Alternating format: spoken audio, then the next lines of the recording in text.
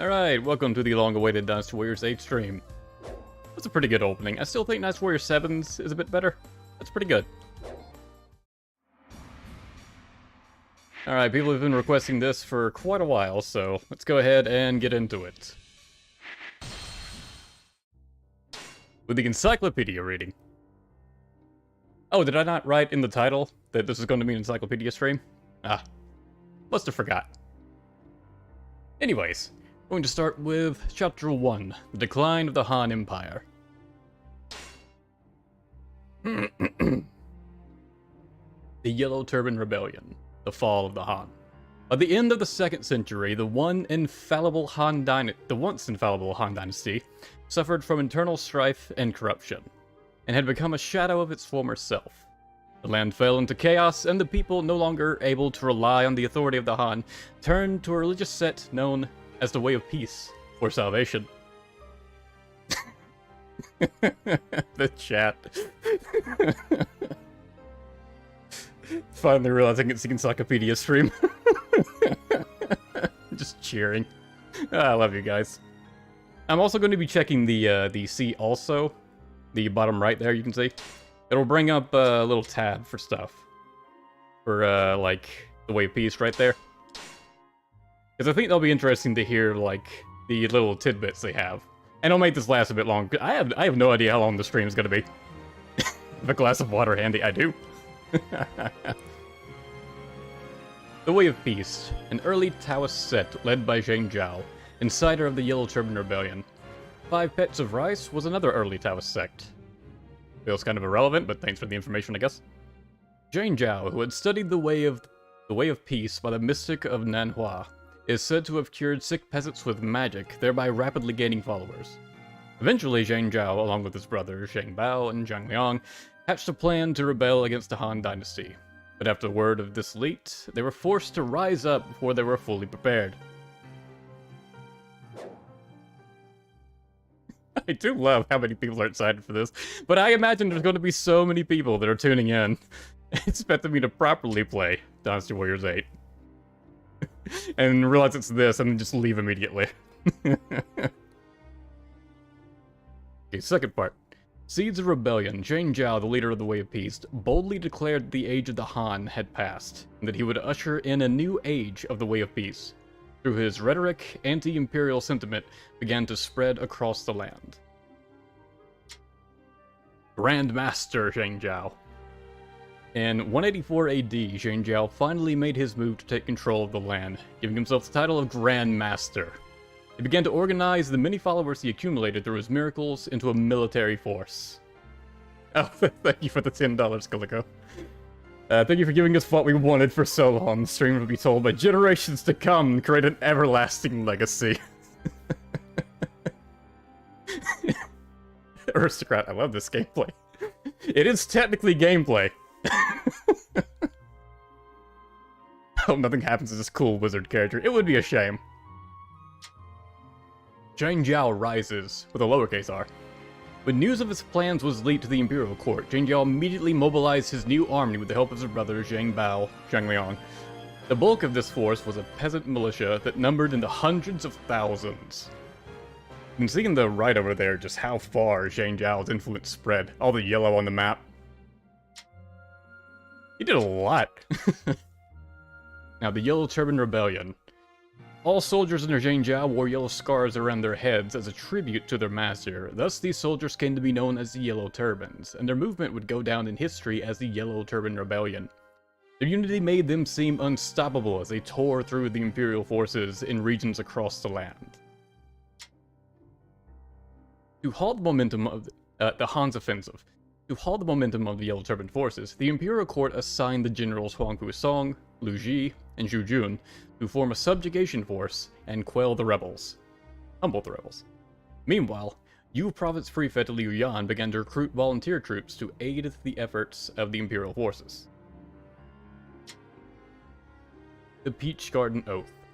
One of the many who answered Liu Yan's call was Liu Bei, who, with his sworn brothers, Guan Yu and Zhang Fei, had vowed to bring order back to the land and restore the Han Dynasty to its former glory.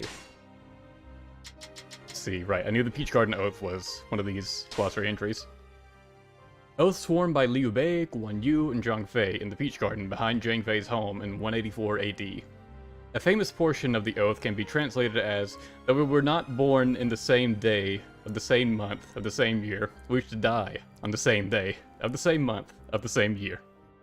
The oath is a famous first scene in the Romance of the Three Kingdoms, where the three became sworn brothers, but there is no historical proof that it actually happened.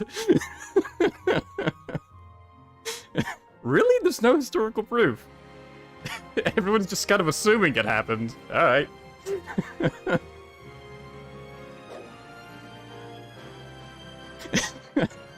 I love looking over at the chat, but I don't want to spend too much time, like, reading the chat when I should be reading this, because, you know, I'm not doing any actual gameplay. A hero of chaos. Meanwhile, Cao Cao, the aptly named hero of chaos, had already begun to make a name for himself by defeating Jing Bao and Zhang Liang. Wow, he took out both of them. Liu Bei, what did Liu Bei even do? Liu Bei, though joining the battle later, also makes an impression by breaking through Yellow Turban lines to rescue Imperial General Dong. Oh, he rescued the Dong. Alright. I bet he regretted that. The momentum had begun to sway towards the Imperial forces. Fall of the Yellow Turbans. The loss of momentum for the Yellow Turbans would become permanent after the loss of their leader, Zhang Zhao, to illness. Illness. The most hated enemy in Dynasty Warriors. His brothers Zhang Bao and Zhang Liang also died in battle shortly thereafter. The rebellion was quelled within a year after that, and remnant forces were subjugated effectively through the efforts of imperial officers such as Sun Jian. Aftermath. Thus the Yellow Turban Rebellion came to an end. The end results were various. There were some who gained power, some who lost it. There were those rewarded amply, and those who came away nearly empty-handed. As such, the end of this rebellion was only to be the beginning of a period of war and chaos. Let's see, I'm not sure what the battle entries will have, if they'll have any extra information. Let's see, Zhang Zhao, founder of the Tao sect, the Way of Peace, gained followers with his healing arts in 184 AD, rose in rebellion. Those yellow turbans for the yellow scars went around their heads. They were gradually weakened by imperial forces led by Lu Ji, Huang Gusong, and Zhu Jun. Rebellion was nearly quelled by the time Zhang Zhao died of illness, but the yellow turbans continued their attacks across the land, and thus became a major cause of the Eastern Han's fall. Okay, so, yeah, the battle entries basically just tell us what we already read, but summarized. Let's see. We're on to the Battle of Hulao Gate. Give Yuan Chao screen time. You know what? I'll read his biography entry at the end.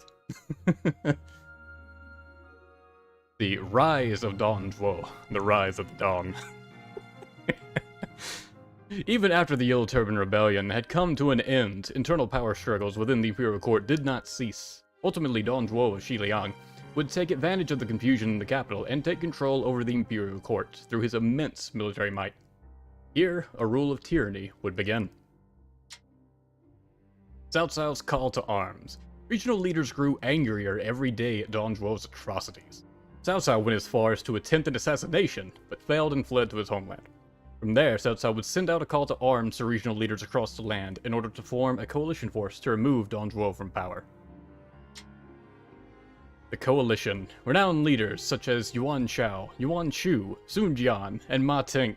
I like how Ma Ting isn't, like, in blue. Like, there's no link to him. Like, he wasn't important enough. They all answered the call. All answered Cao Cao's call. Liu Bei and his brothers also joined together with Gong Xinzan. Thus, the allied army against Dong Zhuo was formed. Luoyang. In 190 AD, the allied forces, with Yuan Shao as grand commander, marched against Dong Zhuo at the capital of Luoyang. Sun Jian, the leader of the advance force, headed east towards Sishui Gate. There he is. There's Yuan Shao. That's how I actually tried to assassinate Dong Zhuo thrice? Wow. Tried 3 times to kill this man. I mean, how do you miss? There's so much to hit. Battle of Sishui Gate. Dong Zhuo placed Hua Xiong in charge of defending Sishui Gate. Sun Jian won the first initial encounter, but because Yuan Shu did not send the adequate supplies, the morale of Sun Jian's troops plummeted in the later battles, and Hua Xiong would ultimately rout them. So in a fair fight, he could just straight up own Hua Xiong. Guan Yu slays Hua Xiong. Huashong used the momentum he gained from his victory to attack the allied army's main encampment, and Huashong began to slay hordes of allied troops and officers. Guan Yu requested a duel with him. Soon thereafter, Guan Yu returned to the main camp with Huashong's head. See, I thought this might have an entry of the duel, where, like, I believe he told Cao Cao he was going to go beat Huashong, and came back with his head before Cao Cao's tea had got cold. Elimination of Don Zhuo. Upon hearing the news of Huashong's demise, Don Zhuo prepared a new defensive front at Hulao Gate. The protector of the gate was none other than Lu Bu. The allied army faltered in the face of this unstoppable foe, and Gung Xinzan was just about to be slain when suddenly Zhang Fei came to his rescue. Look out, the drunkards here. The mighty Lu Bu. Zhang Fei fought furiously, but Lu Bu did not falter. Guan Yu soon joined the fight against him, but still Lu Bu showed no signs of backing down. Finally, Liu Bei joined the fray to aid his brothers, and it was then that Lu Bu finally withdrew. He probably just felt Liu Bei was so pathetic in his attempts, he was just like, you know what, I'll give this to you. Left. Don Zhuo's escape. After Lu Bu's withdrawal, Don Zhuo retreated into Liuyang. He then set the city ablaze and began a mass exodus to the western capital of Chang'an, with his followers and the Emperor. Chang'an was to be Don Zhuo's new base of operations. Divided once more. Thus, the Allied forces achieved victory in the form of Don Zhuo's withdrawal from Luoyang.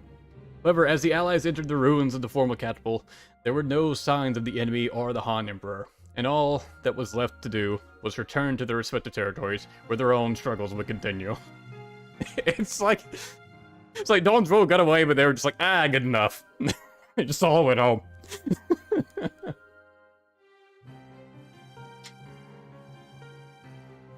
Now, wow, Battle of Shapi. I feel like we're skipping a lot here. Go straight into Battle of Shapi. Alright.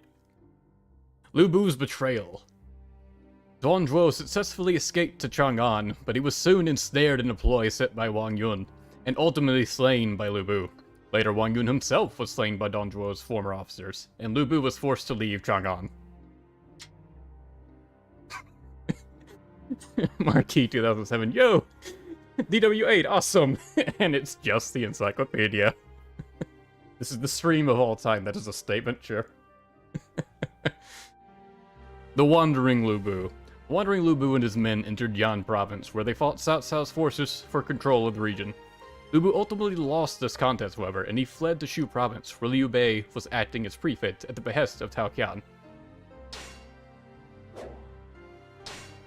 And this is the Battle of Ding Tao right here. Having been defeated by Cao Cao at Puyang, Lu Bu flees into Ding Tao. Cao Cao lines the sides of the forest with flags to make it seem like an ambush awaits. When Lu Bu sets fire to the forest, he is attacked by elite fighters of Cao Cao's forces, led by Xiahou Dun and Xiahou Yuan. As he flees, Lu Bu loses his advisor Qing Lian to an arrow shot by Yue Jin, and around 2/3 of his men. Damn. I do like that Lu Bu was smart enough to be like, there's the enemy, set the forest on fire. But Cao Cao was 2 steps ahead. Liu Bei betrayed. Lu Bu called Liu Bei his little brother and settled into Shu. However, Lu Bu took advantage of the situation and claimed Shapi Castle as his own. Liu Bei was left with no choice but to serve Lu Bu, but Zhang Fei immediately began trouble that led to a breakdown in relations. The desperate Liu Bei was forced to ask Cao Cao for assistance. So Liu Bei tried to actually... He just submitted to Lu Bu at first, huh? Wow. What a beta. Lu Bu hates force, confirmed.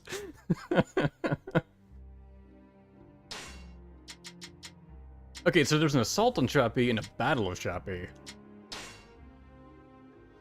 Defeated again at Ding Tao by Cao Cao, Lu Bu then finds refuge with Liu Bei in Shu province. Liu Bei marches against Yuan Shu, leaving Zhang Fei in charge. Cao Bao, who bears a grudge against Zhang Fei, waits for the latter to get drunk, then lets Lu Bu into the fortress at Shapi. Lu Bu leads a few men inside and successfully captures Shapi Castle. Later, Liu Bei surrenders peacefully, and Lu Bu remains in Shu province. Hero and villain. Cao Cao regarded Liu Bei highly and gladly offered his help. In truth, though surrounded on all sides by enemies, Cao Cao only felt threatened by Lu Bu. So he sent an envoy to Liu Bei to suggest a joint attack on Lu Bu. Unfortunately, Lu Bu got wind of the plot. Showdown with Lu Bu. Enraged at what he saw as a betrayal, Lu Bu attacked Liu Bei at Xiaopei. Cao Cao sent a force led by Xiahou Dun to assist Liu Bei, but Xiahou Dun was shot in the eye by an arrow and forced to withdraw. Liu Bei was defeated soon afterwards as well, and finally Cao Cao himself began to mobilize. The battle shout, that probably mentions the arrow. Cao Cao was determined to remove Lu Bu from his place in Shu province, correspond secretly with Liu Bei for that purpose. However, his messenger is captured and Lu Bu learns of his plans. An angry Lu Bu sends Zhang Liao to attack Liu Bei's Xiaopei. Hearing of this, Cao Cao sends Xiahou Dun and Li Dian as reinforcements. However, Lu Bu then gathers a large force and leads them personally against Xiaopei. In this fierce attack, Xiahou Dun is shot in the left eye with an arrow, and Liu Bei, Guan Yu, and Zhang Fei are forced to flee. Xiahou Dun must have been the commander, so when he went down, that was it.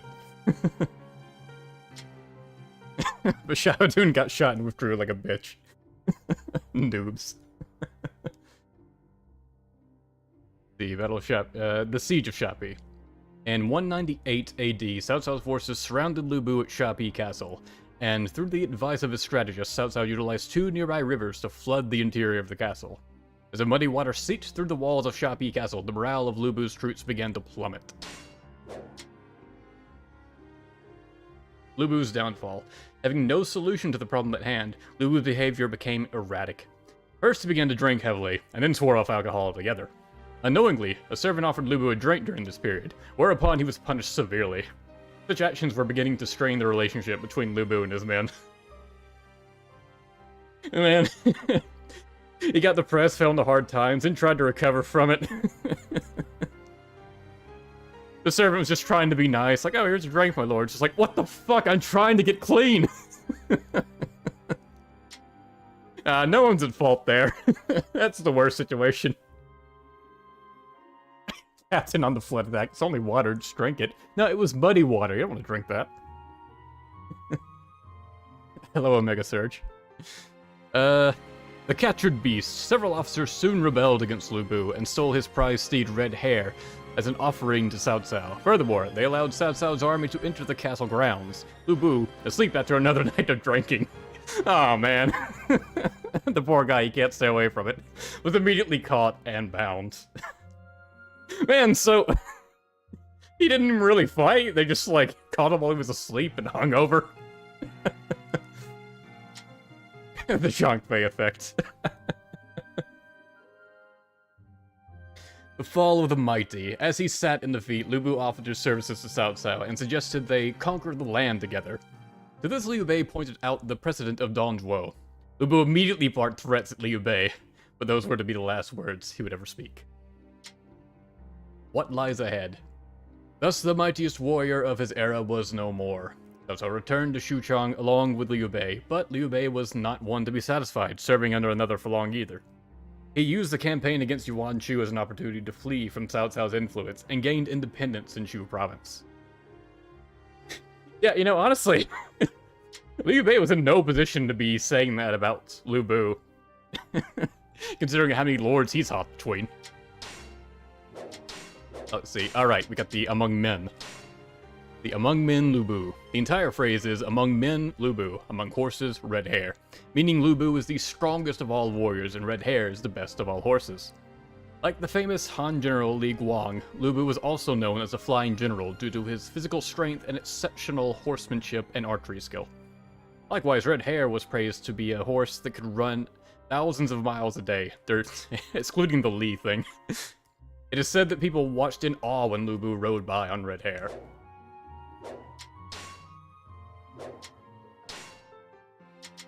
Imperial Uncle, what is this about? Refers to the Emperor's uncle, I guess that. After subjugating Lu Bu, Cao Cao and Liu Bei had an audience with Emperor Xian. There, Liu Bei revealed that one of his ancestors was a member of the Han Dynasty. Consulting imperial genealogy, Emperor Xian found that Liu Bei was indeed the great-great-grandson of Emperor Jing of Han, making them blood relatives. Emperor Xian was delighted by this, and eventually naming the older Liu Bei Imperial Uncle. Cao Cao's rise in the Central Plains. We're on to Chapter 2 now. Starting with, people aren't gonna like this one. Battle of Guandu. Hebei and Hainan. After defeating Gongsun Zan and taking control of the entire Hebei region, Yuan Shao had become one of, if not the most powerful figure in the land. Meanwhile, Cao Cao had welcomed the Han Emperor into his territories in Hainan, and was steadily growing into a power to be reckoned with as well. Thank you for joining the Warriors, Benaftic? I'm guessing that's a Five Nights at Freddy's thing. I used to be into that. I kind of fell off it after the game stopped, you know, being good. Let's see, Guan Yu joined Cao Cao. A clash between these two major powers was inevitable, and it was Yuan Shao that made the first move, by beginning a campaign south with his massive army. However, Cao Cao remained calm, ridding himself of Liu Bei first, and capturing Guan Yu in the process. Kicked out Liu Bei, but stole his brother. Battle of Bai Ma. Oh, right. Not checking the triangle stuff. What else does this have? Defense of Shu Province. Before Cao Cao's showdown against Yuan Shao, he looked to eliminate Liu Bei, who had taken control of Shu Province, but was worried about being assaulted from behind by Yuan Shao. However, he agreed with Guo Jia, who advised him to ignore Yuan Shao due to his lack of decisiveness, and began the invasion of Shu Province. Due to the illness of his child, Yuan Shao was unable to take to the battlefield, and Liu Bei suffered a massive defeat, and was forced to retreat to Yuan Shao. Yuan Shao stayed home to take care of his sick kid. What a good parent. Nothing could have been done. What else do you do when your son is sick?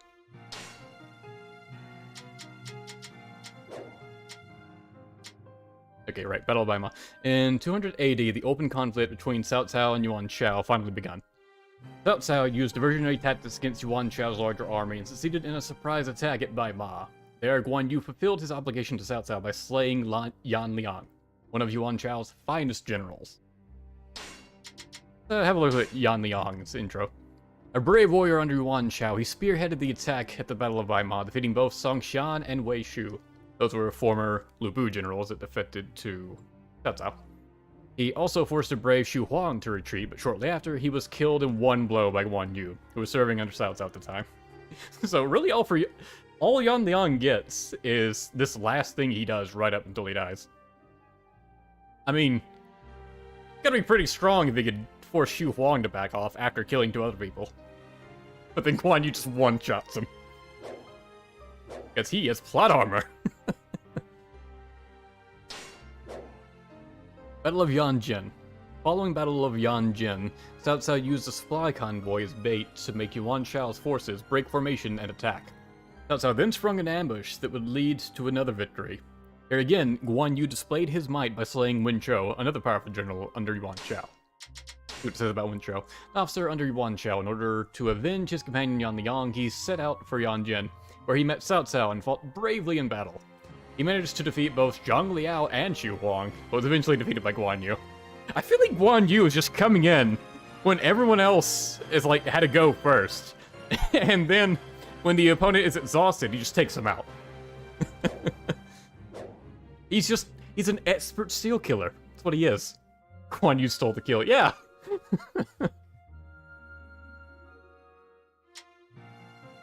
The Guan Yu's escape. After the battle, however, Guan Yu learned of the whereabouts of his sworn brother Liu Bei and immediately fled Cao Cao's ranks to join him. After clearing 5 gates and defeating 6 officers, Guan Yu's last challenge was to be the fast-approaching Xiahou Dun. However, Cao Cao called off the pursuit in the end, commending Guan Yu for his loyalty. It's really impressive how you killed 6 of my men. And broke 5 gates on the way out. Alright, Battle of Guandu. Man, so Guan Yu's escape happened in the middle of Battle of Guandu? Huh.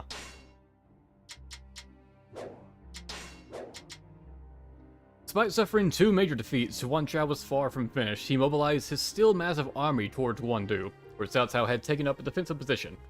Yuan Shao set up towers along the castle walls, from which he unleashed a rain of arrows into the castle's interior. A new weapon. In response, Cao Cao utilized his newly developed catapults to destroy the towers, striking fear into the hearts of Yuan Shao's men. As a result, Yuan Shao changed his tactics to tunneling under the walls, but this was also thwarted by trenches. Yuan Zhao's just like, alright, we couldn't go over it. Let's go underneath it. He just starts digging. Were catapults new weapons around this time? I guess this was a really long damn time ago. It's weird to think of catapults as a new weapon. And that's not really... Dynasty Warriors never really brained that up, you know? Maybe because they use catapults in, like, other stages, like Hulao Gate, you know, before this happens. Wu Chao. As the battle continued, food and supplies became scarce and desertion was common in both camps. One such defector was Shu Yo, a high-ranking official in Yuan Chao's camp, who provided Cao Cao with valuable information about his foe. Yuan Chao's retreat. The information provided was that Yuan Chao kept all of the food for his army at a depot in Depot. After hearing this, Cao Cao immediately ordered a night raid on Wu Chao. The assault party, after disguising themselves as Yuan Chao's troops, quickly dispatched the few troops guarding the depot, and succeeded in burning all of the food. What a waste. Should have ate it all. Conqueror of the Central Plains. Not expecting this sudden attack, Yuan Chao's troops became utterly demoralized and were forced to retreat. Yuan Chao escaped back north without incident, but died several years later from illness. Illness strikes again. Thus, Cao Cao became conqueror of the Central Plains.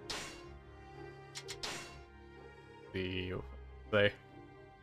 Battle of Guandu. With the Central Plains split between them, Yuan Chao and Cao Cao prepared to face each other for ultimate control of the land. Cao Cao defeated Yuan Chao's troops at Baima Yanjian and then advanced to Guandu. Realizing that Cao Cao was low on provisions, Shu Yo advised Yuan Chao to quickly strike Chu Chang, but defended the Cao Cao side after his advice was ignored. It just sounds like he was just fed up. It's like, well fine, if you're not gonna listen, I'll go to the other guy. That's how launched a surprise attack on Wu Chao as advised by Shu Yo. And of course Cao Cao listens to him immediately, and burned the provisions of Yuan Chao's forces. Zhang He and others surrendered as well, leading to a major victory for Cao Cao's forces. Aristocrat, what the fuck? Yuan Chao died? Illness, Yuan Chao's only weakness. Why would you spoil this for us? Shut up. You literally left Yuan Chao because he didn't listen to him once. Yeah, apparently. You know what, let's go ahead and read Yuan Chao's entry. A member of the distinguished Yuan family, he became the leader of the coalition forces in the movement against Dongzhuo. Following Dongzhuo's death, he fought against Cao Cao, who was trying to take control of the Central Plains. However, despite his large army at the Battle of Guandu, internal strife and various other troubles, such as the attack of his supply depot, led to a major defeat.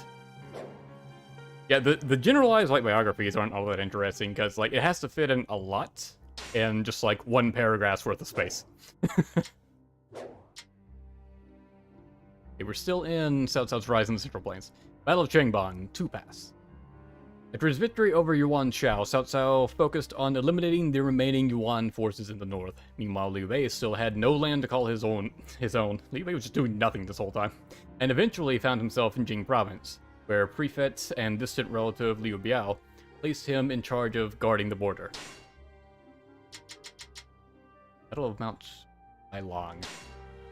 Right, I remember the stage now. After the death of Yuan Chao, his sons Yuan Tan, Yuan Chang, and Yuan Qi began to fight over who would succeed their father as ruler, enabling Cao Cao to seize Hebei during the confusion. Yuan Shang and the others escaped to Wuhuan.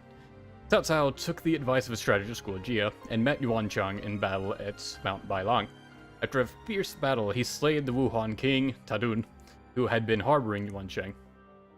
Yuan Chang and the others fled to Liaodong, but were killed after Gunsun Kang refused to help them. And they really were just running all over the place asking for help. What an ungraceful end. The Sleeping Dragon. While Liu Bei enjoyed a brief period of peace serving under Liu Biao, he still lamented the fact that he was unable to fulfill a greater destiny. Then suddenly, opportunity came to Liu Bei when the famed scholar Zhu Liang became his strategist. Oh, there's no entry for the 3 visits? Should be. The Longzhong Plan. Zhu Liang presented a plan to his new master, where Liu Bei would take the provinces of Jing and Yi, ally himself with the kingdom of Wu, and face Cao Cao's kingdom of Wei together. However, even as they spoke, Cao Cao had finished off the Yuan family in the north, and was preparing for a campaign south. that cornered Liu Bei. In 208 AD, Liu Biao succumbed to illness, and after a bitter feud over succession, his second son, Liu Kong, who doesn't even get an entry, man, he must have not done anything, was given control of Jing. However, in the face of Cao Cao's massive invasion force, Liu Kong immediately surrendered, leaving Liu Bei isolated on the border at Fawn Castle. It's like, alright, now I'm in charge, and I don't want to be. Gives up immediately. It's like you're playing a video game with a friend, and they keep demanding you hand them the controller, and you finally relent and give it to them, and they just immediately quit out. Like, nah, I'm doing something else now. The flight of Liu Bei. Liu Bei quickly surmised that he was currently no match for Cao Cao's giant army, and fled south towards Jiangling. Local peasants, taken by Liu Bei's charisma, also joined him in his flight, and the result was a mass exodus numbering over 100,000 people. Cao Cao's pursuit. Liu Bei's escape was slowed down considerably due to the large number of civilians. Cao Cao, on the other hand, had sent an elite cavalry unit of 5,000 in pursuit. It was at Changban that the pursuers finally caught up to the pursued. Zhao Yun at Changban. Liu Bei's forces went into a complete panic, and Liu Bei's family was left behind in the confusion. It was then that Zhao Yun, riding alone, turned back to rescue Liu Bei's infant son, Liu Shan, and single-handedly fought his way back to deliver the child to Liu Bei. Liu Shan doesn't even get an entry here. Man, he must have not done anything. Odd, Zeldin hasn't noticed me yet. No, I noticed you. Chief Run Maru's... Oh, you're Saimao, aren't you? Yeah. Of course you would. Yeah, you basically paid for the Rock Maru emote, so there you go. Zhang Fei at Changban. Furthermore, Zhang Fei was placed in charge of Liu Bei's rearguard, and as the enemy approached, he stood alone at Changban Bridge and gave a powerful shout that froze Cao Cao's entire army. Zhang Fei seized this opportunity to destroy the Changban Bridge, effectively delaying Cao Cao's pursuit. I think that would do it. How did he destroy it? I don't think he ever destroys it in the games, does he? No, he always, like, holds the enemy off there. He doesn't just stomp and take out the bridge. It's kind of cool, though. I think in Dynasty Warriors 4, some of the bridges are destroyed, but it's not the one Zhang Fei is guarding. Escape from the jaws of death. As Cao Cao tenaciously continued pursuit, Guan Yu arrived with fresh troops to assist, and this finally forced Cao Cao to withdraw. It's like, they know Guan Yu is an expert kill stealer, so they didn't want to bother. They didn't want to risk that. Liu Bei, who had miraculously escaped catastrophe, joined up with the fleet that took him east to Shako. Prelude to war. Meanwhile, Sun Quan took up the great enterprise. Enterprise. It sounds like he's become like CEO of ruling Wu after the early passing of his brother Sun Ce, who had finished the conquest of Jiandong that their father Sun Jian never completed. It was into his hands that Liu Bei now placed his own fate. Battle of Chibi. Cao Cao's advance. Cao Cao's southern campaign had already forced Liu Bei to flee and given Cao Cao control of Jing. Now he headed down the Changjiang River towards Jiandong with his giant armada. Meanwhile, Liu Bei sent Zhuge Liang to Wu as envoy in order to secure an alliance with the Sun family. Surrender or fight? Wu camp was divided between those who sought surrender and those who sought a battle. However, it would be Zhuge Liang's deft rhetoric that would bring about Sun Quan's final decision. In 208 AD, Sun Quan placed Zhou Yu in command of the Wu fleet and prepared for a battle with Cao Cao. The grand stratagem. Cao Cao's fleet vastly outnumbered that of Wu. To overcome these odds, Wu needed to use their knowledge of the terrain. Furthermore, they needed a good plot, and the conclusion that Zhuge Liang and Zhou Yu came to regarding this matter was the same. Fire. Fire burns things. Fire is very good. The desperate strategy. First, one guy sent a false letter of defection to Cao Cao. Next, in order to make Cao Cao believe the deception, they purposely allowed a Wei spy to witness Zhou Yu punishing Huang Gai. I bet he was into it. He looks like the type to be into it.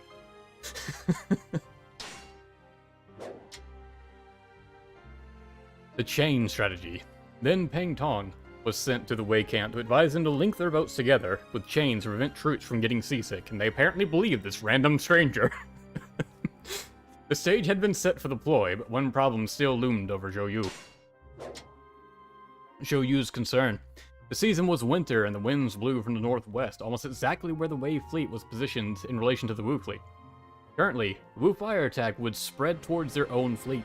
Zhou Yu's concern over this detail was so grave that it led to illness. Man, poor Zhou Yu.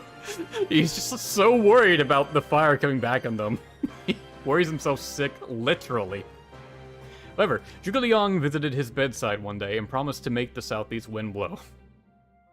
Had nothing to back that up, but he just said he would. Zhuge Liang calls forth the winds. Wait, what?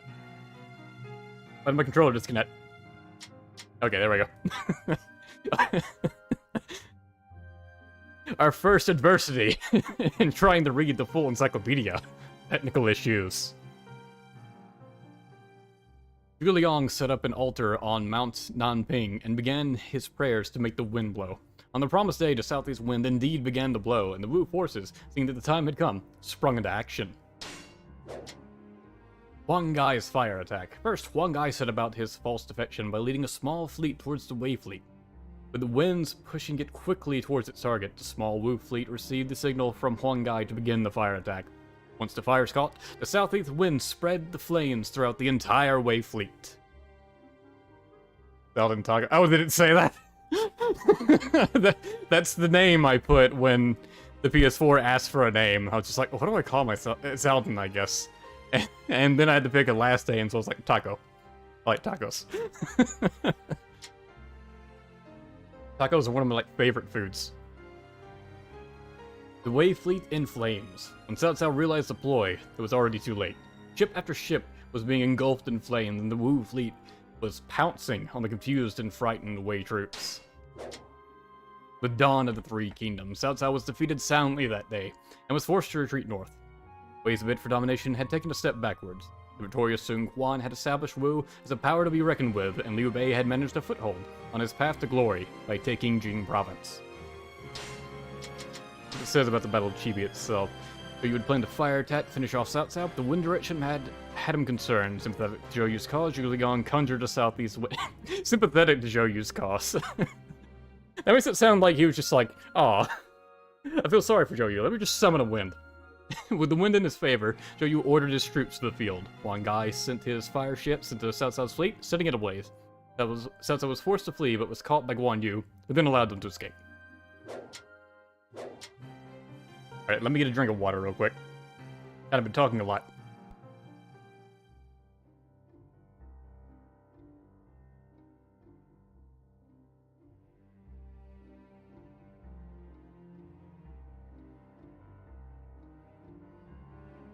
Okay.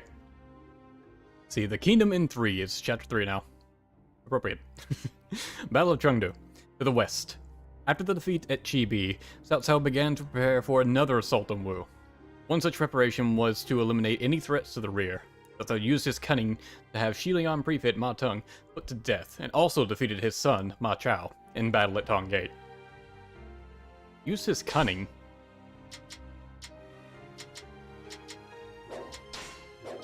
Okay, I guess let's read the Battle of Tong Gate.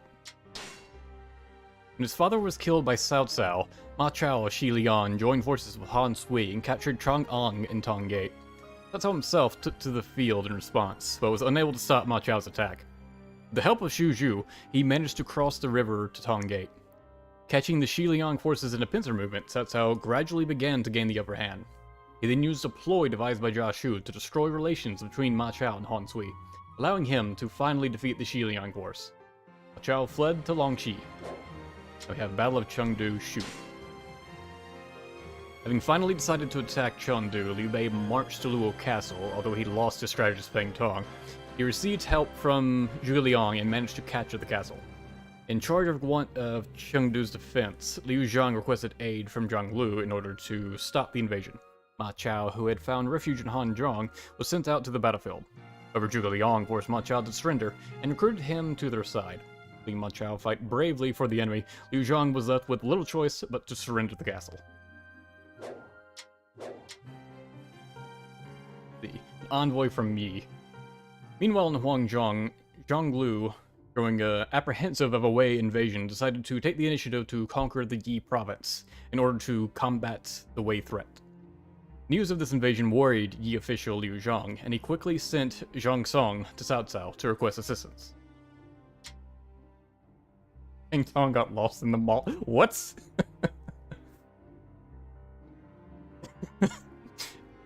The disillusioned Zhang Song. At Xuchang, Zhang Song was treated with nothing but contempt by Cao Cao. Though originally intending on handing Yi over to Cao Cao, Zhang Song reconsidered. He ultimately angered Cao Cao and was thrown out of Xuchang. They just did not get along, huh? Zhang Song's new champion. It was then that Zhang Song approached Liu Bei, who welcomed him with genuine respect and hospitality, in stark contrast to Cao Cao. Zhang Song was impressed by Liu Bei's virtue and decided that he was the one who should be entrusted with Yi.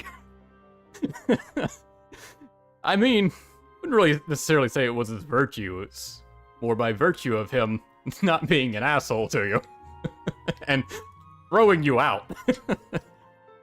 Liu Bei departs for Yi. Zhang Song then returned to Yi and advised his lord Liu Zhang to seek help from Liu Bei. Liu Zhang agreed, as Liu Bei was of the same lineage as he. After receiving word, Liu Bei immediately set forth from Jiaming Gate on a campaign to eliminate Zhang Lu. The ruler of Yi, Liu Zhang was by no means a strong leader, and there were movements within his ranks to replace him with a more capable individual. There was also a strong sentiment within Liu Bei's camp that, in order to achieve the Three Kingdoms strategy, Yi province needed to be conquered. And when people within your own army are wanting to replace you, Liu Zhang must have sucked. Zhang Song got kicked from the Wei server. Liu Bei's decision. Liu Bei was initially reluctant to attack Liu Zhang, a kinsman, but after Liu Zhang refused a request for reinforcements, a rift formed between the two rulers, and Liu Bei finally decided to take Chengdu. So it wasn't for virtue or anything. It's because Liu Zhang refused to help him out when he asked. Like, oh, never mind, this guy's a jerk. The fall of the Phoenix. Placed in charge of invading Chengdu was strategist Peng Tong. He quickly took Fushui Gate and advanced on the key defensive position of Luo Castle. On the way, he was mistaken for Liu Bei and assassinated. If only he didn't look so much like Liu Bei. Wasn't the main reason he was confused for Liu Bei because he was riding Liu Bei's horse at the time? Which was known for being unlucky. The Ma Chao and Chengdu. Luo Castle was eventually taken by Zhuge Liang and Zhang Fei, who had rushed over from Jig. At Jiaming Gate, however, they came under a furious attack of Ma Chao, who had aligned himself with Zhang Lu. In the end, through Zhuge Liang's maneuverings, Ma Chao would join Liu Bei's ranks. There we go. The splendid Ma Chao.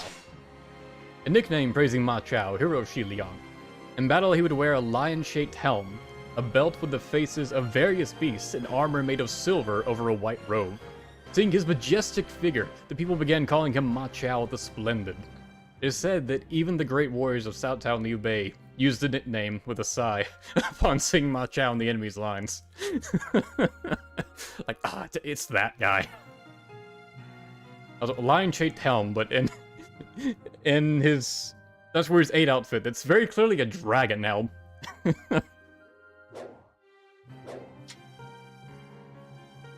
Battle of Chengdu, the Three Kingdoms. With Ma Chao joining the siege on Chengdu, Liu Zhang lost all hope of victory and ultimately surrendered. In 214 AD, the territories of Shu all fell under the control of Liu Bei. Despite the loss of Peng Tong, Liu Bei had gained Yi province, and the era of the Three Kingdoms had officially come into being. What it says about Peng Tong, since he, died horribly. An official under Liu Bei, a classmate of Zhuge Liang, he was often compared to the Sleeping Dragon as an accomplished strategist. The Battle of Chibi, he helped execute the plan that ensured victory for the Allied forces. After joining Liu Bei, he suggested the capture of Yi province and led the campaign himself, and just happened to mention that to omit the part where he died there. Battle of Hefei. Liu Bei's envoy. That's how it began a campaign west and made quick work of Zhang Lu. He now controlled Hongzhong and was looking for an opportunity to strike south towards Yi. Liu Bei, who had just acquired Yi, was concerned by Cao Cao's movements and quickly sent an envoy to Sun Quan. Sun Quan's northern campaign. The proposal was that Liu Bei would return a portion of Jing province if Wu was to attack Wei at Hefei. Sun Quan was well aware that this was a ploy by Liu Bei, but he saw a genuine opportunity with Cao Cao out in Guangdong. He agreed and prepared for the attack on Hefei. Let's read the Battle of Jing province. Because I feel like this little description thing kind of skipped over it. After Liu Bei's conquest of Yi province, Sun Quan demanded that he return Jing province, but was refused by Guan Yu, who had been placed in charge of Jing by Liu Bei. Furious, Sun Quan gave the orders to Lu Ming to capture Changsha, Guiyang, and Ling. Liu Bei also advanced his army on Jing province, causing tensions to run high. However, fearing Cao Cao's intent to invade Hanzhong, Liu Bei decided to make peace with Sun Quan. In exchange for attacking Changsha, and Guiyang, Sun Quan would attack Wei's position at Hefei. Which I think this left out the part where Sun Quan had lent Liu Bei some of Jing province to, get him started, taking over, the other side of the country. And damn it, controller. There we go. So, he was, he just wasn't giving back the land he should have given back. If I recall, anyways. If I recall correctly. The Wu army crosses to Chengjiang. In 215 AD, Sun Quan crossed to Chengjiang with 100,000 Wu troops. The advance guard was given to Lu Ming and Gan Ning, with Sun Quan holding the middle with Zhou Tai. Through the efforts of the advance force, Wu easily took one castle. The Siege of Hefei Castle. Hefei Castle was protected by 3 officers, Li Dian, Yu Jin, and Zhang Liao. Zhang Liao attempted a rescue of one castle, but was too late, and was forced to return to prepare for a siege. There, he received a letter from Cao Cao. Cao Cao's orders. Cao Cao's message read, Zhang Liao and Li Dian engage outside the gates. Yu Jin protect the castle. What a short letter. It's he wrote 2 sentences, it's that's enough. Hefei's troops numbered only 7,000, and through much debate, Zhang Liao pushed the issue of striking out, and the strategy was set. The Battle of Hefei. At first, Yu Jin set out, but upon encountering the Wu forces, he immediately withdrew.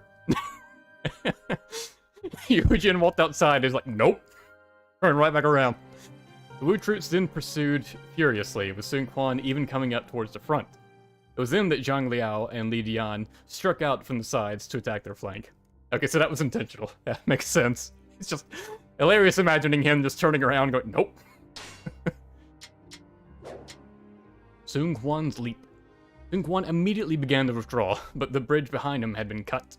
Sun Quan was then advised by one of his officers to jump over the bridge with his horse, and he did so, successfully. He did it. What a badass. That's the CEO of Wu for you.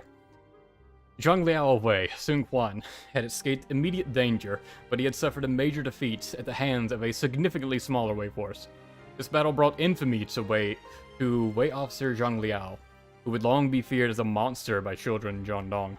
Meanwhile, Sun Quan returned to his territory and rebuilt his forces for another attack. Battle of Rushukou. Now, Zhang Liao requested reinforcements from Cao Cao, who then personally came to assist from Hanzhong. The Wu army saw the momentum shift for a while with Gan Ning's night raids, but then Sun Quan was surrounded yet again. However, through the incredible efforts of Zhou Tai, Sun Quan once again evaded capture. It really is like a CEO getting bailed out by everyone else around. King of Wei, Cao Cao. Sun Quan then finally gave up his campaign north and made peace with Cao Cao. Returning to Xuchang, Cao Cao crowned himself the King of Wei and further expanded his influence. Meanwhile, Liu Bei, who had avoided Cao Cao's attention for a short time, was now looking to take back Hanzhong. Let's see what this says about Battle of Hefei. Sun Quan left for Hefei with a massive force. Zhang Liao devised a plan in which Yu Jin would lure out Gan Ning, the Wu vanguard, after which Zhang Liao and Li Dian would launch a surprise raid on Sun Quan's main force. Sun Quan tried to escape across the river while Ling Tong was fighting off Zhang Liao's attack. The bridge was brought down. He nevertheless escaped by forcing his horse to jump across. In this battle, Zhang Liao gained his reputation as a fierce warrior. Forced his horse to jump across. It's like, I can't jump that far. Yes, you can, and you will.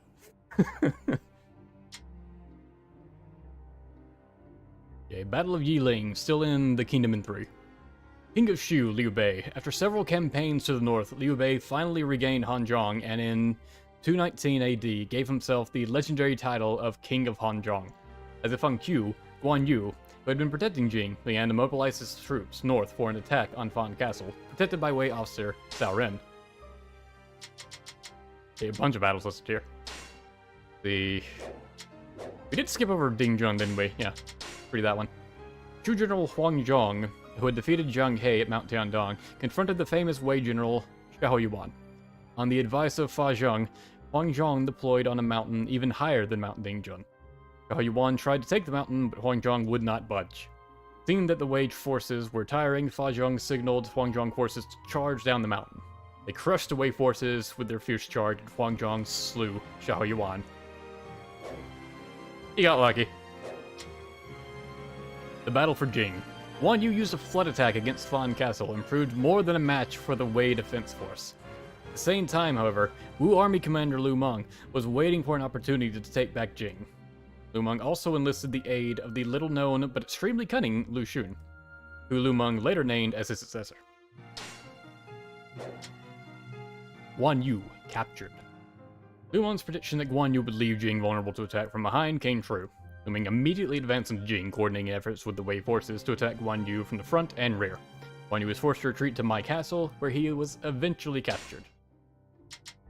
Get out of my castle? Dude, I own that.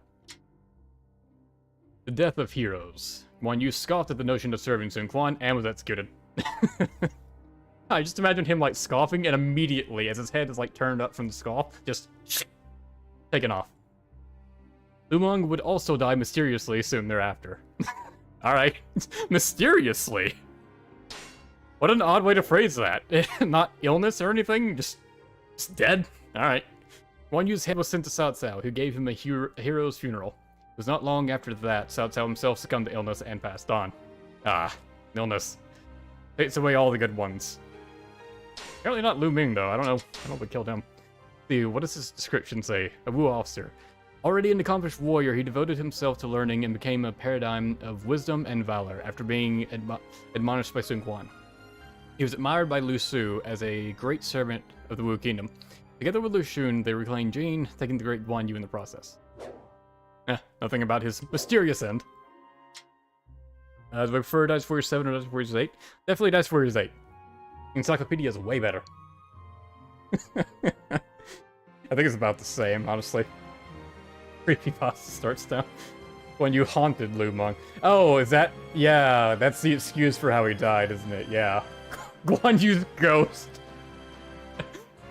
Not content with stealing kills in his life. He had to steal a kill from illness and took out Lu Meng himself. Man. Guan Yu, the expert still killer. The two emperors. In 220 AD, Cao Cao's successor, Cao Pi, declared himself emperor and founded the Wei dynasty. The year afterwards, Liu Bei also declared himself the rightful successor to the Han throne and founded the Shu Han dynasty. He then sought revenge for Guan Yu's death by ordering an invasion of Wu. Zhang Fei's demise. Liu Bei's rage could not be contained by even his most trusted officers. Zhang Fei, also a sworn brother of Guan Yu, as you forgot, was equally furious. However, for Zhang Fei, this would lead to his downfall, as his troops began to scorn him, and one day assassinated him in his sleep. Yeah, Zhang Fei kinda had that coming. Now, what's this about abdication? One of the means by which the position of emperor was assumed. The position was normally hereditary, but ruling clans sometimes changed, such as during dynastic struggles, when the incumbent emperor lacked moral virtue. This change could either be forcible, with one clan deposing another, or voluntary, in which case an emperor abdicated in favor of a more virtuous successor. To maintain his own legitimacy, Cao Pi reinstated abdication after it had not been practiced since ancient times. Huh. You can't really call that revolutionary, considering it's something that was done in ancient times, but... Liu Bei strikes Wu. Even with both brothers gone, Liu Bei's resolve did not falter. All peace offers from Sun Quan were rejected outright. Given little choice, Sun Quan finally began to ally with Wei instead. Liu Bei personally led his troops out of Qingdu, and soon began the bitter battle between Shu and Wu. Wu commander Lu Xun. Sun Quan placed Lu Xun in charge of the Wu forces and prepared for Liu Bei's assault. Meanwhile, the highly motivated Shu army advanced as far as Yiling, but Lu Xun still did not make his move. The defeat at Yiling. Having marched a long way, the Shu army began to show signs of fatigue, which was exactly what Lu Xun was waiting for. In 222 AD, Lu Xun initiated his first offensive, beginning with a large-scale fire attack. The morale all but gone to begin with, the Shu army crumbled before the attack. So his big plan was basically just let them come in like as close as possible until they finally started to get tired from like all the pushing forward they were doing. Then just light them up. I mean, effective. The death of Liu Bei. Liu Bei escaped into Baidi Castle, and after leaving the fate of Shu in the hands of Zhuge Liang, he passed away in 223 AD. Following month, Liu Shan succeeded his father as Shu Han Emperor, and relations between Wu and Wei began to sour once more. A time of renewal had arrived for the Three Kingdoms. Pacification of Nanzhong. Zhuge Liang goes south.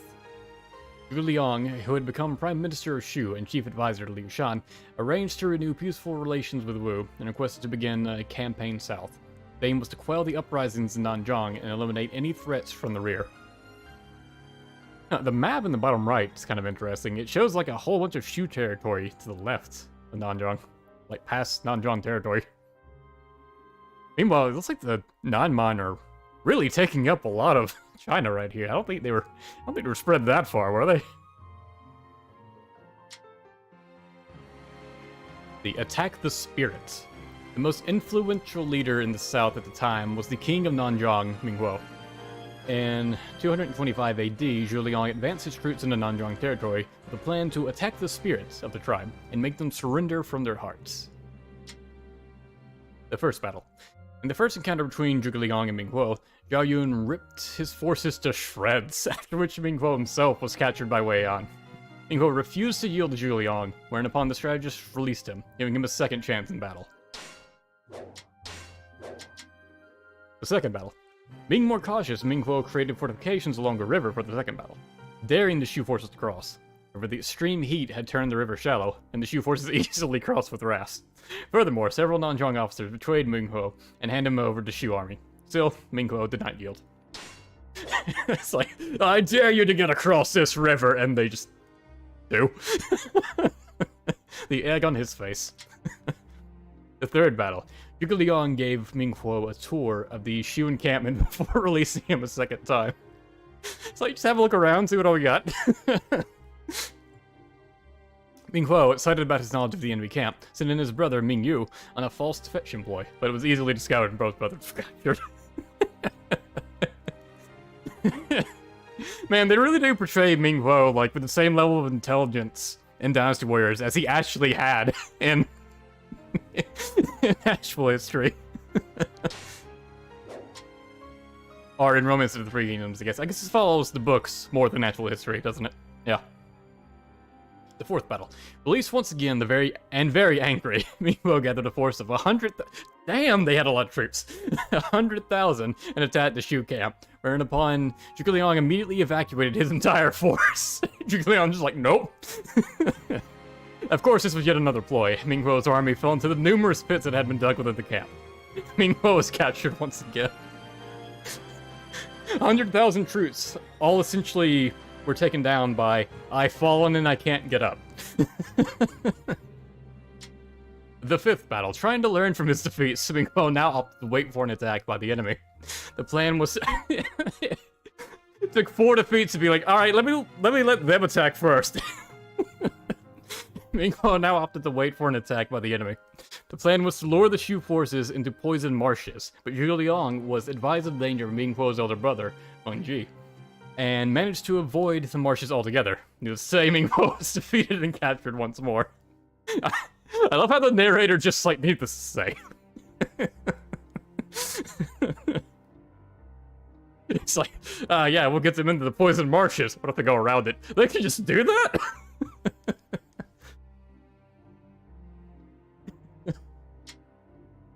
The sixth battle, Mingfo's wife, Xu Rong, took the battlefield, but was easily captured.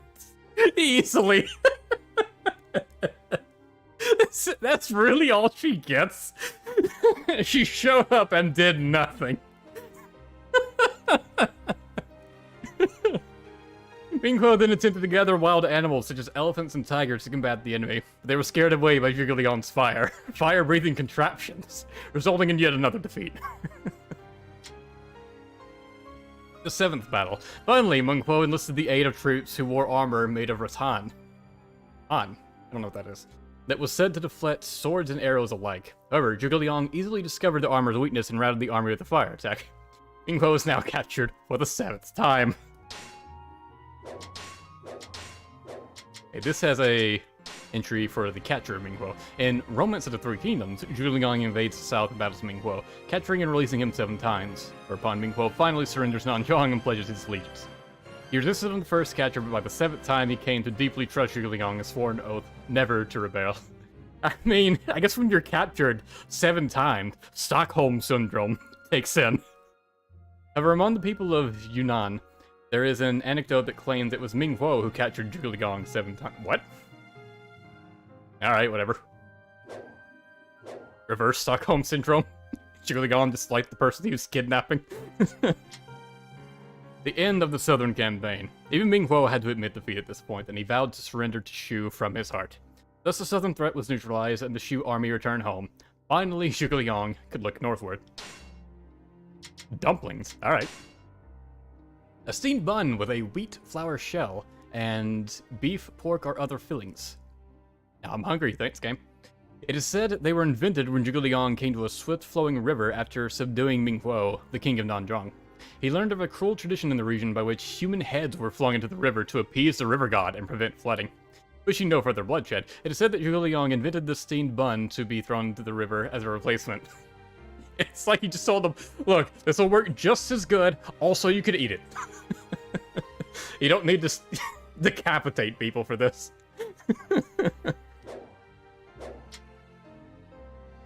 Alright, getting another drink of water.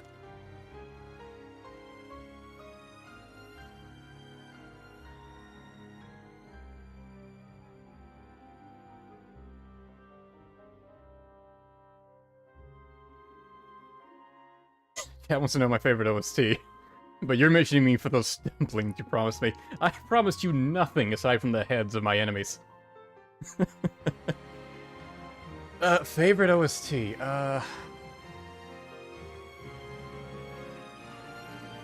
Parade of Death in Dynasty Warriors 4. Yeah.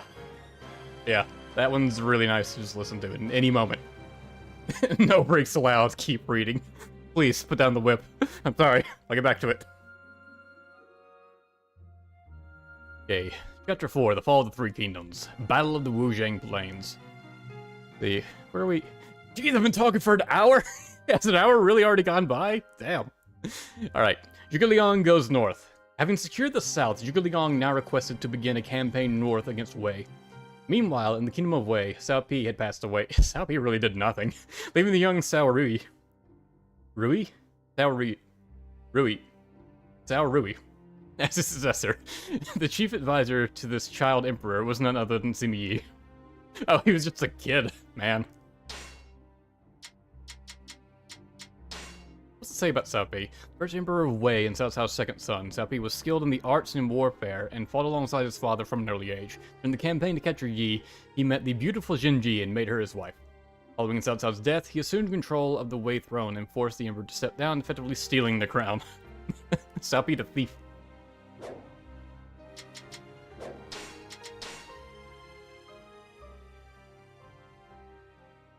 Okay.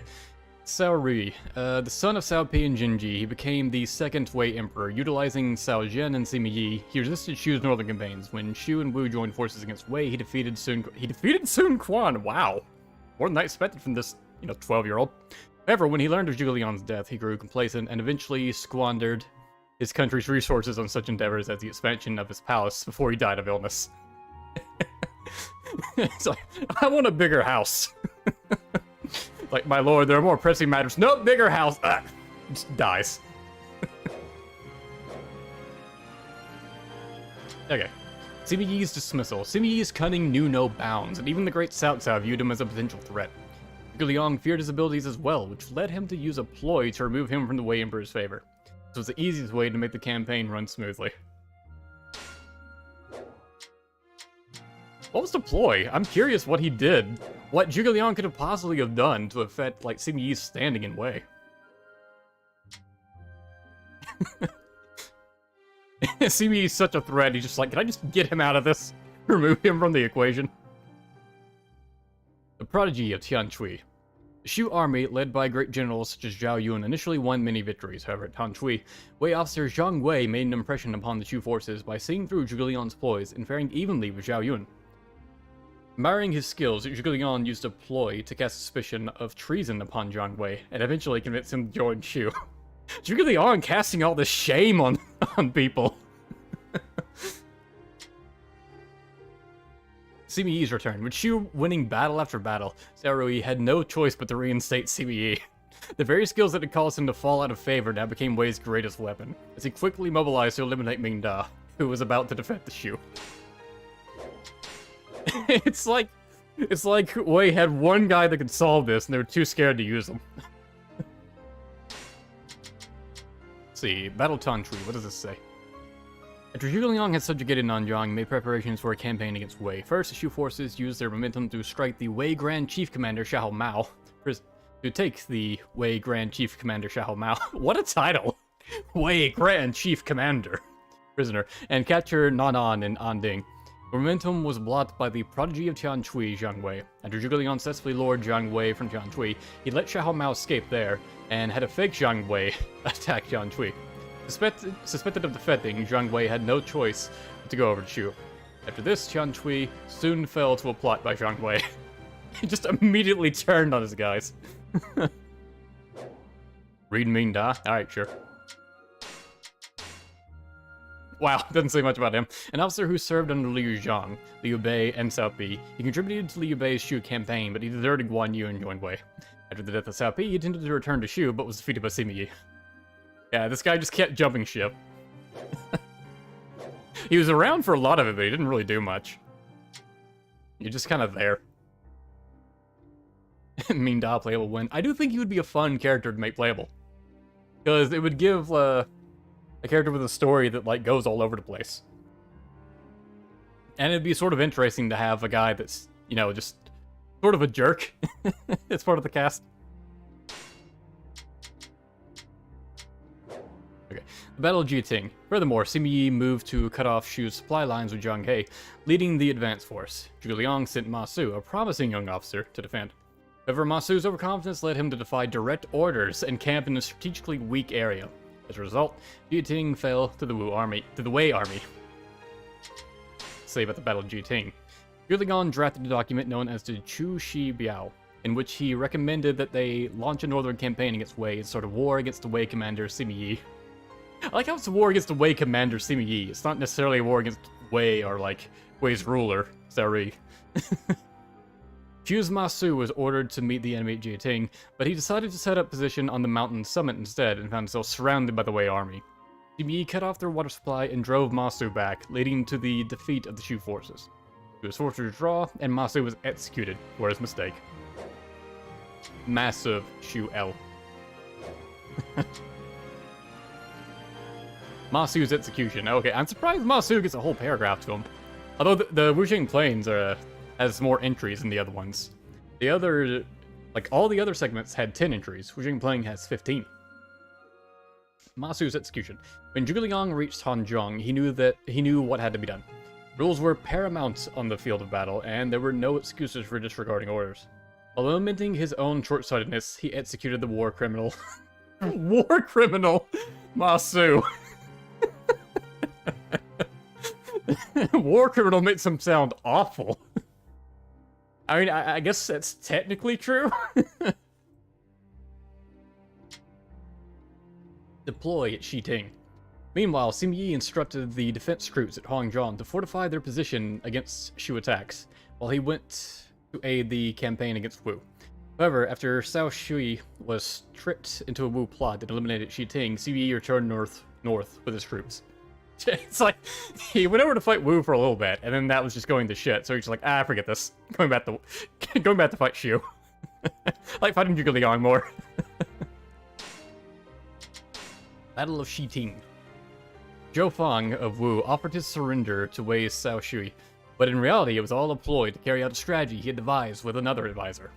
He lamented over the misfortune of his current situation to Cao Shui, and managed to convince him, but he was unable to win his trust as expected, and went so far as to cut his own hair as a sign of his sincerity, which managed to finally persuade Cao Shui. Zhou Fang then led Cao Shui's forces to Shi Ting, where he had an ambush unit lying in wait, causing Cao Shui to incur heavy losses. It's weird that Cao Shui became playable in Dynasty Warriors 9, considering it's basically all he's known for, just getting his ass handed to him in this one battle. And I don't really get why cutting your hair is just like, oh man, now I believe everything you said. You got shorter hair now? Oh, whoa, that changes everything. I'm sure back in their times with their standards, that probably meant something. The tenacious Zhuge Liang. Though Zhuge Liang continued his attacks against Wei, food shortages and internal struggles prevented him from producing good results. However, after returning home and rebuilding his forces, Zhuge Liang asked for one last chance to make the Wei campaign succeed. It was fashionable for both men and women to wear their hair long. Okay. So he's like, I'll make myself look like an idiot just to appease you.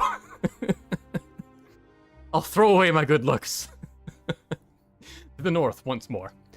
In 234 AD, Zhuge Liang and the Shu army traversed the mountains of Shu and camped in the Wujiang plains. There he set up rice fields and transported food by means of unique devices that he himself invented, called the wooden ox and flowing horse. Alright, let's check out what that is. Means of transport invented by Zhuge Liang during the 5th Northern Campaign. I thought it was Yu Jing that came up with that. Or, the Dynasty Warriors just to credit all of Zhuge Liang's inventions to Yu Ying. The wooden ox was a human-powered, 4-wheeled vehicle, while the flowing horse was a hand-pushed, 1-wheeled vehicle. The flowing horse was a wheelbarrow. Unlike oxen and horses, they could carry heavy loads without needing to be fed, making them extremely effective means of transport. Their precise dimensions survive to this day, but since the explanations are rather convoluted, the exact nature of these dimensions is not known. How does that work? We know its exact dimensions, but it was just written so convoluted that we have no idea how it's actually meant to work. How complex the Zhuge Liang talks to have his directions sound convoluted. Maybe it's just how they spoke way back then. I don't know. The envoy to Sun Quan. In response, Wei sent out Sima Yi once more and aimed for a prolonged battle. Zhuge Liang then sent an envoy to the newly ascended Emperor of Wu, Sun Quan, and requested that he attack Wei as well. Sun Quan responded in kind by promising to attack the new castle at Hefei. Goes at Hefei again. The patient Sima Yi. Furthermore, Zhuge Liang taunted Sima Yi by sending him women's clothes and accessories, baiting him to attack. But Sima Yi did not bite. He likes women's clothes, and quelled his more agitated officers with decrees from the Emperor himself instructing not to attack. I like how Sima Yi, like, knows he shouldn't get angry by stuff, but he still occasionally does. But when he doesn't, he's essentially like he's golden. His strategies are always good. The Falling Star. Sima Yi had predicted from Zhuge Liang's actions that the Great Shu's strategist did not have long to live. Indeed, Zhuge Liang was restless, as he knew better than anyone that the pressure of this campaign against Wei was shortening his life. Unfulfilled destiny. Then suddenly, reports of Wu's withdrawal from Hefei reached the Shu camp. Distraught by the defeat of his ally, Zhuge Liang soon took ill and never again recovered. The sleeping dragon returned to the heavens. Sleeping dragon refers to a dragon that is sleeping but could ascend to the heavens if given the chance. It is a metaphor for a great wise man who has exceptional ability but is hidden in the wilderness. In the Romance of the Three Kingdoms, it refers to Zhuge Liang, who was living secretly in the wilderness. Pang De of Xiangyang was the first to call Zhuge Liang the Sleeping Dragon, and he also thought highly of his own nephew, Peng Tong, calling him the fledgling penis. I'm assuming that's not the same Pang De as, the one that's playable.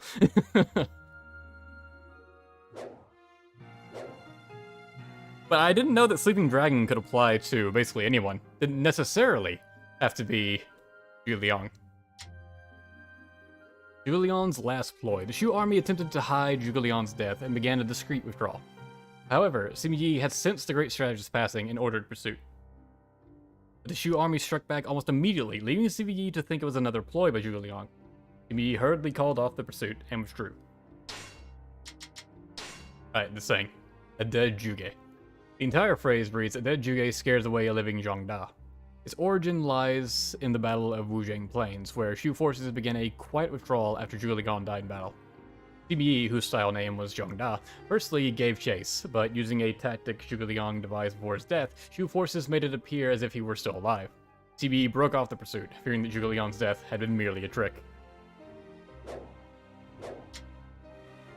The passing of a genius. The Shu army successfully retreated to their territory. After the departure, Sima Yi observed the remains of Zhuge Liang's encampment, and declared him to be the greatest mind under the heaven. Sima Yi then returned to Chang'an, marking the end of an era. Damn, for someone as proud as Sima Yi to call him the greatest mind under heaven. Really respected Zhuge Liang at the end.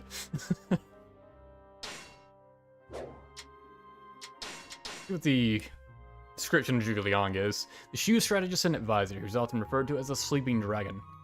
Decided to serve Liu Bei after being honored by 3 visits from the young Shu leader. A genius of both domestic and foreign affairs, he was a major contributor to the founding of the Shu kingdom. He attempted to conquer the northern territories on 5 different occasions, but halfway to realizing his dream, he died on the Wuzhang Plains.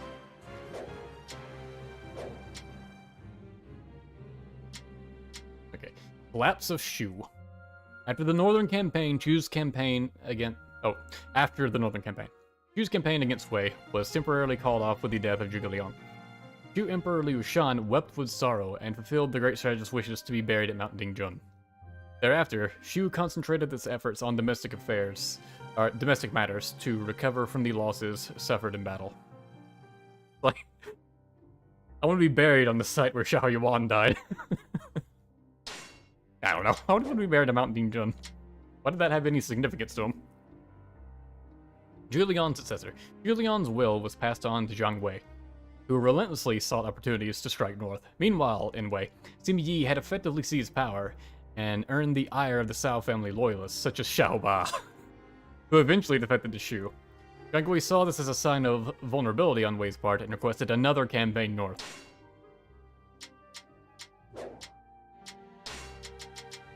It's read coup d'etat. Having secured power for himself, Cao Shuang spent the majority of his time browsing with his closest advisors. Wary of his one political rival, the retired Sima Yi, he used Li Xiang to try to discover Sima Yi's intentions. Sima Yi's portrayal of a doddering old man fooled Li Xiang and lulled the suspicion of Cao Shuang. When Xiao Huang and his advisors went hunting with the emperor, Sima Yi led a large force to take control of the palace. A surprised Cao Shuang was forced to renounce his authority and was then executed, along with his retainers. I like how Sima Yi's default is just sound senile when he doesn't want to deal with something. Zhang Wei's northern campaign. Shu's magistrate, Fei Yi, deemed the campaign futile, as there was no one left in Shu with Zhuge Liang capabilities. However, Liu Shan granted permission for the campaign, and Zhang Wei headed north together with Xiao Ba. This was to be the beginning of a new campaign against Wei that would continue for the next several years. Victory and defeat. Zhang Wei had seemingly mastered the strategies of Zhuge Liang, but he faced an equally skilled general in Wei's Deng Ai. Zhang Wei won as many battles as he lost, but he was slowly draining Shu's resources at the same time. Yeah, we got 2 battles to go over. Battle of Mount Tielong.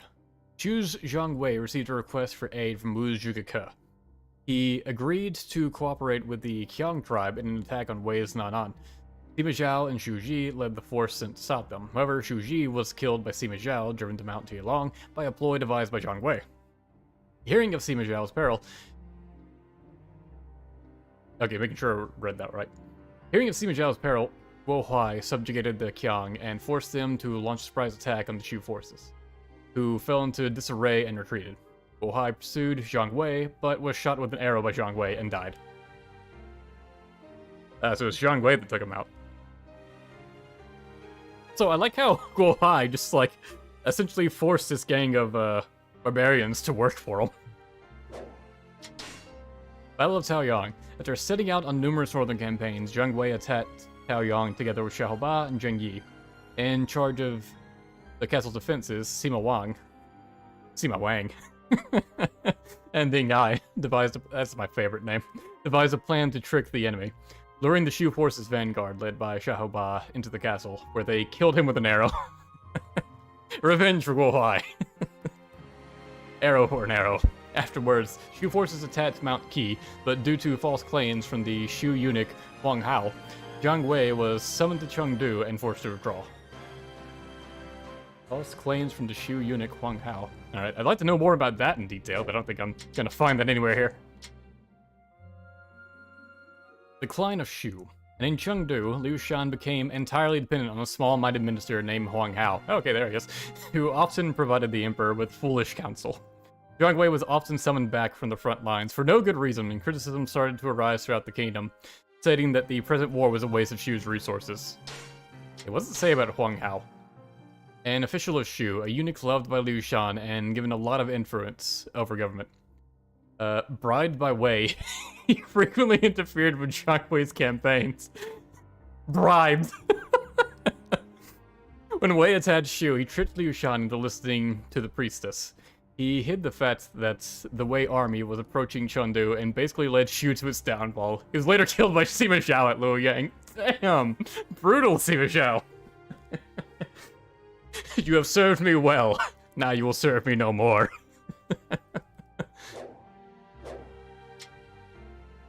Wei's offensive. Upon hearing the news of Liu Shan's folly, Sima Zhao began an offensive against Shu. Zhang Wei repeatedly made requests to rebuild the army, but his pleas ceased to reach Liu Shan. As Zhang Wei continued to fight losing battles, Han Zhong was taken by Wei general Zhang Hui.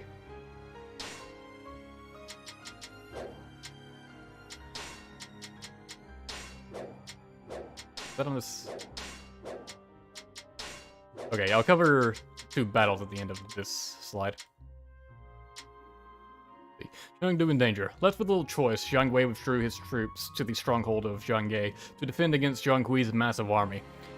Meanwhile, Deng Ai utilized the distraction provided by Zhang Wei to sneak past Zhang Wei through a valley to the west, and attacked the barely defended capital of Chengdu.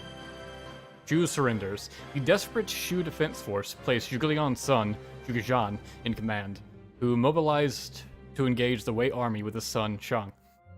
They would fight nobly, but in the end fall in battle. Liu Shan declared an unconditional surrender, and welcomed in the Wei army with his hands tied behind his back. Man. Battle of Zhangye. After seeing Shu's decline, Sima Zhao decided to invade them and sent Deng Ai to Taijiang and Zhang Hui to Hanzhong. Zhang Hui broke through Yangping Gate and captured Hanzhong. Hearing that Hanzhong had fallen, Zhang Wei pulled back from Taijiang to Zhangye in order to hold off the Wei forces. And Battle of Chengdu Jin.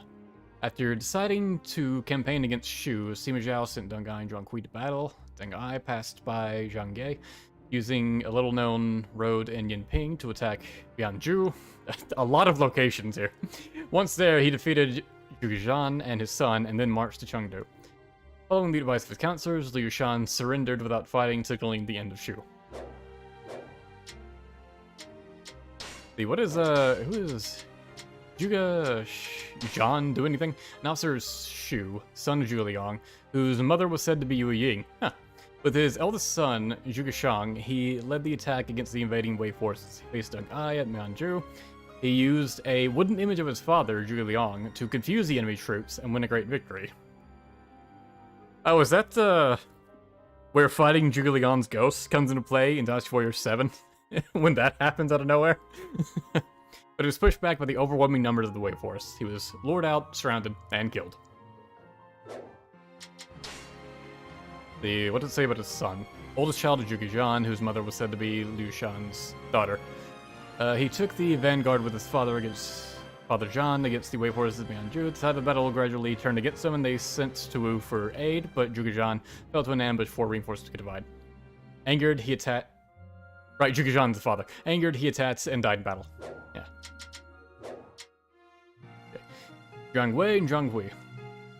Upon hearing the news of Liu Shan's surrender at Zhang Wei himself surrendered to Zhang Hui. Later, he would convince Zhang Hui to declare independence in Shu. This was to be Zhang Wei's last and greatest attempt to restore the Han Dynasty. Oh, so this was really... I thought this was like... In Dynasty Warriors, this kind of portrays it like Zhang Hui, like, always wanted to, you know, declare independence and be his own man, rule over Wei and whatnot.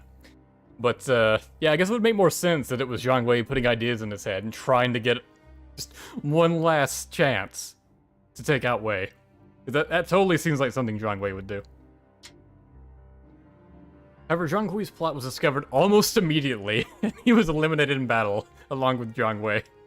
In 263 AD, the Shu dynasty ended with the death of Liu Shan, 30 years after Zhuge Liang's passing at Wuzhang Plains. And it took 30 years for that to get resolved.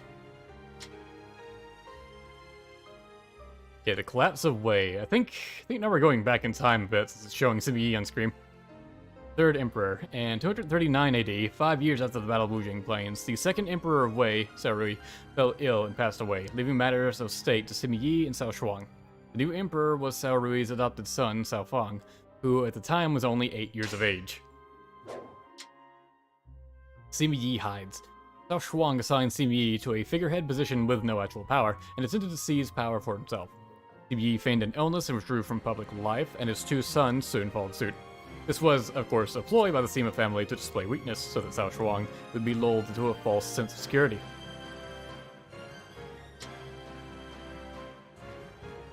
I just saw someone say, "Oh my god, Zeldin, I can hear your voice now." Do not tell me I just was speaking to no one this whole time. Yeah, this must have just been like the first stream you checked out. Yeah, I've been streaming a lot. You can hear my voice a lot now. Prime Minister Sima Yi. One day in Cao Shuang's absence, Sima Yi, together with his sons and followers, stormed into the imperial court and made an official protest against Cao Shuang directly to the emperor. Soon after, Cao Shuang was stripped of his power and eventually executed. Sima Yi was given the position of Prime Minister, effectively seizing power. Sima Yi to Sima Shi. 2 years later, Sima Yi died, and his elder son, Sima Shi, was given the rank of Grand General, while his second son, Sima Zhao, was made a high-ranking cavalry general. Together, they held complete authority over Wei. The Emperor, Cao Fang, soon grew fearful of the brothers and plotted to remove them from power. The fourth Emperor. The conspiracy was discovered quickly, however, and it was Cao Fang who was forced to abdicate his throne to Cao Pi's grandson, Cao Mao. The Sima family now held complete authority over the imperial court, but only in the face of many detractors and rebellions. Though Sima Shi began a campaign to quell these uprisings, he would fall ill and die at a young age. Freaking illness, man. Okay, the Guanqi, Zhan, and Wenqi's rebellion. Angered by Sima Shi's cavalier treatment of former Emperor Cao Fang, Guanqi, Zhan, and Huainan and... Guanqi, Zhan of Huainan, and Wenqi... What does it say of Huainan for him, specifically, but not say Wenqi of such and such? Weird. Anyway, they instigated a rebellion. Though still recovering from a medical procedure, Sima Shi personally led the force to deal with them. He was surprised by an attack by Wen Yang, son of Wen Qin. Though the wound from his surgery pained him greatly, he still managed to drive off Wen Qin's force. What a badass. After that, since Zhuge Dan had captured Shouchun, all that remained was the area being guarded by Guanqi Zhan. Realizing his peril, Guanqi Zhan fled, but was killed while on the run. Went out like a bitch. Sima Shi to Sima Zhao. After Sima Shi's death, his brother Zhao succeeded to the rank of Grand General, but the turmoil continued. Zhuge Dan, the cousin of Zhuge Liang, began a large-scale rebellion, which Sima Zhao eventually quelled through military force. The seeds of rebellion were also growing within the court. Seeds 3, Zhuge Dan's rebellion.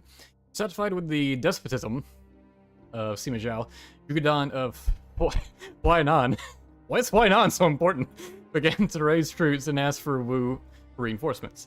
In response, Wu sent Wen Qin and others to join the fight. Sima Zhao sent out for Huainan and surrounded Jugadan at Shouchun Castle. With provisions running low inside the castle, numerous troops began to surrender. In addition, Jugadan had a disagreement with Wei Qin and killed him. When Sima Zhao saw how low enemy morale had become, he ordered a frontal assault. Jugadan moved to intercept the attack but was killed by Hu Fin of Wei. Some random schmuck took him out. The fifth emperor. The Emperor Cao Mao had grown despondent over being a mere puppet of the Sima family and raised an army of his own to combat them. However, Cao Mao was soon assassinated by Sima Zhao's men. Cao Huan became the fifth emperor of Wei and gave himself the position of prime minister. Wei Emperor's last stand. Wei Emperor Cao Mao approached Wang Jing, Wang Ye, and Wang Qin about putting an end to the ambitions of Sima Zhao. Wang Jing tried to stop him, saying it was too dangerous, but Cao Mao raised troops anyway. Sima Zhao, having heard of the plot from Wang Yi and Wang Qin, instructed his close advisor Jia Chong to surround the imperial residence. In the ensuing battle, Cao Mao was killed by Cheng Ji and Wang Ji was executed. The Sima family was saved from exile when Cheng Ji accepted all responsibility for the incident. His entire family was wiped out. Jesus. Cheng Ji just taking one from the team.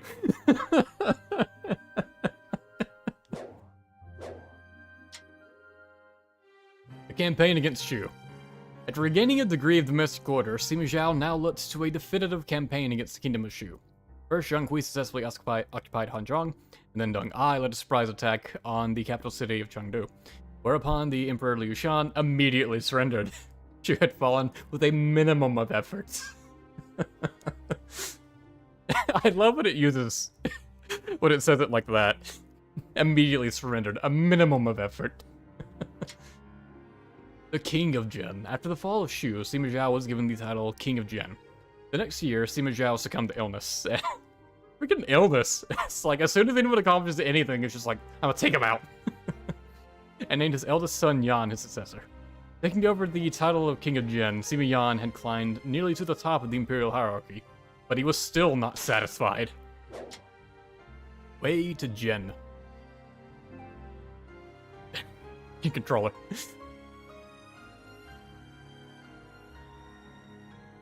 I don't play on PS4 anymore. I just play all the PS4 games on PS5. I just didn't want to take the time to install this game onto my PS5. Wait a Jin. Sima Yan pressured the figurehead Emperor Cao Huan into abdication, and usurped the imperial mandate. In 265 AD, the Wei Dynasty gave way to the Jin Dynasty, 45 years after Wei received the mandate from the Han Dynasty. You can see the color change from Wei to Jin territory. Maybe the only time we see that light blue color on the Encyclopedia entries. What does it say about Sima Yan? Oldest son of Sima Zhao and Wang Yuanji, he was designated as heir by his father. With the advice of Jia Chong, he forced the emperor to abdicate and assumed the throne in his place. He established the Jin Dynasty and became its first emperor. He eventually conquered Wu and unified the country for the first time in over 100 years. I just see Aristocrat saying 3. Are you counting how many times the controller disconnects? Illness is a true kingdom of the 3 wars. It really does have the highest kill count, doesn't it? Illness should be playable. Now we have the collapse of Wu, Sun Quan's successor. Of the 3 kingdoms, Wu would be the one that persevered the longest. Wu also suffered bitter disputes over succession after the death of Sun Quan. First, the eldest son, Sun Deng, passed away. Then the second son, Sun He, was disinherited soon after being named crown prince. So Sun Quan did great. All of his sons sucked. Say about Sun Deng. The eldest son of Sun Quan, he became the crown prince when Sun Quan took the throne as emperor. Both wise and virtuous, he had all the makings of a great man, but died of illness at a young age. On his deathbed, willed that his younger brother, Sun He, become the new crown prince. And then he was apparently immediately disinherited. The second emperor. In 252 AD, the succession of the imperial mandate after the death of Sun Quan ultimately fell on his youngest son, Sun Liang. Still only a child, Sun Liang was placed under the guardianship of Zhuge Ke, the son of Zhuge Jin. Zhuge Ke was a capable individual, but it was for that exact reason that his father feared for his safety. Zhuge Ke would gain tremendous power within the court and the military in the years to come, but would be contested for military authority by Sun Jun, who claimed rights of lineage. Zhuge Ke was eventually removed from power and killed, while Sun Jun seized power over the court as the Emperor's chief advisor. Okay, so that's why Zhuge Ke just sort of stops showing up in the Jin campaign. Just dies off screen. He gets Game of Thrones. Let's read Zhuge Ke and Sun Jun's entries. A minister of Wu, the oldest son of Zhuge Jian, he was respected by Sun Quan for his intelligence. He seized power as Grand Teacher after the death of Lu Xun. He managed to defeat Wei when they attacked, but lost popularity when Wu and Shu failed in their attacks against Wei. He was assassinated by Sun Jun. Sun Jun, an officer of Wu, great-grandchild of Sun Jing, the younger brother of Sun Jian, greatly loved by Sun Quan. He determined to get revenge after his position was taken by Zhang Yui, an officer of Zhuge Ke. Thus, when Zhuge Ke began to oppress the people, he invited Zhuge Ke and Zhang Yui to a banquet and killed them. What a badass.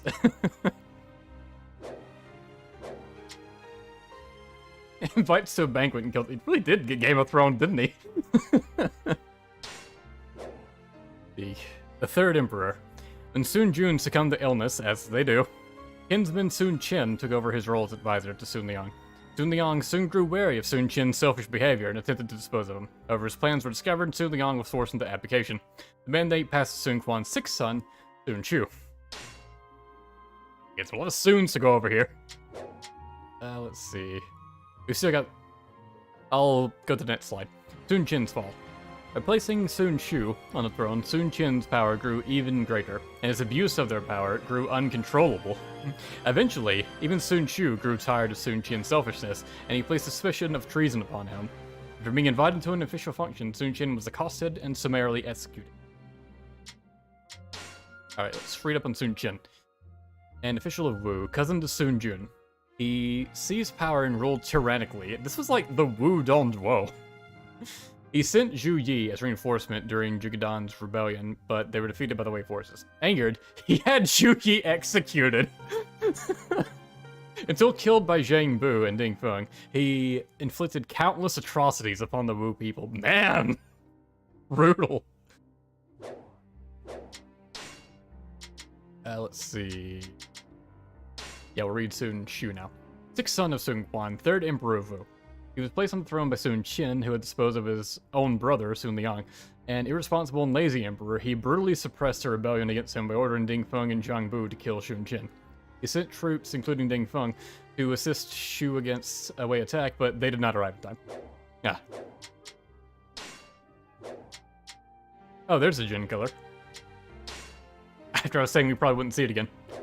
Sun Shu falls ill. While Wu continued to suffer from internal disputes, reports of Shu's surrender to Wei reached the ears of Sun Shu. The Wu Emperor then began preparing against a potential Wei attack. Then news of Sima Yan usurping Wei's mandate and creating the Jin Dynasty reached Wu. With the world quickly changing before his eyes, Sun Shu eventually fell ill.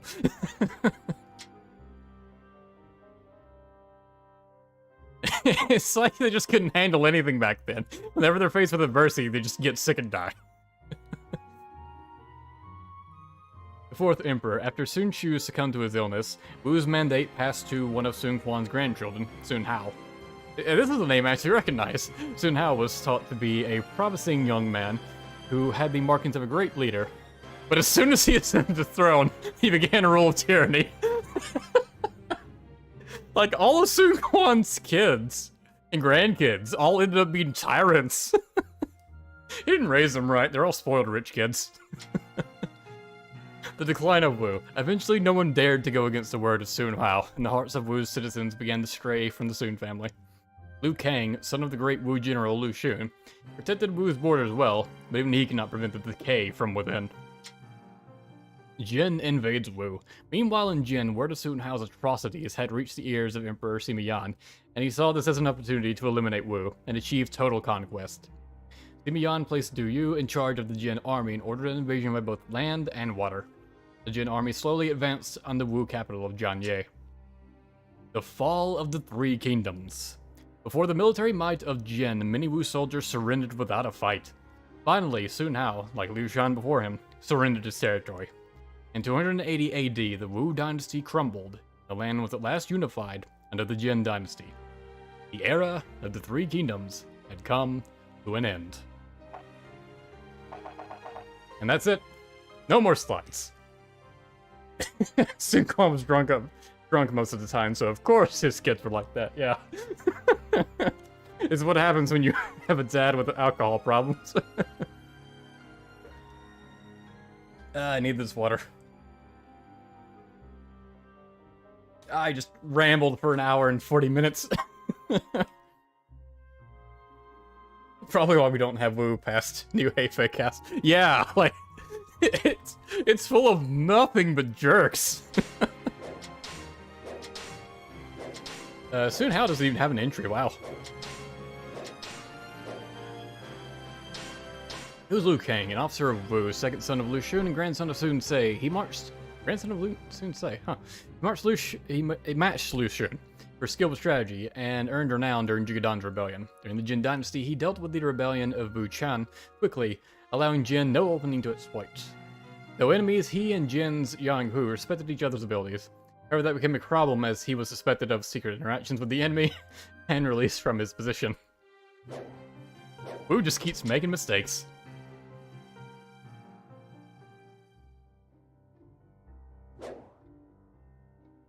And then Sima Yan died, and his kids broke the country again. The end. Yeah, I do recall, like, Sima Yan's, like, total conquest didn't last very long. Okay, it didn't cover as many of the glossary entries as I thought it would. Like, it didn't talk about Ado at all, so I'm gonna go through, the rest of these glossary entries, because I think some of these are interesting. I need more water. Talking this much for so long really takes it out of me.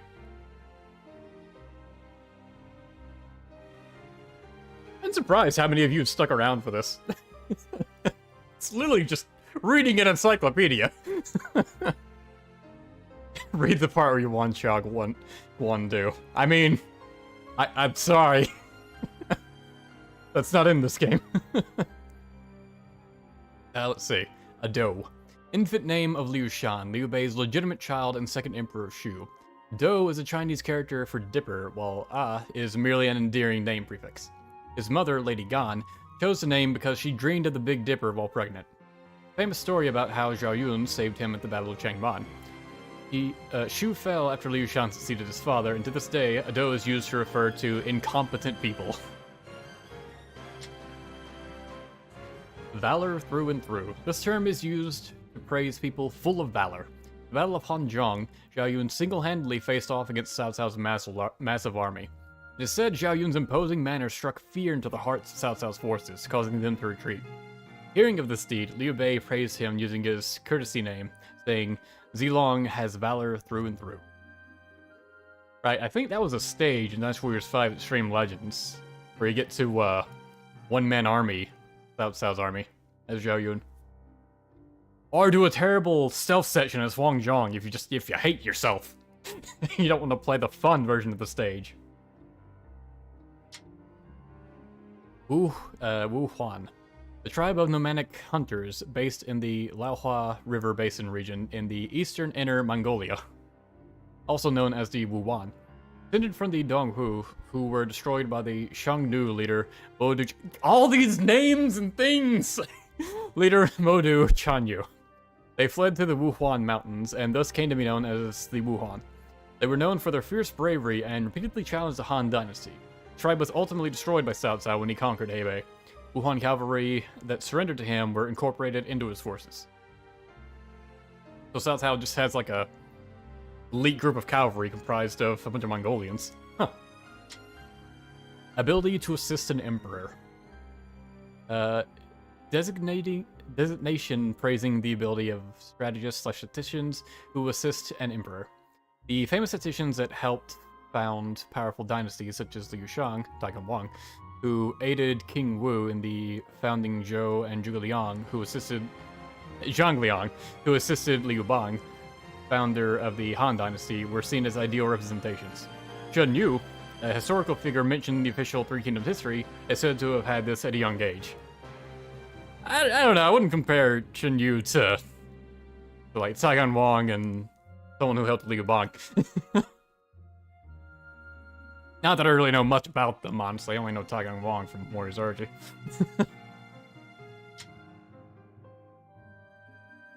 Consort clan.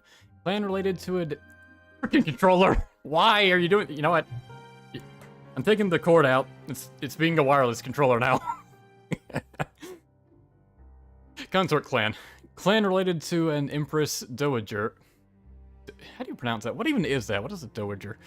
Or a wife of an emperor. Okay, I should have read the next part. A wife of an emperor. Alright, got it. Many Eastern Han emperors were children, leaving their mothers, the Empress Dowager, as the true authority. The Empress Dowager's clan would monopolize political power, but as the emperor grew, he typically wished to act on his own, leading to a rift. The units of the inner palace would often take political matters in their own hands, and by the Eastern Han Dynasty, there was frequent rivalry between the consort clan and the eunuchs. Okay. Units. Castrated men who served the inner palace where the emperor's wives lived. Units were employed there to prevent the emperor's wives from being impregnated by other men. At first, men punished by castration were employed, but later some men started castrating themselves to enter the emperor's inner circle. While some units were competent, most were driven by self-interest and manipulated political matters to their own ends. During the Eastern Han Dynasty, they became a powerful force and stood up against the consort clan. I don't like reading the words castrated. It just makes me tense up, you know?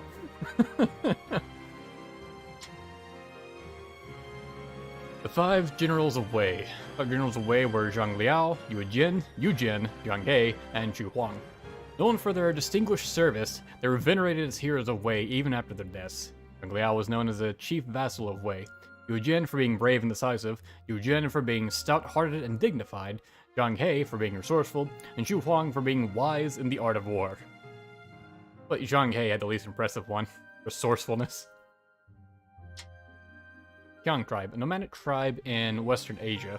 The word Qiang refers to the people who herd sheep. Like other tribes, from the Han through the Three Kingdoms period, they repeatedly clashed with the ruling Chinese dynasties. Many lived within the Eastern Han borders, and some were members of Zhonglu's religious group. The Qiang also cooperated with Ma Chao to threaten Cao Cao because the mother of Ma Ting, prefect of Xiliang, was one of their own. Huh. They later established the Western Xia dynasty. Xiongnu, a people who inhabited an area from the Mongolian steppes to northern China.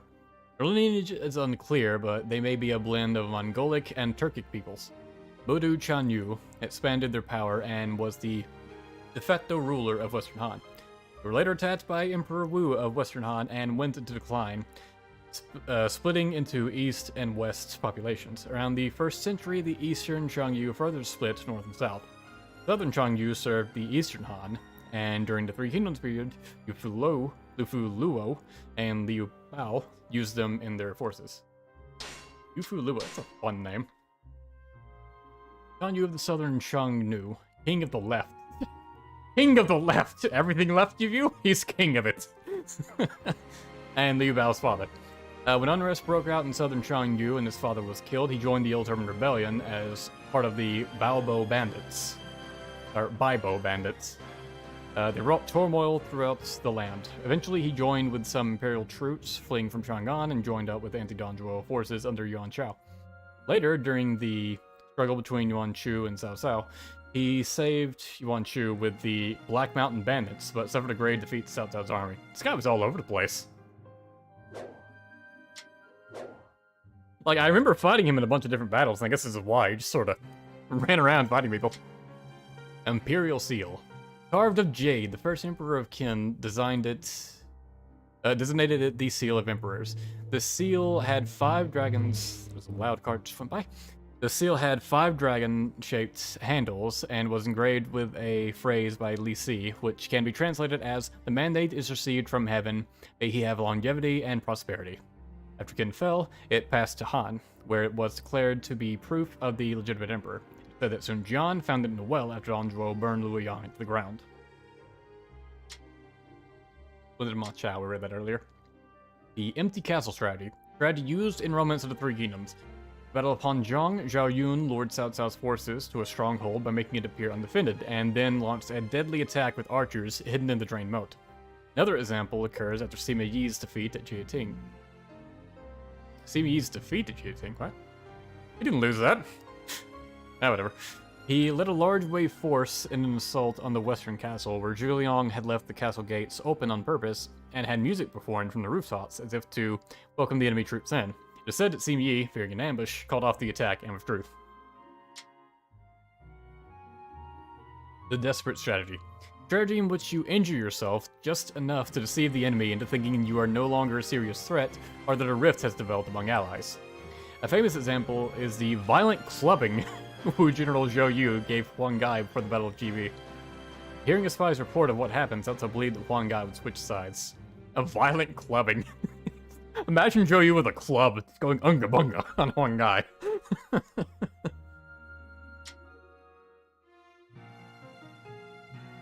True, Masu won cheating. It's probably a different battle in like the same area or something. Kingdom's Bane refers to a woman so captivating that the ruler ignores the affairs of state, bringing ruin upon his nation. Its origin lies in the phrase, her beauty could stun not only the capital, but also the entire nation. From a poem Li Nanian wrote when recommending his sister as a consort to Emperor Wu of Han. In Romance of the Three Kingdoms, Cao Pi's consort Jinji is described as having skin like jewels, a face like flowers, and desire that could cause a kingdom's fall. Chicken ribs. Just chicken ribs. Refers to something that is not worth much, but hard to part with. The Battle of Hanzhong, Cao Cao is said to have muttered, chicken ribs. Those around him did not understand. I mean, can you imagine your general just like standing over a battlefield and he just says, chicken ribs. Just with no prompting whatsoever.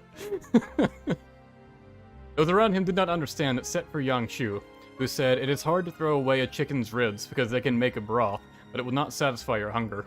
Our lord must have decided that Hanzhong is chicken ribs. But Cao Cao was so displeased with Zhang Shu's cleverness that he had him executed.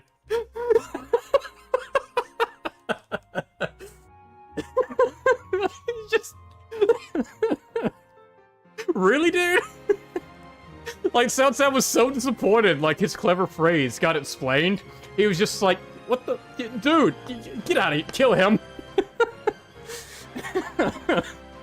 Cao Cao just like, can you believe this guy just spoiling it? His other generals around him are sweating bullets, just like, oh yeah, that guy, what a jerk, right? Cao Cao has zero chill, yeah, apparently. To say about Yang Shui. I just want to read this guy. Okay, Yang Shui, a Wei officer and the son of Captain Yang Biao of the Eastern Han. Although talented, he was neglected by Cao Cao. I think Cao Cao just didn't like this guy. It is said that this was due to the fact that he was Yuan Chao's nephew, or perhaps because this had been suggested by Cao Ji. During the attack on Hanzhong, he interpreted Cao Cao's mutterings chicken ribs as a signal to retreat and began to prepare for retreat without waiting for orders. Cao Cao was angered, partially because he was correct and had this officer killed.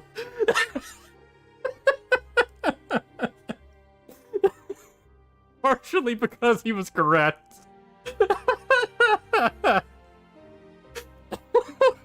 So what the fuck, dude?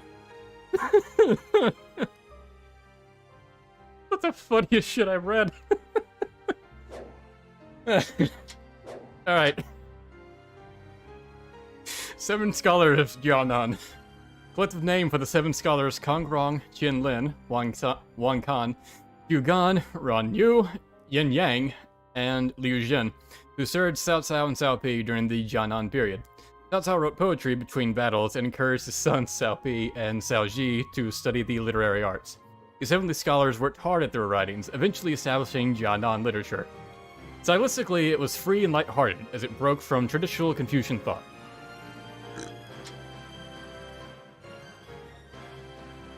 Imperial Uncle, we read that one. Aming under Wu.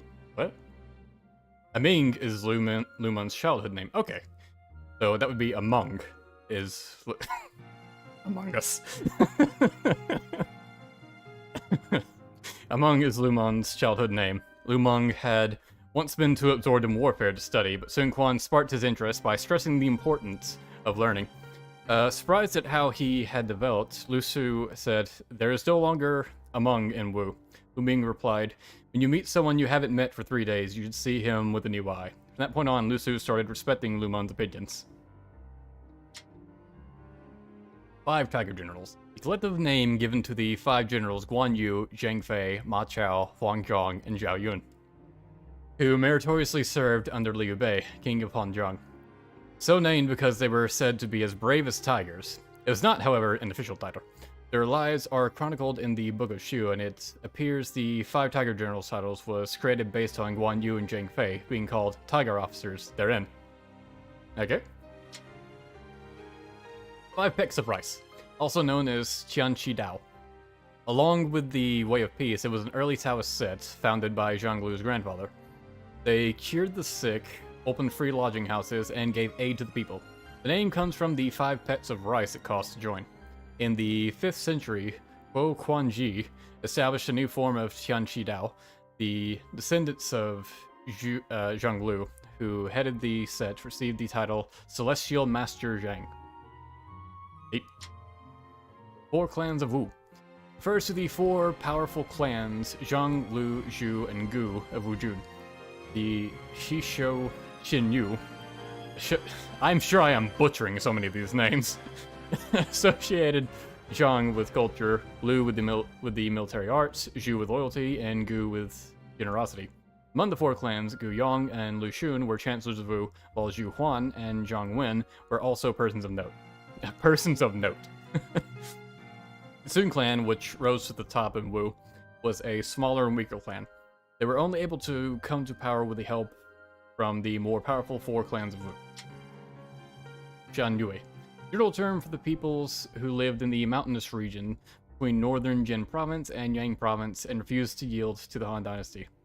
They'd rebelled from time to time against Han even before the Three Kingdoms period, but conflict intensified when Sun Ce extended his reach to Jiangnan, who dispatched a subjugation force each year with almost every prominent general of the time, including Huang Gai, Zhou Yu, Lu Xun, Lu Ming, Ling Tong, and Zhou Tai, meritoriously serving in that capacity. There really are a lot of, tribes in Three Kingdoms. 3 Excellencies. Collective name for the 3 highest executive posts of the Han Dynasty. Minister of Education, Minister of Works, and Grand Commandant. One of these names sounds a lot better than the other 2. The Minister of Education oversaw the nation and its people, the Minister of Works was responsible for public works and the water supply, and the Grand Commandant took charge of military affairs. In Eastern Han, they were honorary posts after power was alternatively seized by the Consort clan and the eunuchs. Guangzhou restored them, but Cao Cao later replaced them with the single position of Chancellor. The 3 visits. First, how Liu Bei had to journey to Zhuge Liang 3 times before securing him as a statistician. That refers to how people in high positions must personally go out as many times as necessary to secure people of talent. On the first and second visit, Zhuge Liang was not at home, but Liu Bei finally saw him on the 3rd try. Admiring his persistence, Zhuge Liang explained the Longzhong plan and agreed to be Liu Bei's statistician. Now let's just skip to that one since it already has a link to it. The Longzhong plan. The plan suggested by Zhuge Liang when agreeing to be Liu Bei's statistician after the 3 visits. The plan called for the first securing Jing province as a base, and then taking Yi province, thereby creating a state of balance between Liu Bei, Cao Cao and Huabei, and Sun Quan and Jiandong. This grand plan sought to bring peace to the land and lead the way to reunification, and it became the guiding principle for Liu Bei's forces. Did you read that one? Catcher Ming Ho, read plenty of that one. Home of 7 Steps. Following Cao Cao's death, Cao Pi, the successor of the throne of Wei, was wary of his brother Cao Ji. Meanwhile, Cao Ji felt his life was in danger, going so far as to miss his father's funeral. Wow.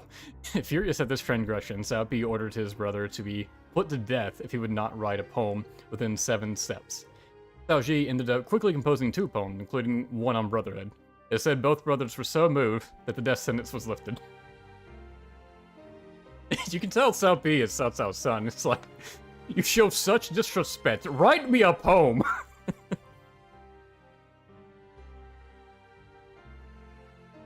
Not sure what within 7 steps necessarily entails, but whatever. Little Conqueror. One of the names given to Sun Ce. Following Sun Jian's death in battle, Sun Ce took loan of troops from Yuan Shu and quickly conquered Jiangdong. People compared his spirit and valor to Shang Yu, the great conqueror of old, calling him the Little Conqueror of Jiangdong. Before Shu Gong was defeated by Sun Ce, he was quoted as saying, "Sun Ce is a hero, much like Shang Yu. Ruin will follow if he is allowed a free hand in the provinces." The Baibo Bandits. A fun name to say. In 188 AD, remnants of the old turbans rose up in the Baibo Gorge. It said they numbered in the hundreds of thousands, and even the imperial court could not quell them. Later, Dong Qing and Yang Feng looked to Han Xian, former leader of the Baibo Bandits, for help in protecting Emperor Xian during the struggles against Li Jue and Guosi. He tried to have Guo Hai executed because he missed his wedding, or something to do with the illness. Xiaopi just trying to get everyone killed, huh? It's still better than Cao Cao killing someone for for guessing his obscure phrasing correctly. As a fish in water. Refers to a relationship so close as to be inseparable. Liu Bei, who brought Zhuge Liang into his service as statistician after the famous 3 visits, deeply respected Zhuge Liang as a teacher and came to trust him more and more each day. However, Guan Yu and other veteran generals were not amused by this. Perceiving their displeasure, Liu Bei is said to have tried calming them by comparing himself to a fish and Zhuge Liang to water. Zhu Shibiao. After completing his southern campaign, Zhuge Liang submitted this document to Emperor Liu Shan before his first northern campaign in 227 AD. The document, which included the famous words, "A critical autumn," spelled out the current state of Shu and the officials from which help should be sought, and it also stated his resolve to stamp out Wei. It further told of his feelings toward Liu Bei and affection for Liu Shan in heart-wrenching detail. Heart-wrenching detail. That sounds like he knew exactly how to appeal to Liu Shan, you know? And so he did succeed in getting Shinji killed because, 1, he found a new wife, 2, he suspected Cao Rui to not be his kid. Man. Cao Pi is also paranoid like his father. The King Zhao troops. Name of an elite unit of Cao Cao's forces. Cao Cao forced the surrender of hundreds of thousands of soldiers when quelling the Yellow Turban Rebellion in Qing Province. He selected the best among them to form the King Zhao troops and incorporated them to his own forces. Yellow Turbans in Qing Province are historically noted as being fearless and highly experienced in warfare. From that point on, Cao Cao was a step ahead of the governors, and in later ages it was said that this was the beginning of his power. Shan Yu, battle bore by the leader of the Shanggu tribe. Their power spread widely in the 2nd century BC, but they later split apart and went into decline. The Shan Yu of the southern Shanggu was a vassal of the eastern Han. Liu Yuan, son of Liu Biao, and descendant of the Shan Yu, was himself appointed Shan Yu by Zhen. He later named himself King of Han and began pressuring Zhen, precipitating the chaos of the 16 Kingdoms period. 16 Kingdoms? I don't know what this is talking about. Later, the Roran, who controlled the Mongolian steppes, renamed the title Shan Yu to Kagan, or Great Khan. Okay. Janbei, a nomadic people of the... There's so much talk about these nomadic tribes people and stuff. Nomadic people of the Northern Asia. Descended from the Donghu, who were destroyed by the Shangyu leader, Bodu Chanyu. The survivors fled to the Shanbei Mountains and thus came to be known as the Shanbei. They were known for their fierce bravery and repeatedly challenged the ruling Chinese dynasties. After Cao Cao destroyed the Wuhuan, they simulated scattered clans and ruled an area reaching west from Liaodong. They later split into a number of factions and established the Northern Wei and other dynasties. The blue sky has perished. The entire phrase by Zhang Zhao, leader of the Yellow Turban Rebellions, is, "The blue sky has perished and the yellow sky shall now rise." In this year of Jiaji, there shall be prosperity across the land. Blue sky referred to the Han Dynasty, and yellow sky referred to the Yellow Turbans. It is supposedly based on the theory of 5 elements, but an inconsistency arises due to the fact that red, not blue, was the color representing Eastern Han. Alright, I'm sure that makes sense to someone who knows more about this. Way of Peace, we read that one. Long Plan, read that one. The Two Kingdoms Plan. Plan the Wu generals Gan Ning and Lu Su proposed to Sun Quan. Gan Ning came out with a plan? Wow. Proposed to Sun Quan, most likely after Sun Ce's death, but before the Battle of Chibi. After correctly analyzing the movements of Cao Cao's forces, the two generals suggested they could counter Cao Cao if they defeated Huang Zhu in Jiangxia and Liu Biao in Jing province, thereby gaining territory in the Changjiang River Valley. Zhou Yu is historically credited with proposing the more detailed Two Kingdoms plan after the Battle of Chibi, but he died before it could be implemented. Tuntian, an agricultural production system instituted by Cao Cao on the advice of Han Hao and others.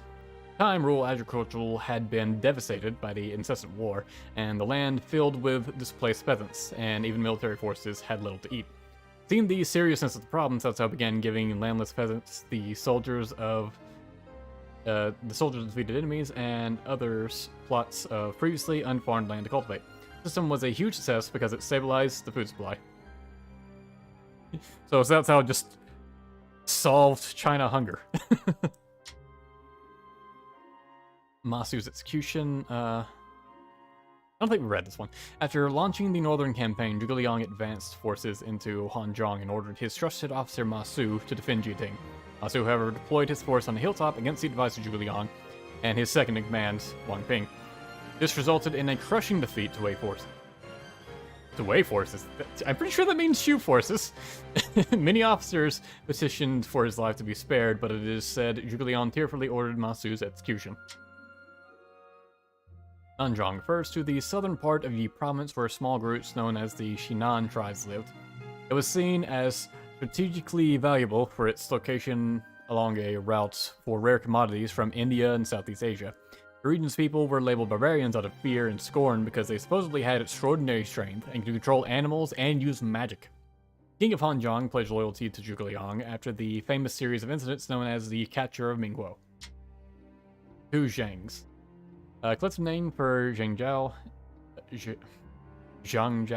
and Zhang Hong. They were known far and wide from an early age, but neither sought to join any of the warring factions. After they fled from Shu to Liang to escape the ravages of war, they were invited to serve Sun Ce on the advice of Zhou Yu. Neither agreed until Sun Ce personally paid them a visit. Both were extremely adept in political matters, helping the Sun family to prosper. The Bai Ma Cavalry. Bai Ma means white horse, and it was the name of the cavalry force led by Gunsun Zan. Members were skilled in cavalry archers. Gunsun Zan always rode a white horse when making a show of force against the Shanbei and Wu Huan because these northern tribes considered the animals sacred and would run from them instead of fighting. He then decided to organize an entire force of several thousand white horses, ridden by skilled riders. So he was originally using them just because it was smart, and then he just liked them. Bo Mei means white eyebrows and refers to the Shu advisor Ma Liang. The 5 brothers of the Ma family, which also included Ma Su, were all renowned for their intellect, but Ma Liang was the cleverest of all. Liu Bei requested his services and he played a role in the founding of Shu. There's also a Chinese saying that says, among the 5 brothers, Bo Mei is the most outstanding. So did he have white eyebrows?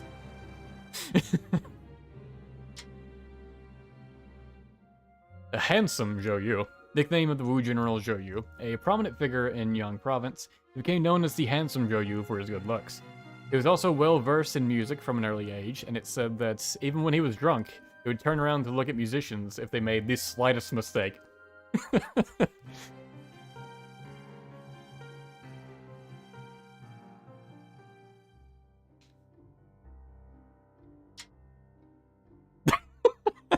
Lord of the Magnificent Beard.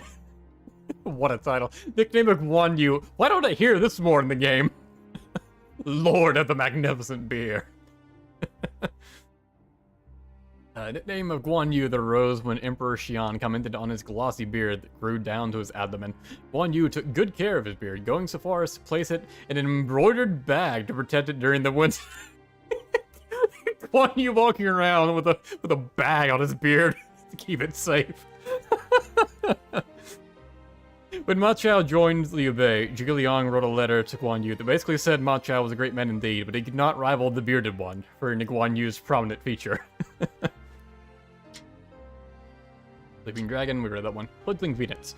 First Liu Bei's edition, Pain Tong. He was ascribed on equal terms with Zhuge Liang, the Sleeping Dragon, while he was still a gifted student under Sima Hui, and did not yet have a lord to serve. They meant that Pain Tong had ability as great as a legendary phoenix, but could not yet fully harness it due to his youth. That's something sort of shared with, like, Zhuge Liang and the Sleeping Dragon. Because, like, that's essentially a dragon that's, like, not yet reached heaven. That's phoenix that could not fully harness its power due to its youth.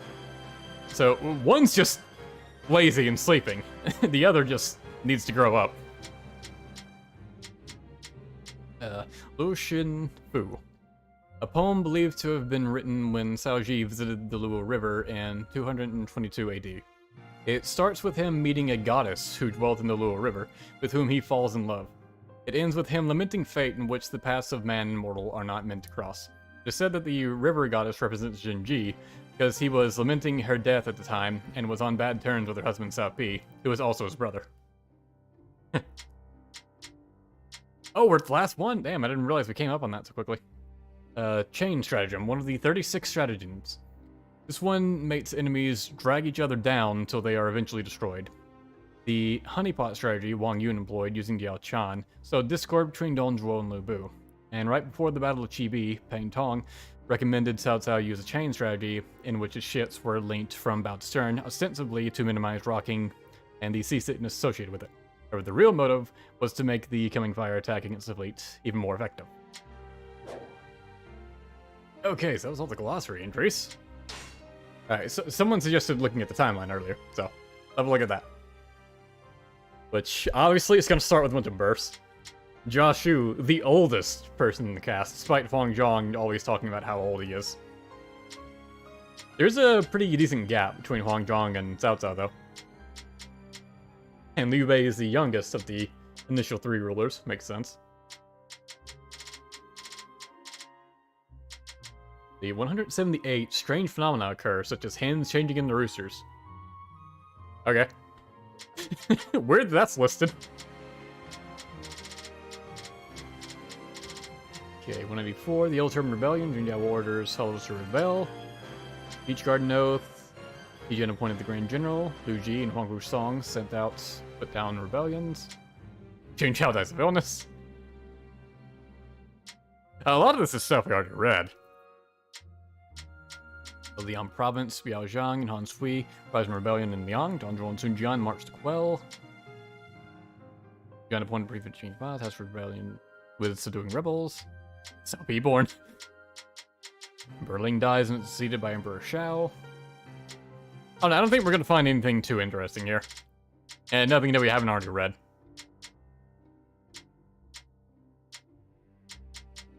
It's kind of a lot to go through as well. The last entry is Wen Yang dies, 291 AD.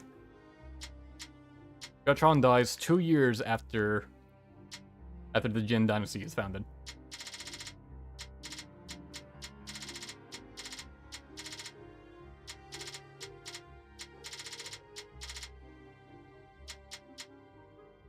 Jin playable win. Probably never. Yeah, I'm not really seeing anything particularly interesting here.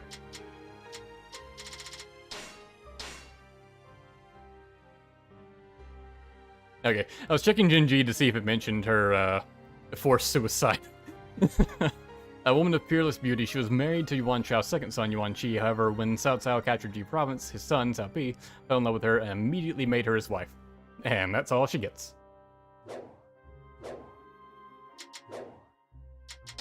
Okay, there's battles, but I believe we pretty much went over everything, didn't we?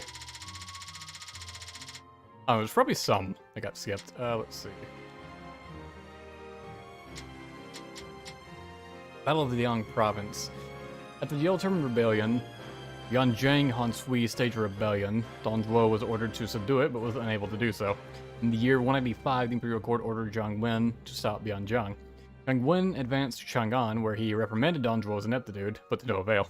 Sun Jian, who accompanied Zhang Wen, recommended that Dong Zhuo be executed, but was refused. Man, they just listened to him there. As it happened, when Bianzhang heard that Zhang Wen's force had arrived, he surrendered without a fight. Alright, so that basically just resolved itself. What that did. The 10 Units Rebellion.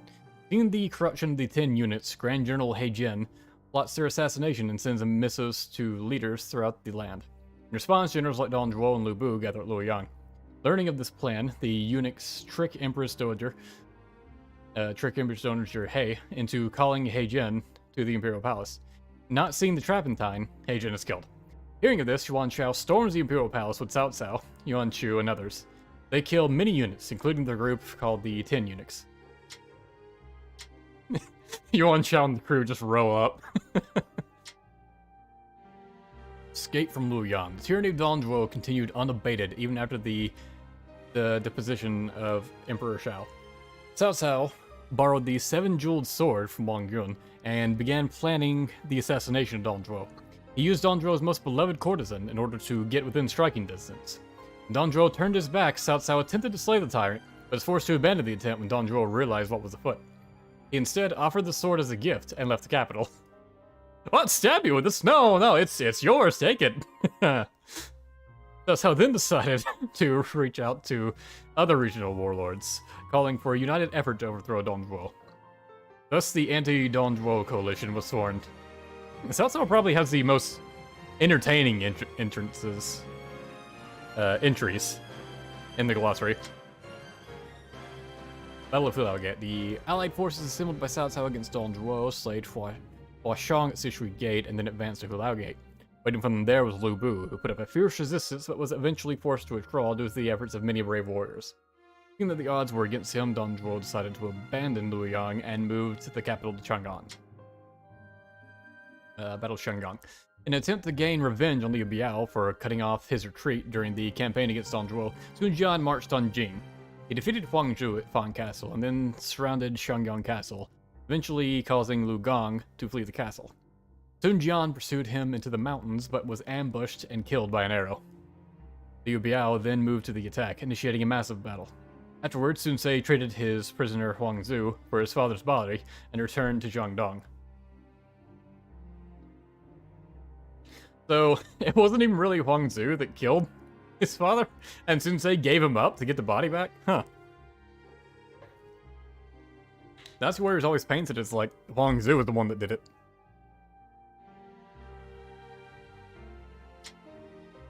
Uprising at Chang'an.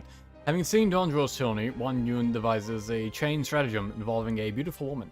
First, he introduces Lu Bu to his adopted daughter Diao Chan and stimulates his interest. Then he sends the girl to Dong Zhuo. Diao Chan becomes a source of contention between the two men. Dong Zhuo breaks his promise to give Lu Bu the girl. The latter is enraged and kills Dong Zhuo. Wang Yun and Lu Bu gain control of Chang'an for a time, but are eventually attacked by a former subordinate of Dong Zhuo named Li Jui and forced to flee. Battle of Chang'an. Lu Bu defeated Dong Zhuo, but is then driven from the capital by Li Jui. He tries to gain the aid of Yuan Chu, but is refused. He then finds refuge with Yuan Chao. At that time, Yuan Chao was in the middle of fighting the Heishan forces of Zhongyan. Zhongyan had gathered over 10,000 elite troops and hundreds of horse troops. Lu Bu, on his steed Red Hare, leads Qing Lian and a small number of men in attack. This aid, Zhongyan is defeated and his army is driven off. Battle of Yan Province. After the death of Dong Zhuo, remnants of the old turbans began to reappear. The imperial court ordered the prefect of Dongjun, Cao Cao, to deal with the remaining ill turbans in Qing Province. Cao Cao marched with Bao Xing to Qing. Although Bao Xin fell, Cao Cao managed to force an army of over 300,000 to surrender. He selected the finest among the enemy officers to create an elite force he dubbed the Qingzhou troops. He then sent the rest of them back to their farms. And the rest of you can go. Battle of Shu Province. After Cao Cao had gained control of all of Yan Province, his father was killed by a subordinate of the governor of Shu, Tao Qian. An enraged Cao Cao invaded Shu. Tao Qian sought aid from Kong Rong to Beihai. Liu Bei, who was with Kong Rong at the time, heard what was happening in Shu and offered to provide aid to Tao Qian. He marched to Shu to face Cao Cao. However, Cao Cao was forced to pull back to deal with Lu Bu, who had laid siege to Yan in Cao Cao's absence. Battle of Puyang. Cao Cao set out to attack Shu province in order to gain vengeance against Cao Qian for the death of his father. Left in charge by Cao Cao, Shah Dun saw to the defenses of Yan province for Puyang. However, Lu Bu rose in rebellion together with Qin Gong, Zhang Miao, and others. Shah Dun fought bravely to protect Cao Cao's family, but most of Yan province sided with Lu Bu, and eventually Puyang was lost. Upon learning of the rebellion, Cao Cao returned to raise an army that managed to drive out Lu Bu. I need to cough for a second.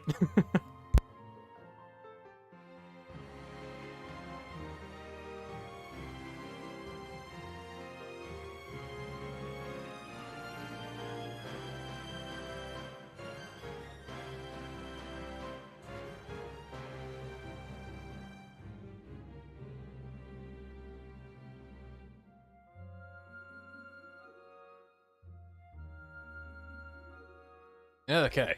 Heat this up. I'm gonna get another bottle of water. Also, Zeldin. Historically, Cao Cao was chased by Lu Bu when escaping Luoyang, but he masterfully disguised himself. Lu Bu approached him and asked, "Where's Cao Cao?" and then bailed. Yeah, I remember reading that at somewhere. I think he disguised himself as a merchant. And Cao Cao was just like, he went that way. Like a freaking, like one of those, Hanna-Barbera cartoons. Battle of Ding Tao, I believe I read that one. Imperial Escort. Even after the death of Dong Zhuo, the Han Emperor found himself being manipulated by Dong Zhuo's former followers, such as Li Jue, and Chang'an was once again thrown into chaos. When Li Jue and Guo Si began their uprising, the Emperor was helped by ministers such as Yang Feng and Dong Zheng. They helped him to escape Chang'an and return to Luoyang. Determined to reclaim the Emperor, Li Jue and the others closed in on Luoyang, but were defeated by Cao Cao's army, who had come to offer resistance. Later, the Emperor was placed under the protection of Cao Cao. Sultan Chapi, we read that one. Conquest of Wujun. After Sun Jian's death, Sun Ce was serving Yuan Shu, vowed to take Jiandong. With the Imperial Seal's collateral, he borrowed soldiers from an army. He was joined by the veteran officers Sheng Fu and Huang Gai, along with good friends Zhou Yu and the two Zhangs. After crushing Liu Yong at Kuohua and convincing Taishit Si to join them, they won successive battles against Yan Baihu and Wang Lang. With the fertile land of Jiangdong in their hands, they built the cornerstone of Wu. Battle of Shizhen. Yuan Shu decides to defeat Liu Bei of Xiaopei and sends a large force under Ji Ling to attack him. Liu Bei sends for aid from Lu Bu, who quickly takes the field. Lu Bu then proposes to Liu Bei and Ji Ling that if he can hit his pike at 150 paces, they must stop the fighting. Lu Bu is successful, and Ji Ling withdraws his forces. I do like how Lu Bu just resolves a battle by, like, making a bet. Hey, bet you I can hit this from 150 paces away. Ji Ling's like, no you can't. Oh shit, he could. Alright, I'm out. Battle of Wan Castle. Having surrendered to Cao Cao, Zhang Shu invited him to a banquet at Wan Castle. Riding high off his victory, Cao Cao enjoyed himself with Lady Zhou, the wife of Zhang Shu's uncle. Cao Cao just doesn't care that it's another man's wife. Seizing the opportunity, Zhang Shu made plans with Jia Shu to attack Cao Cao. After first stealing the weapon of his bodyguard, Yan Wei. Yan Wei fought valiantly, but was killed. Cao Cao barely escaped with his life, but managed to meet up with Xiahou Dun and thwart Zhang Shu's pursuit. Zhang Shu then fled to the protection of Liu Biao. Battle of Xiaopei. I think we read that one, didn't we? Yeah, where Xiahou Dun gets shot in the eye, and they just like, alright, well, we're leaving. When the paintball match hits someone in the eye, just call it off. Defense of Shu Province. Before Cao Cao's showdown against Yuan Chao, he looked to eliminate Liu Bei, who had taken control of Shu Province, but was worried about being assaulted from behind by Yuan Chao. However, he agreed with Guo Jia, who advised him to ignore Yuan Chao due to his lack of decisiveness, and began the invasion of Shu Province. Alright, we read this one, because Yuan Chao didn't come to Liu Bei's aid because one of his sons was sick. He's like, well, I gotta look after my boy. Little Conqueror in peril. Yuan Chao headed south to topple Cao Cao after taking Hebei. Outnumbered, Cao Cao holed up in Guandu Castle, and a standoff ensued. Meanwhile, Sun Ce planned to use the opportunity to attack Xuchang. However, the prefect of Wuzhun, Shu Gong, feared Sun Ce's talent and ambition and tried to warn the imperial court, but was killed by Sun Ce. His followers then ambushed Sun Ce in retaliation. On his deathbed, Sun Ce named his brother Sun Quan as successor and asked Zhou Yu to serve as advisor. Battle of Guandu. With the central plain split between them, Yuan Chao and Cao Cao prepared to face each other for ultimate control plan. Cao Cao defeated Yuan Chu's troops at Baima and Yanjin, and then advanced to Guandu. Realizing that Cao Cao was low on provisions, Xu You advised Yuan Chao to quickly strike Xu Chang, but defected Cao Cao's side after his advice was ignored. Cao Cao launched a surprise attack on Wu Chao, as advised by Xu You, and burned the provisions of Yuan Chao's forces. And he and others surrendered as well, leading to a major victory of Cao Cao's forces. Pretty sure we read that one as well. Some of these don't remember until we get to the good part at the end. The Xinye we didn't read. Zhao Ren, who was placed in charge of defending Fan Castle, was angered by the slaying of his men at Xinye by Liu Bei, and led a large army against him. On the advice of Xu Zhu and Liu Bei intercepted Cao Ren's forces, defeating Cao Ren's 8 gates formation, and anticipating the subsequent night raid. Defeated, Cao Ren rushed to return to Fan Castle. The castle had already been captured by Guan Yu. Again, on Xu Zhu's advice. With no other option available, Cao Ren was forced to flee back to Xuchang. So, Cao Ren and Guan Yu met each other twice at Fan Castle. Interesting. Oh, Cheng Ban. I think we read this one?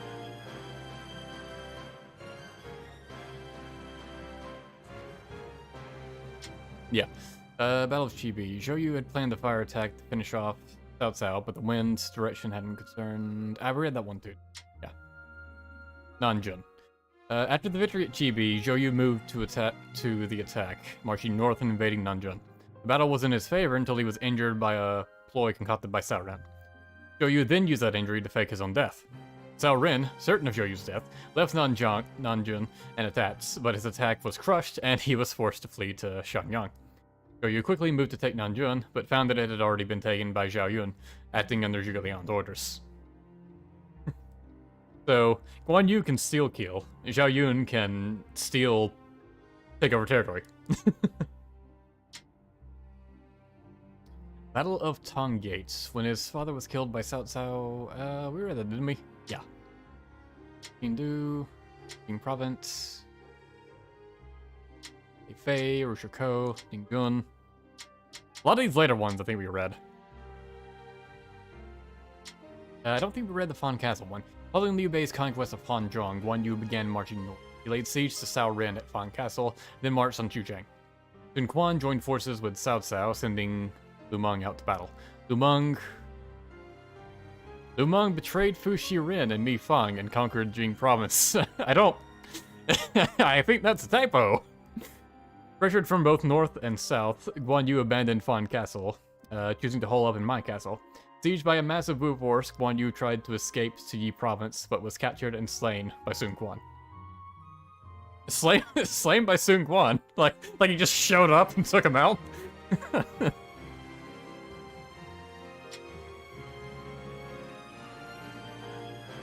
Battle of Yiling. Thirsting for revenge at the death of Guan Yu, Liu Bei invaded Wu despite the objections of his advisors. However, Lu Xun, who had been appointed Grand Commander, foresaw the Shu forces marching along the Shangjiang and attacked with fire. Having lost more than half of his men, Liu Bei fled to Bailey Castle. Lu Xun gave chase, but he became lost in Zhuge Liang's Stone Sentinel Maze and was forced to withdraw after learning that Wei had also invaded Wu. I forgot about the Stone Sentinel Maze, so when I read Lu Xun gave chase, but he became lost, I thought that was it. It's like he just got lost.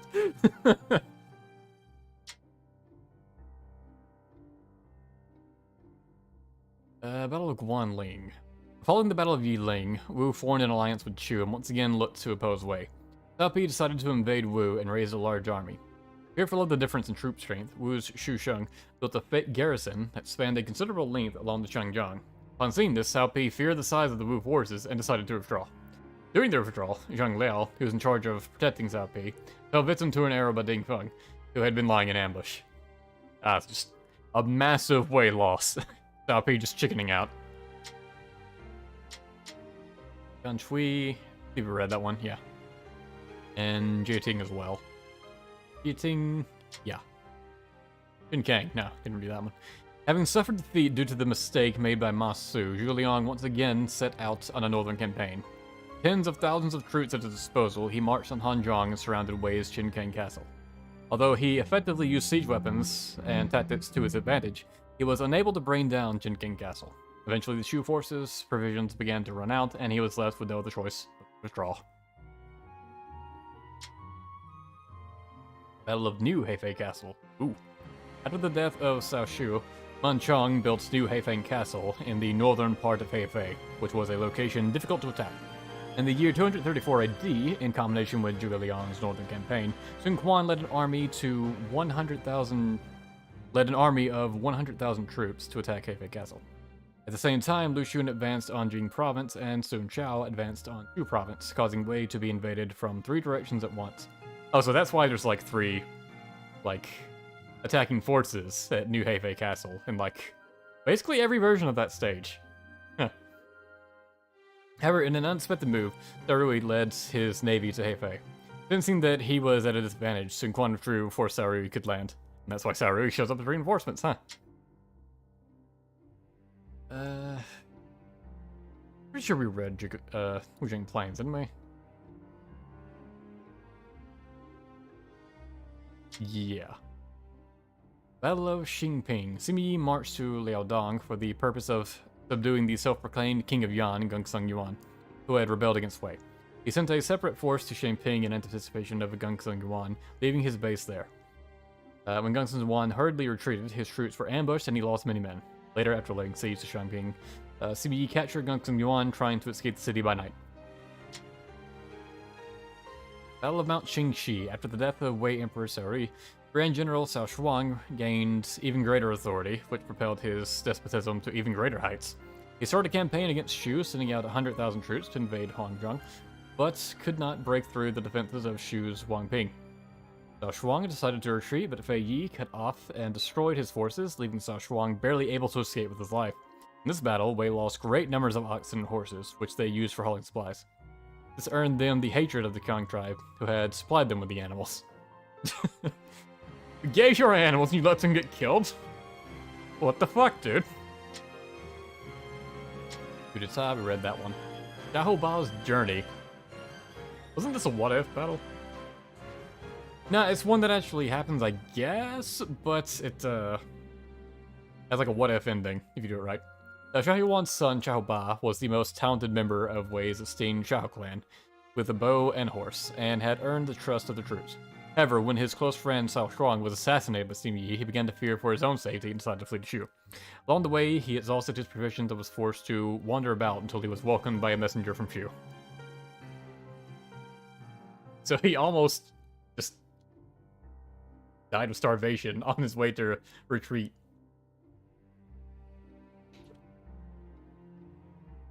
These are some massive year gaps. I haven't been looking. Oh yeah, I mean, it makes sense. It takes a while to prepare for a fight. East Gates Battle. After the death of Sun Quan, Sima Shi decided to attempt to conquer Wu. He appointed Sima Zhao as commander and dispatched armies to attack Wu from 3 directions. One of those forces, led by Zhuge Dan and Hu Xun, surrounded the 2 castles at Dongqing. In response, Wu's Dingfeng attacked the unprepared Wei encampment and dealt them a major defeat. Upon hearing this news, Sima Zhao called off the entire attack. Battle of New Hefei Castle, Jin. The Wu forces, bolstered by their victory at Dongqing, attacked Hefei Castle. Yukika's attack lasted several months, but he failed to take the castle. Zhang Te, the officer in charge of the castle, faked surrender and, during the lull, repaired the castle walls. He then taunted Yukika, who, enraged, led an attack against the castle, but was struck by an arrow from the castle and wounded. The wound soon healed, but plague began to spread amongst the troops, and they lost the will to fight, forcing Wu to retreat. Zhang Te, the hero of that battle. Let's see, Long we read, the Rebellions we read. Yeah, the Wei Emperor's Last Stand we read. We read all those, okay. That's it for the battles. That leaves just the officers, which I'm not gonna read all of these. Oh, it's gonna take too long. Let's see, I guess chat can throw out some names and I'll check them out. Let's find Hu Chi-er. He's one of the more interesting ones that stand out. Yes, let's see, others.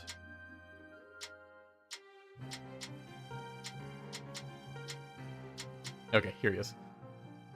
Hu Chi-er, considered the greatest warrior of the Zhang Shui army, he was of non-Chinese origin. During the attack on Cao Cao at Wan Castle, he stole Yanwei's weapon, ensuring the success of their surprise attack.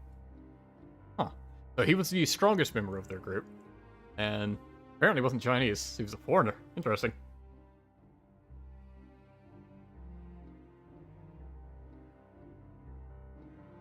Oh, you want me to do all the playable officers? I guess I could. Heijin, Ehei, Masu, and Heijin. Okay. I guess Heijin would be... Yeah, he's in others, isn't he?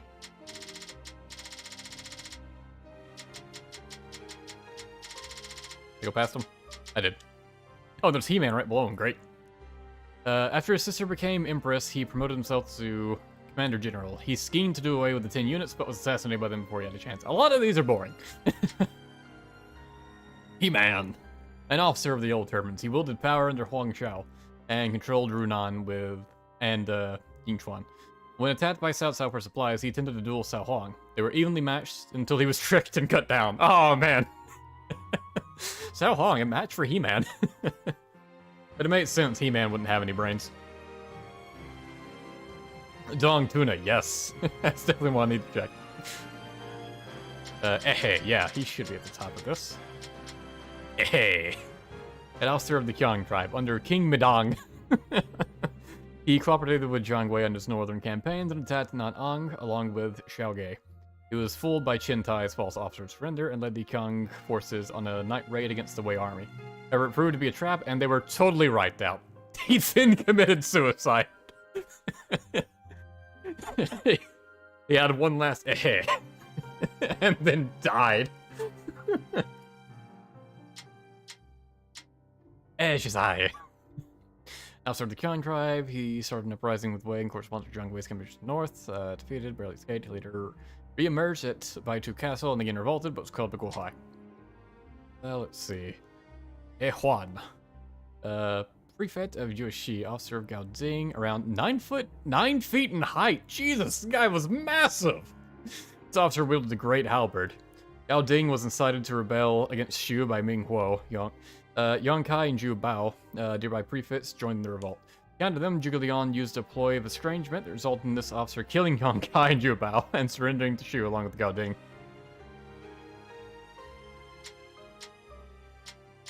Let's see, chat scrolled up too much. Let's see, Xing Ba. Is he considered others, or... He's probably underway, isn't he?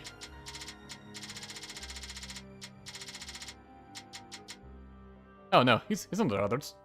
He should be underway. Zheng Ba joined the suppression of the Yellow Turbans as an officer to Tao Qian. He later fought throughout the land under Lu Bu. In the war against... That's not right. He was part of the Yellow Turbans, wasn't he? I don't know. Maybe I'm misremembering. He later fought throughout the land under Lu Bu. In the war against Cao Cao, he allied himself with a group of bandits to resist and torment Cao Cao. After the fall of Lu Bu, he joined Cao Cao. And Zhu Ji Zhengba, that's a fun name to say, you're getting red. A leader of the Yellow Turbans. Having stirred the farmers into rising, he, along with Huang Long, led them in riding across the land. At Zhao Gei's Mount Luchang, he clashed with a force led by Yuan Chao, and after a fierce battle, is defeated. See what Zhu Ci says. He's right here. Man from Lujiang.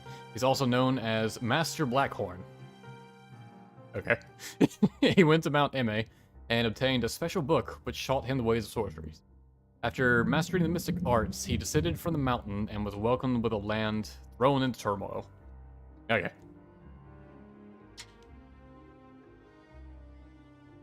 Let's see, I need to... Oh, Sai Mao. Yeah, fine. Let's see, I bet he's under other as well. Yep, there he is. Officer under Liu Biao. He came from a noble family in Jing and was the younger brother of Liu Biao's second wife. His plot to assassinate Liu Bei in order to make Liu Kong surrender ended in failure. He excelled as a naval commander. That's all he's got.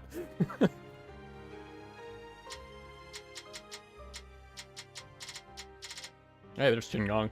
Later Han official of Zhangmo. He joined Cao Cao for a time, but left him.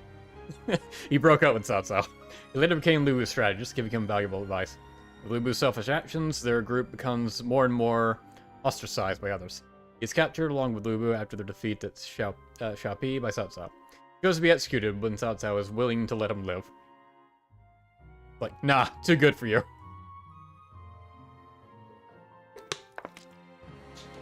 Jing Dao wrong? Alright, sure. People said a whole bunch of other different names, but they've all scrolled up. Just keep saying the same names. If you want them read. Wow, he's got a long one. Jing Dao Rong, prefect of Lingling, an officer under Liu Du. This officer and Liu Shan, son of Liu Du, together faced the approaching army of Liu Bei. However, he was frightened by the power of Zhang Fei and Zhao Yun and surrendered. He was released after suggesting a night attack on Liu Shan's camp, but then went and made plans with Liu Shan to surprise the coming Liu Bei army. However, he was surprised by Zhao Yun's unexpected appearance and killed. Does not appear in historical accounts. Alright. Like, the last statement may as well be non-canon.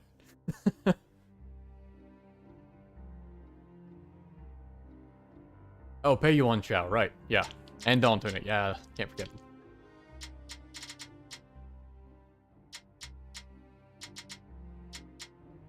Wow, there's not many P's. Pei Yuan Chao, Yellow Turban officer. After the Yellow Turban Rebellion, he became the leader of a group of bandits. He tried to steal red hair, but after finding that it belonged to Guan Yu, he gave up trying. He introduced his friend Zhou Chang to Guan Yu. I like that he has a happy ending. He was smart. Like, I'm gonna take red hair. Oh shit. The Lord of the Magnificent Beard owns it? Never mind. In fact, hey, here's a buddy of mine.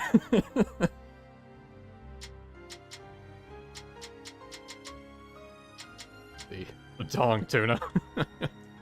Retainer Mingguo, Lord of the Second Cave. These random ass titles. The Second Cave. Why couldn't he be Lord of the First Cave? Like, he moved to start the Shu invasion, but was captured in a night attack. He was released by Zhuge Liang. He once again took the field at Ming Huo's request. However, he was ridiculed by Ma Dai and withdrew in shame. Ma Dai just made fun of him, and he's just like, "Oh," he just left. When Ming Huo punished him for this, he and the other cave lords conspired to turn Ming Huo over to Shu. He was punished and cut down by Ming Huo after the latter was released. A fictional character. Non-canon.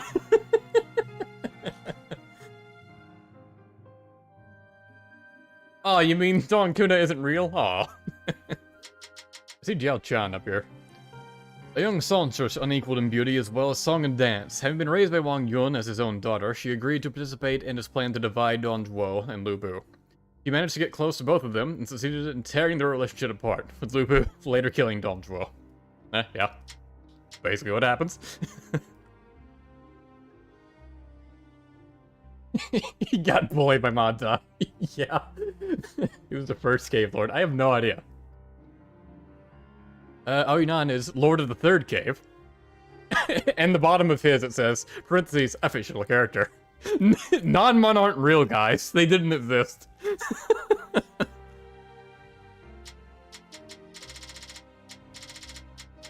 Where's King Wutugu? Okay, here's all the kings. The king of Wugeguao, an extremely large man whose skin was said to be covered in scales. Dude, what the? Wicked. Petitioned for help by a struggling Ming Huo, he joined in opposing the Shu forces. At first, his troops, encased in armor made from wisteria, coated in layers of oil, which sword and arrow attached just bounced off of, overwhelmed the Shu forces. However, he and his men were lured into the Panchi Valley, and while struck there, burned to death. A fictional character.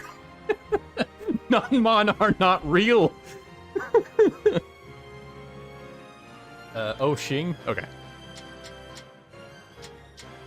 Oh, nice, he's at the top. A rebel leader, he started an uprising in Changcha, but was quickly suppressed by Sun Jian of Wu. Man, one sentence! Is that the shortest one? One sentence, 2 lines, jeez. This guy, he did nothing. Masu, okay. Finally turning off of others.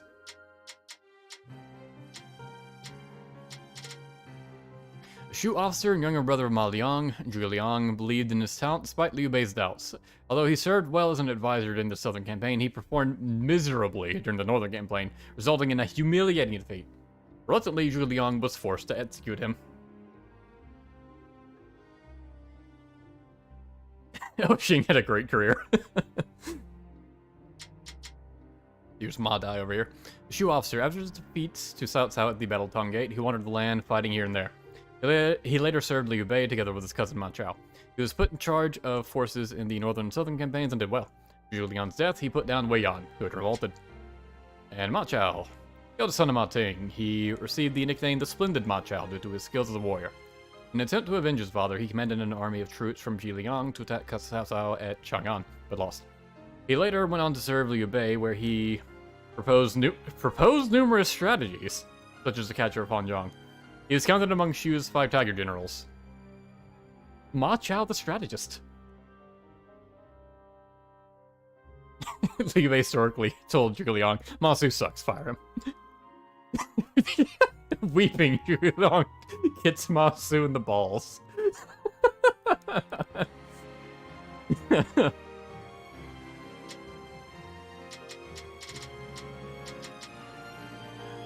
What does Ming Da have? Oh, we already read it, actually, didn't we? Let's see, Mi Fang. An officer serving Liu Bei and Mi Zhu's younger brother. He protected southern Jing under Guan Yu. However, he was persuaded by his friend Fu Shiren to betray Guan Yu and join Wu. He later returned to Shu, but was executed for his betrayal. So he tried to go back. Man, what a moron. I know that he served Shu for a while, but after getting, like, the brother of the boss killed, like, why would you bother? And Fu Shiren. Officer under Guan Yu, Fu Shiren defended Guan Yu's rear flank while stationed at Gang'an, but surrendered when invaded by the Wu army. He attempted to rejoin Shu at Yiling, but was denied and executed for causing the death of Guan Yu. I mean, yeah! How dumb are you guys? Like, I was talking about Ma Chao murdering villagers. I don't know if that actually happened or not. Or if you're just quoting, Wang Yi's storyline. Liu Shan, legitimate child of Liu Bei and second emperor of Shu. He was left behind at the Battle of Changban. Left behind at the Battle of Changban, and was saved by Zhao Yun. Before he died, Liu Bei told Zhuge Liang, if Liu Shan has no talent, then you must become emperor in his place. Man! However, Zhuge Liang continued to support him. He quickly surrendered when the Wei forces reached Chengdu and caused Shu to fall. When he was little, he was referred to as a Do. Liu Bei really didn't give a damn about Liu Shan. The first emperor of the Shu, Liu Bei, the first emperor of the Shu kingdom, along with his former brother Guan Yu and Zhang Fei, participated in the campaign against the Old Turbans. Fighting in various battles, he established the Shu kingdom, signifying the beginning of the Three Kingdoms era. His aim was to restore the Han Dynasty, thereby bringing peace to the troubled land. Yeah, boring, whatever. The, Gao Gan, He Yi, okay, I believe both of those are others.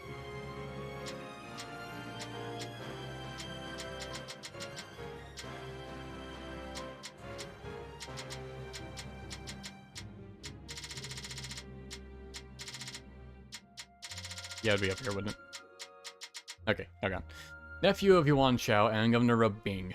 Gan led an army to save Yuan Shao after his loss at Guandu. He later raised an army against Cao Cao at Huguan. Put up a good fight against Cao Cao's renowned generals Li Dian and Yu Jin, but was defeated. Who else was I looking for? Hei Yi, okay. Yellow Turban Rebel. After the Yellow Turban Rebellion, he led a group of surviving followers and captured Runan. Being captured by Shu Zhu, he was executed by Cao Cao. Yeah. Where's Xing Sai at? Hua Lang.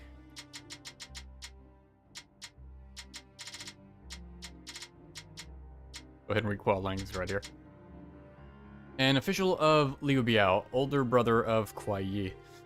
He assisted command when Sun Jian attacked. He ordered Lu Gong to ambush Sun Jian, which succeeded in killing him. His advice that they should wipe out the remaining Sun troops was denied, since Liu Biao was worried about Huang Zhu, who had been captured previously. He succeeded in trading Sun Jian's body for the release of his officer.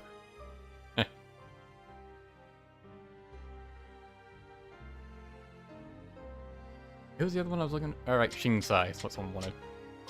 I'm sure it's basically just going to say daughter of Zhang Fei.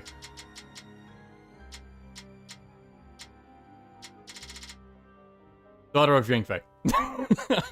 Intelligent, far-sighted, and gifted in military matters. She, along with Liu Shan, Guan Ping, and others of the next generation, represented the hope of Shu's future. You can tell that's all fictional bullshit. At least the last line was. The Young Shui, okay. That's an other, I think. No, I guess not. I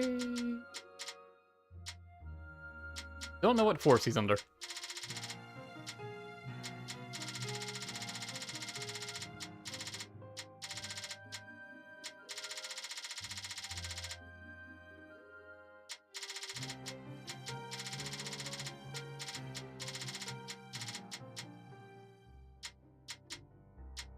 Okay, there he is. He's a way officer. A way officer and the son of Captain Yang Biao of the Eastern Han. So talented, he was neglected by... Oh! You had me read the... the chicken ribs guy. Fine. Although talented, he was neglected by Cao Cao. It is said that this was due to the fact that he was Yuan Chao's nephew, or perhaps because this had been suggested by Xiao Ji. During the attack on Hanzhong, he interpreted Cao Cao's muttered chicken ribs as a signal to retreat and began to prepare for retreat without waiting for orders.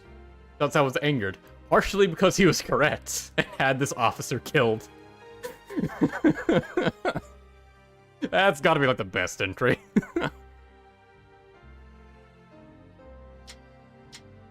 I saw Ling Kao. Sure.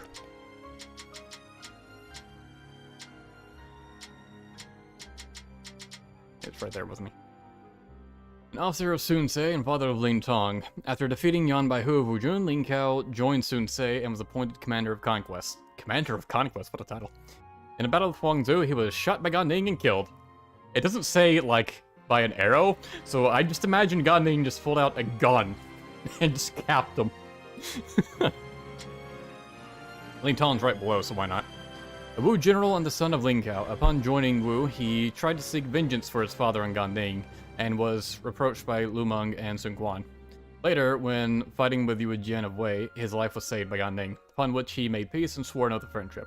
However, on the battlefield, the rivalry continued as they competed to see who was a better warrior. It was Lian Qi, yeah. The wife of Sun Quan, born in Shu province, she was of the same family as the Wu general Bu Ji. Truly beloved by Sun Quan, she was also highly loved by the rest of the court. Everyone enjoyed her. She gave birth to two daughters, Sun Luyu and Sun Luban. She is said to have been his most loved wife and was buried in the same grave, sometimes called Madame Bu. Alright. Hanzhong, okay.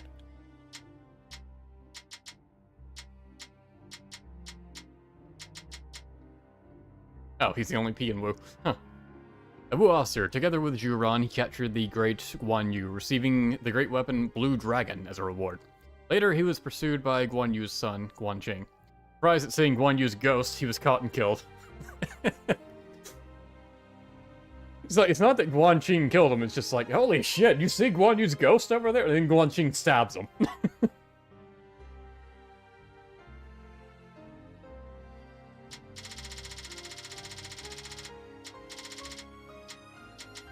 Okay, I was wondering why I wasn't seeing any faces as I was scrolling down. I think it takes a second for them to load.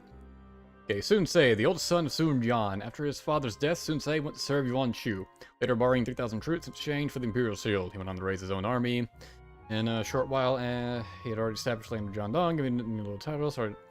Starting with his old friend Zhou Yu, he went on to gather many talented officers, laying the foundation of the Wu Kingdom. Yeah, boring. Su Jian, a great hero who is said to be the descendant of the legendary Sun Tzu. Became well known after defeating a band of pirates and further distinguished himself during the battles against the Yellow Turbans. Soon became the prefect to Changsha and served as the vanguard for the coalition forces against Dongzhuo. While in the battle, he found the Imperial Seal hidden in a well and took it back home with him. This is mine now. Sun Man! An officer of Wu, third son of Sun Yu, the cousin of Sun Quan. He fought with Wei forces at Shouchun during Zhugedan's rebellion. After Zhugedan was killed, he lost his will to fight and turned away.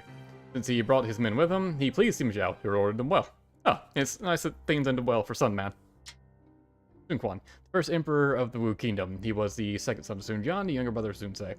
He succeeded the family line following Sun Ce's sudden death of his younger brother. Sun Ce is said to have said, "You believe that your offense is strong, but in actuality, it's your defense which is stronger." At the Battle of Chi Bi, Sun Quan faced the larger forces of Cao Cao and managed to emerge victorious. Sun Qingcheng, the daughter of Sun Jian. She was also the younger sister of both Sun Ce and Sun Quan. A tomboy, she... Alright, the second you read a tomboy, you know it's just writing fanfiction at this point. She took interest in the martial arts from a young age. When she later became Liu Bei's wife, it is said that her ladies-in-waiting were constantly outside her room, dressed in full armor.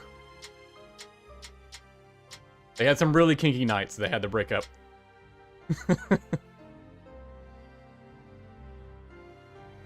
The power of the sun in the palm of my hands.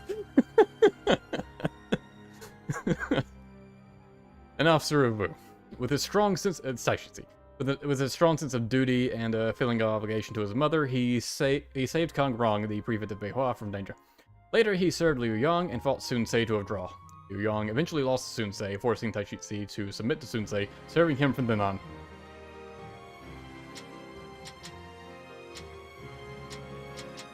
Is this show just, Nah, I can't make it show just Muso officers. But we're already going through Wu, so... keep going down this list. Xiao Qiao, daughter of Qiao Shan. She later married Zhou Yu of Wu. Together with her older sister, Da Qiao, they were referred to as the two Qiaos. Upon hearing a rumor spread by Zhuge Liang that Cao Cao was after the Qiao sisters, Zhou Yu persuaded Sun Quan to declare war, ultimately leading Wu into the Battle of Chi Bi.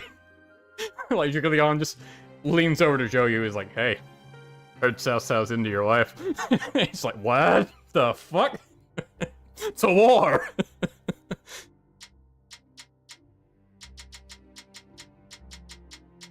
Zhou Tai, a Wu officer, formerly a pirate, he came to work for Sun Ce. Despite serious injury, he succeeded in rescuing Sun Quan when he was attacked by bandits. Battle of Hefei, he used his own body as a shield, again, to protect Sun Quan. He was rewarded with a banquet in his honor. Zhou Yu. He was the sworn brother of his lord Sun Ce. According to Sun Ce's will, he became chief lieutenant to the young Sun Quan. At the Battle of Chi Bi, he served as the commander, leading his fleet to victory over the much larger forces of Cao Cao. He is often complimented on his good looks. Huron. During his youth, he studied alongside Sun Quan. Led by Lu Meng, he and Han Dong attacked and captured Jing province. Later, he and Pan Zhang captured Guan Yu, who was fleeing the fall of Mai Castle. He also participates in the Battle of Yiling. Historically, he participated in a number of battles, including the defense of Jiangling, where he led a small number of troops, including some that were sick and wounded. Alright. You're on the slave driver, I guess.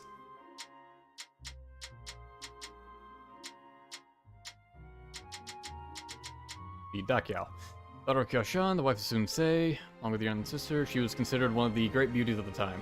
Beauty was such that she outshone the moon and stars, and caused the flowers to hide in shame. Ding Feng, a Wu officer who served Sun Quan. In his first battle, he proved his excellent skill by defeating Zhang Liao. I mean, it's not really excellent skill when you just snipe someone with an arrow, with an ambush. Having served Wu for over 70 years, he was promoted as high as Commander General. Oh, and the other Ding Feng. Officer of Wu and younger brother of Ding Feng. Named. So, Ding Feng's mother just decided, I don't want to keep up with you guys, you're both Ding Feng. When Deng Ai of Wei attacked Shu in 263, he, along with his brother and Sun Yi, reinforced the Shu forces at the request of Zhuge Zhang. Just before Shu was overwhelmed, he and Sun Yi set forth into Han Chui Basin and put pressure on Wei. Rose to the rank of General of the Rear, but died earlier than his older brother. Gan Ning, a Wu officer, a former pirate. He attached bells to his clothes so that enemies would know when he was coming. He served under both Liu Biao and Huang Zu, but after being passed over for promotion, took his services to Sun Quan, who, at the recommendation of Zhou Yu and Lu Ming, welcomed him to Wu. Later fought at Chi Bi and in the campaign against Wei. Huang Gai, an officer of Wu since the days of Sun Jian. Battle of Chi Bi, together with Zhou Yu, he executed their special plan. After being attacked by Zhou Yu, Huang Gai surrendered to Cao Cao, whereupon he then set fire to the Wu fleet, leading to a great victory for Wu. Read the L's, didn't we? And S's and I think we're done with Wu. Strong Ring. Who's that? Is that a Wu guy?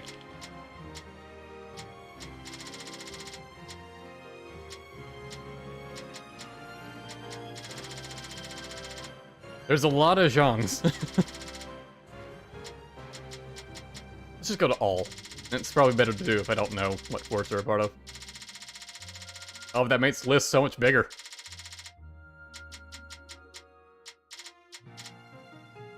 Strong Ring. Eunuch of the later Han and one of the 10 units. His position as an advisor to the Emperor gave him great power, which he used unscrupulously to assassinate any who opposed him and committed many more atrocities. He temporarily sides with Grand Commander He Jian against the other units. However, he later assassinated He Jian and was attacked by Yuan Shao.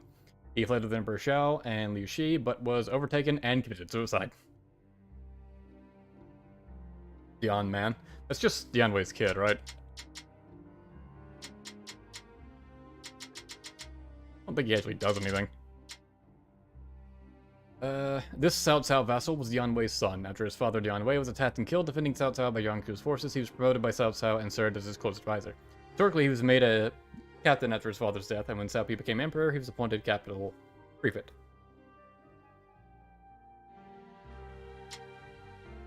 Dian Wei, a giant of a man who served as Cao Cao's personal bodyguard and was constantly by his side. After Zhang Xu's attack on one castle, he alone stood before the enemy troops, giving his life so that Cao Cao could escape. Cai Wenji, daughter of Sai Yang.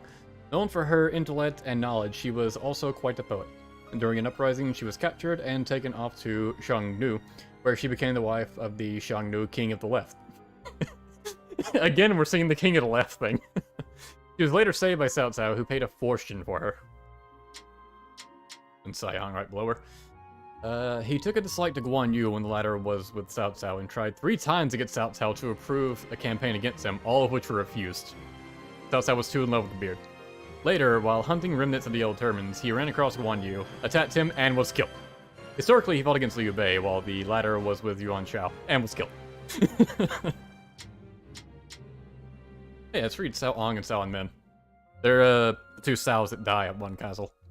The oldest son of Cao Cao, Zhang Shu of Wan, submitted to Cao Cao and invited him to a feast. After the feast, when Cao Cao was sleeping, Zhang Shu attacked.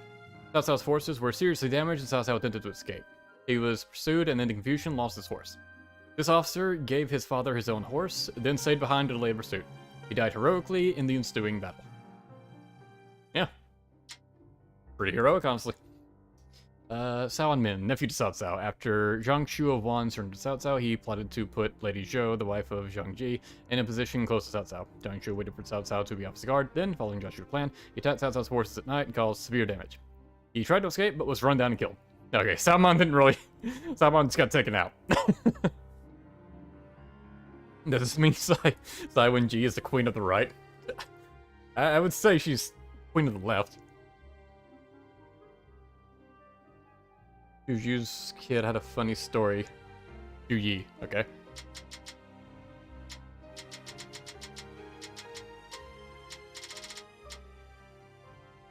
A Wei officer and son of Juju became Zhang Hui's vassal during the Shu campaign, was placed in charge of road maintenance, was then beheaded after Zhang Hui's force lost its shoe when walking on one of the roads, causing Zhang Hui to nearly be killed.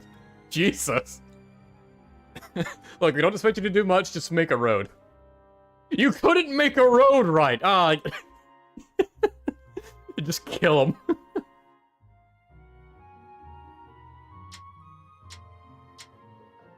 Juju. Wei officer. Extremely large man, almost as wide as he was tall. Capable in battle as the great Dian Wei, he also served as Cao Cao's personal bodyguard. Normally a quiet and absent-minded man, he transformed on the battlefield, fighting with the fierceness of a tiger. Juju's son was just so inept.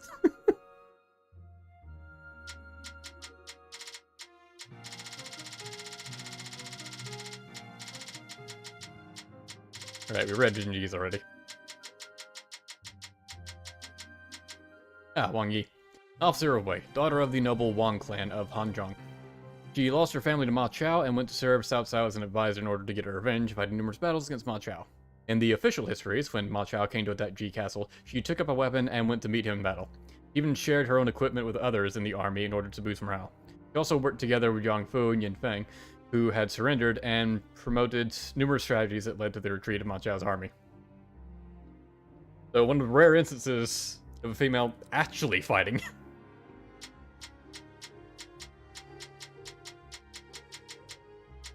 Xiahou Dun. Cousin of Cao Cao, it is said that he lost his eye to an arrow during a battle against Lu Bu. He then removed the eye from the arrow and ate it, because he's a badass. Later, he commanded numerous troops and fought in various places, serving as Cao Cao's right-hand man. Zhao Yuan, a Wei officer and cousin to Xiahou Dun, he worked with Cao Cao from the beginning, commanding a division of Cao Cao's newly formed army. Famous for his lightning-quick attacks, he had a long list of accomplishments, including the defeat of Ma Chao. However, at the Battle of Mount Dinjung, he was killed by Huang Zhang.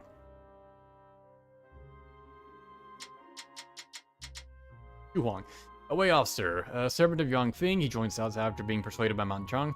He served as an important part of Wei forces, a wise and valiant general. Cao Cao labeled him a match for Sun Tzu. After his victory over the army of Guan Yu at Fan Castle, he is counted among the 5 generals of Wei.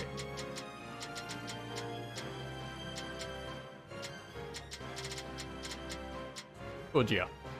Based on a recommendation from Jing Yu, he was made Cao Cao's strategist and earned his trust due to his brilliant strategies and decisiveness.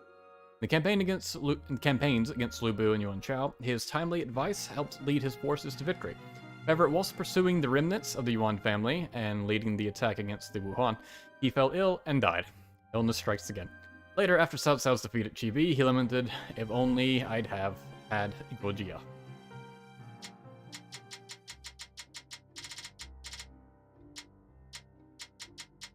Jia Shu, a Wei officer. He originally served under Li Jui, but dissatisfied with the way he was treated, left for Jiangsu. There he was a brilliant tactician whose strategies resulted in numerous victories over Cao Cao. Later joined Cao Cao along with his lord, Jiangsu, and received a promotion. Yeah, it's not often talked about that Jiangsu actually joined Cao Cao. Like, none of them really get punished for Yan Wei's death. I guess Cao Cao was just so impressed they managed to do that much. Pang Dai, officer of Wei, father of Pang Hui, formerly an officer under Ma Chao. After losing a battle against Cao Cao, he went to serve Zhang Lu of Hanzhong. He returned to Zhang Lu when Ma Chao surrendered to Shu and went on to fight Cao Cao, who forced him to surrender. During the battle at Fan Castle, he shot Guan Yu in his left arm with an arrow. Although this made the battle difficult for Guan Yu, Pang Dai fell victim to the flood attack and was captured. Even though he was requested to surrender, he stubbornly refused and was executed by Guan Yu. So Guan Yu didn't even really beat him. It was the water that did it.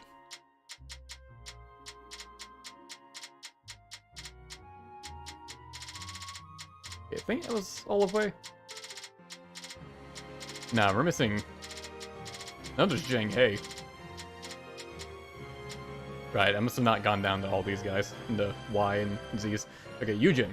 Brave general who served Cao Cao. He joined Cao Cao when the latter becomes a provisional governor and then followed him from then on.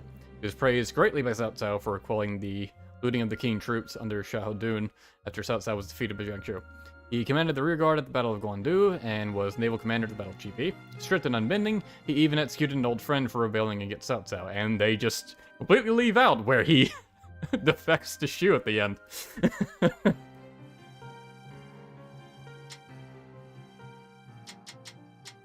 Yujin.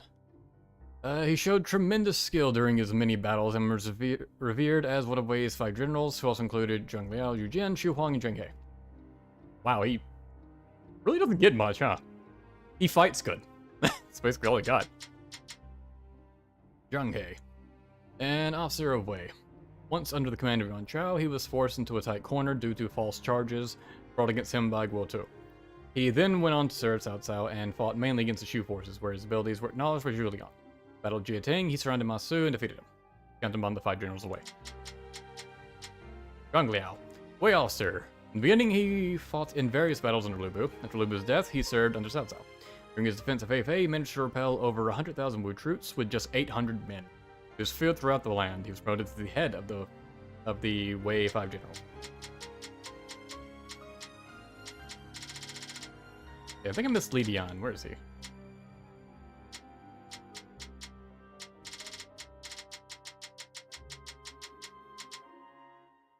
Officer of Wei, a veteran warrior who served with Cao Cao since he first raised his army. At the Battle of Boing Po, he saw through Liu Bei's plot and managed to save Xiahou Dun from danger. Later, he helped protect Hefei together with Zhang Liao and Yu Jian. Although the three of them did not get along together, they decided to put their differences behind them, and Sun Quan came to attack, enabling them to impressively drive off the Wu forces, which numbered near 100,000 men. Jin Chang of Wei, Manchong, okay. Officer of, this is Manchong. Officer of Wei, he convinced Yang Feng's officer Xu Huang to join Cao Cao. He advised Cao Ren to defend Fan Castle when attacked by Guan Yu, and succeeded in repelling Guan Yu. Alright, not much for him. What was the other one? Jin Chang, okay.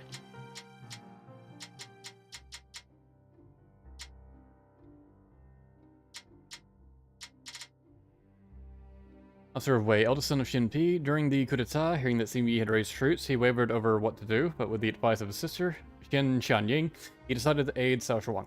He broke through the siege of Luoyang and rushed directly to the emperor. After Cao Shuang was killed, he was praised for his loyalty and pardoned. Huh. So despite going against the Sima, he was just like, ah, you were cool. Lu Ji, okay. That's a Wu guy, right?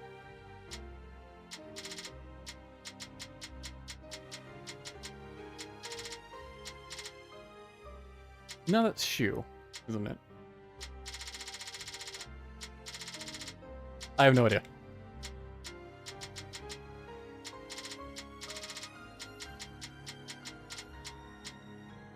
Oh, it was Wei. Okay. Shouldn't have changed off of Wei. Wait, there's two Lu Jis. No wonder I couldn't figure it out. I don't know which one you want me to read, so I guess I'll read both. The first Lu Ji, Officer of Wei. He did much under Guo Huai and Cao Jian, and was trusted by Cao Shuang. He was given the position of Minister of War. When Sima Yi rose and took Luoyang, he and Xin Chang broke through the siege and rushed to the side of the Wei Emperor Cao Fang. After Cao Shuang yielded, he was thrown into prison. But for his faithfulness, he was later restored to his position. Sima family seems to ironically value loyalty. Minister of the Eastern Han. This is second Lu Ji. He taught Gongsun Zan and Liu Bei. During the Yellow Turban Rebellion, he performed well while leading a subjugation force together with Huang Kusong and Zhu Jun. But he was the target of rumors from the eunuchs and exiled because he did not send them a bribe. Later, he was restored as a minister of the Eastern Han, but he grew weary of Don Zhuo's tyranny and retired from office. In the official histories, he went on to serve as Yuan Shao's strategist after he retired. Huh.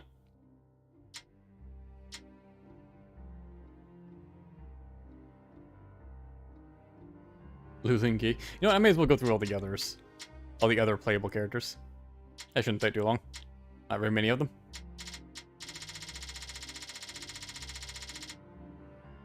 I think Diao Shan's the only one on that list. I already read her.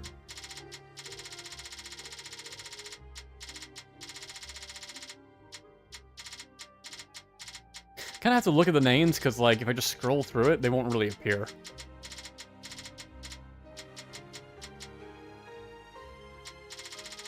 Wait, we were on... Yeah, see, like, Lu Bu's didn't show up. But yeah, let's read this. The mighty Lu Bu. He was skilled in all the martial arts, especially archery and horseback riding. It's often said among among men, Lu Bu. Among horses, red hair. Red hair could gallop 1,000 leagues in a single day, and Lu Bu burnished his fabled spear? I think that's supposed to be brandished, his fabled spear. Loyal only to himself, he cut down his own adoptive father, Ding Yuan, and joined Don Zhuo, only to later betray him as well. Daughter of Lu Bu, Lu Lingqi, and heir to his skill in fighting. She was left behind when Lu Bu was driven from Chang'an by Li Jui and Guo Si after killing Don Zhuo. She was later sent to him. In the mail. They just stuck her in a box and sent her off. A political marriage was proposed for her with Yuan Chu's son, but it never takes place. She survived after Lu Bu was killed by Cao Cao. And like, a bit of this is fictional, so...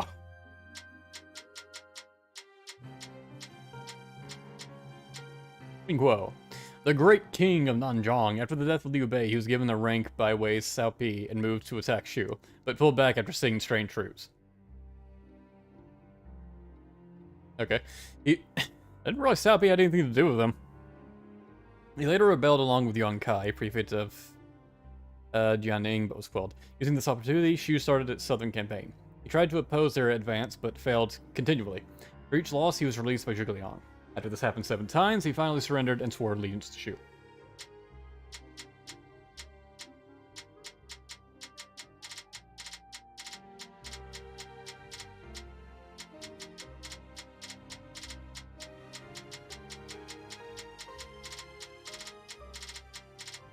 There's always a bunt in this last tab. The Yuan Shao already read his. Yeah, and it doesn't really say anything interesting. Zhang Zhao, a former government official out of the Julu region. He spreads his teaching as the founder of the religious sect known as the Way of Peace. He used turmoil of the land to gather support of the people. These supporters, he formed the group known as the Yellow Turbans, declaring himself the General of Heaven. Turned against the Han Dynasty, leading the Yellow Turban Rebellion. Zheng Benqing, receiver of the power. Following Set's leader Zhang Zhao, he rebelled across the land with the rest of the Way of Peace followers in the Yellow Turban Rebellion. He marched to meet Huang Fusong and Zhu Jun of the Allied forces in battle on the grounds of Nanyang. And nothing else on him after that, apparently. And I believe I missed Anzhuo, haven't I? Right, here he is. Former governor of Xiliang, he was summoned to Luoyang by He Jian to protect the young Han Emperor. However, he quickly usurped the imperial court's power and began a reign of terror. He adopted the mighty warrior Lu Bu as his son to further his tyranny, opposing Emperor Shao and installing Emperor Xian in its place, moving the capital to Chang'an, and generally ruling the people with the power of fear. You fool! I already read his, I'm pretty sure. Dong Tuna already read his. Tadun, sure.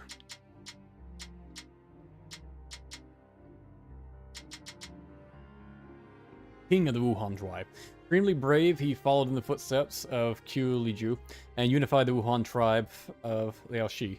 When Yuan Qi and Yuan Chang were defeated and forced to flee from Cao Cao, he offered them protection. He went out to meet Cao Cao's army in battle, but was soundly defeated and killed by Zhang Liao.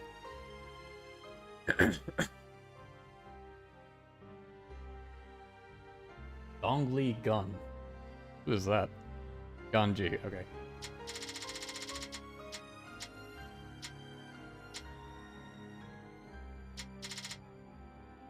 I don't see him here. Ah, there he is. Way officer.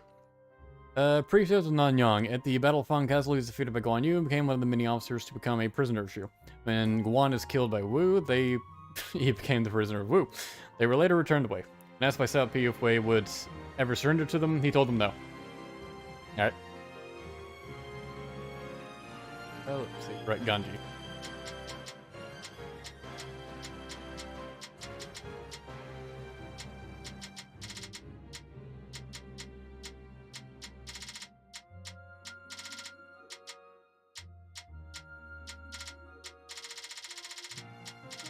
Okay, there he is. Taoist. Just Taoist. Lived in the Wujun, hearing the common folk and convincing them to become followers. Appeared to Sun Ce after the latter was injured by assassins. He was captured by Sun Ce, then told he would be released if he could make it rain. He brought the rain, but was still killed.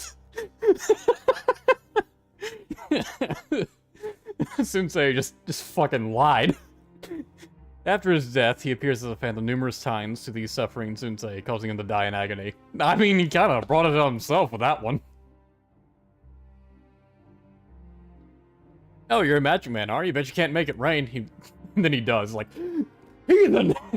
Just kill him. What? Everyone keeps saying I forgot Han Dong. I'm pretty sure I didn't. Like, I don't think there's a Han Dong in this. I didn't see him.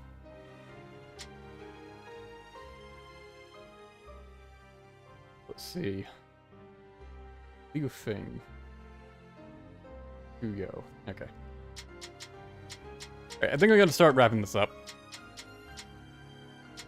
Because my voice is kind of getting strained at this point.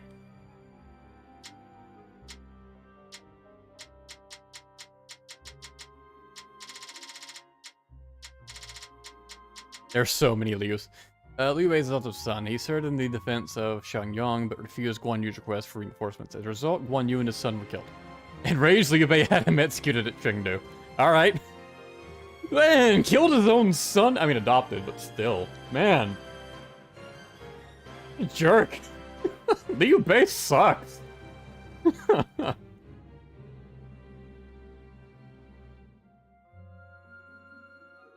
Shuyo. Already read Ufalo. Stop suggesting him.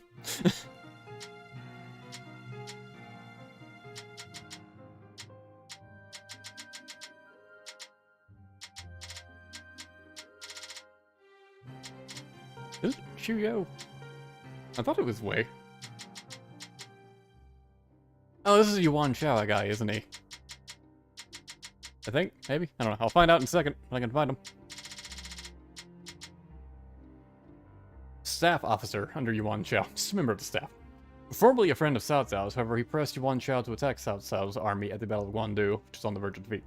However, when a member of his family was slandered by his political opponents, Yuan Shao was angered with him. Because of this, he surrendered to Cao Cao and revealed information about the supply bases at Wuchao.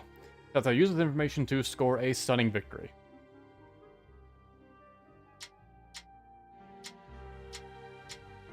Okay, let's see. Went through Wu and Wei, and others. So I'll read the playable characters from Shu, and then read the playable characters from Jin, and then I'll call it there. Wow, this is almost 3.5 hours. I didn't think this would take this long, honestly. In case it was too short, I actually, like, reinstalled Samurai Warriors 4 on my PS4 just in case I needed more, like, glossary entries to check. Unfortunately, Samurai Warriors 4 only has, like, character entries like this. It doesn't have, like, an overarching story. The Bao Sanyang, daughter of Bao Kai. Beautiful and talented third daughter of the Bao family. With her beauty, she had no end of suitors, but she proclaimed that she would marry no one weaker than her, and continued to defeat those who came to fight with her. Hearing the rumors, Guan Suo, third son of Guan Yu, came to call, and in the ensuing duel defeated her. She then became Guan Suo's wife. From then on, she fought at his side as one of Shu's officers. How much of that is real is up for you to decide. Fa Zheng, an officer of Shu and former servant of Liu Zhang.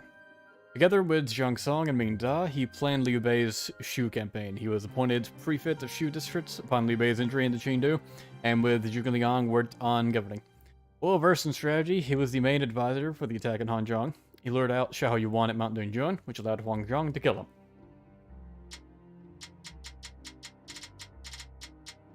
No, I'm not saying I'm going to strain SRB4 after this. I'm just saying I had a backup plan. Guan Ping, an officer under Liu Bei. Second son of Guan Ding, he became Guan Yu's adopted son after Guan Yu took an interest in him. When Liu Bei took Shu, he and his father protected Jing. Captured by Wu at Mai Castle, he suffered the same fate as his father. Guan Suo, a Shu officer and Guan Yu's third son. During the fall of Jing, he suffered major wounds and fled to Baoji Zhuang to recover. Just before the southern campaign, he returned to Shu and led the attack, managing to capture Mingguo during the process. Guan Qing, Shu general and Guan Yu's second... Who was the first son? When Liu Bei raised his army for the fight against Wu, he participated so that he could avenge his father. He made a pact of brotherhood with Zhang Fei's son, Zhang Bao, and the two proved to be a formidable force during battles in the north. It's son of Guan Qing. Guan Yinping. When Liu Bei became king of Hanzhong, Sun Quan's messenger, Zhuge Jian, brought a proposal to marry Sun Quan's son to Guan Yinping. Guan Yu refused, stating that he would never give the daughter of a tiger to the son of a dog. Wow. Guan Yinping was diligent in her training and was constantly guarded in combat gear. Man, Guan Yu's kind of an asshole. The Guan Yu. One brother of Liu Bei and Zhang Fei, he was the leader of the Five Tiger Generals and helped to build the foundation of the Shu Kingdom. With his strong sense of duty and bravery, he was labeled as a warrior without equal. Guan Yu is also known for his beautiful long beard.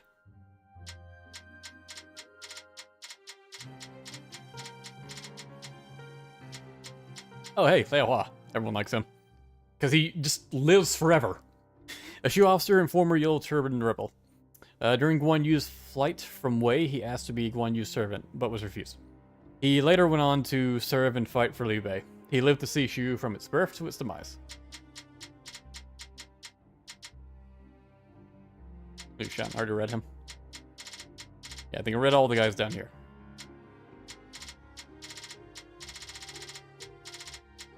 Oh, here's Yu Ying. The wife of the great strategist Zhuge Liang. She was said to have supported her husband with her knowledge of astronomy, geography, and military strategy. She was apparently quite unattractive, but Zhuge Liang pursued her anyway when he heard of her wisdom. Yeah, looks so unattractive here.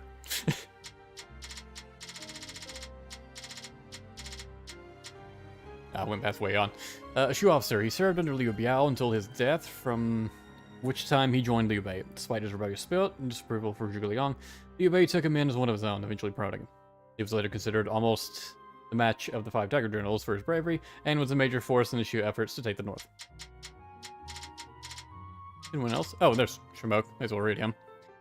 King of the Wuxi, helping Liu Bei in his campaign against Wu, he killed Gan Ning with an arrow. After being attacked by fire, he fled, but was followed by Wu Zhoutai, who killed him.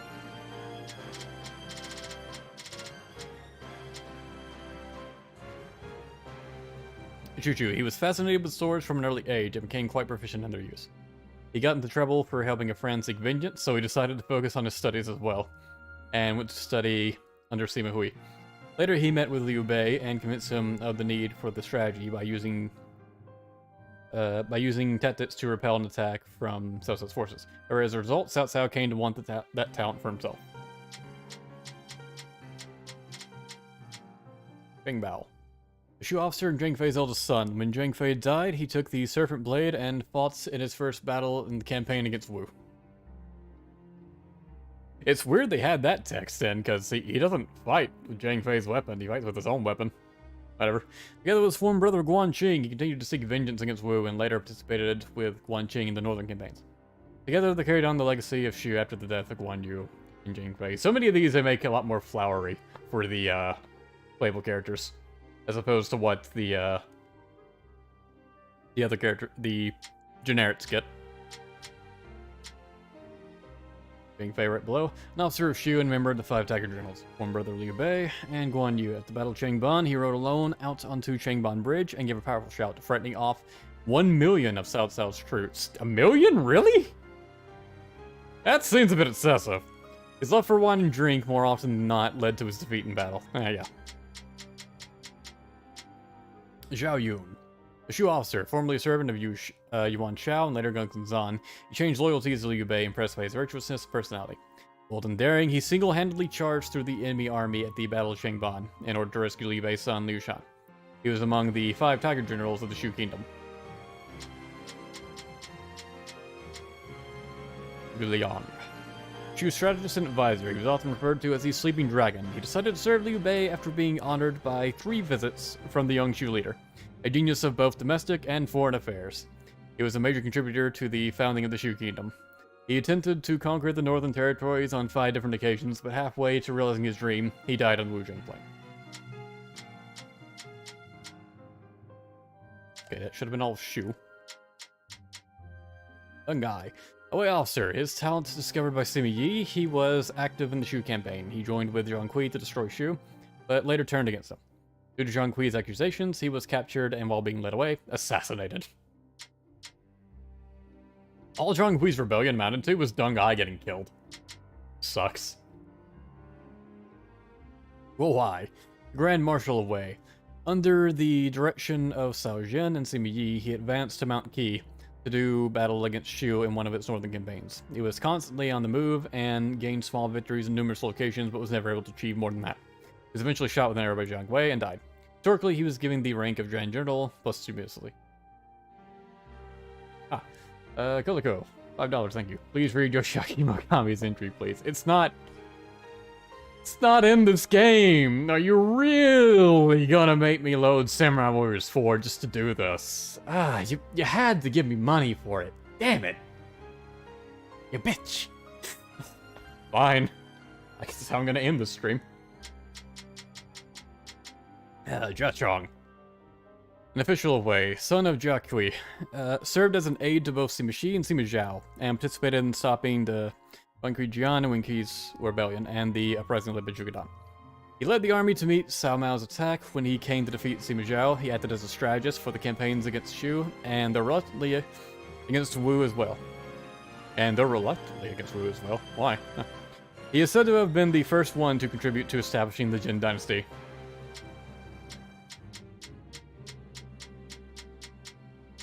Sima Shi, the eldest son of Sima Yi. He fought in many battles, including one against Zhuge Liang. He and his father assassinated Cao Shuang and took control of Wei. After his father's death, he deposed Cao Feng, inciting Yin Juan and Wen Qin's rebellion. He quelled the rebellion himself and led the Sima clan to seize total control. Later bestowed the throne to his younger brother, Sima Zhao. Sima Wang. Sima Wang. Relative of Sima Zhao, he met Zhang Wei in the field, but was defeated. Oh. With the aid of Deng Ai, he avoided losing his castle. Later, he figured out the weakness to Zhang Wei's camp and was able to save Deng Ai. Ah, nice, he returned to favor. He realized he could not beat Zhang Wei in strategy and bribed Xu's unit Huang Hao to get Liu Shan to order him home. After that, he continued to fight against Zhang Wei. Like, he wasn't really good at anything, but he was smart enough to realize he wasn't good and realize that money can solve problems. Alright, Sima Yan. Yeah, I should probably read him. Oldest son of Sima Zhao and Wang Yuanji. He was designated as heir by his father. With the advice of Jia Chong, he forced the emperor to abdicate and soon to throw in its place. He established the Jin Dynasty and became its first emperor. Eventually conquered Wu and unified the country for the first time in over 100 years. Oh my god, Sean! Sean Toyotomi, you son of a bitch. Do all of Samurai Warriors, pretty please. Why would you give me money for that? I can't do it all.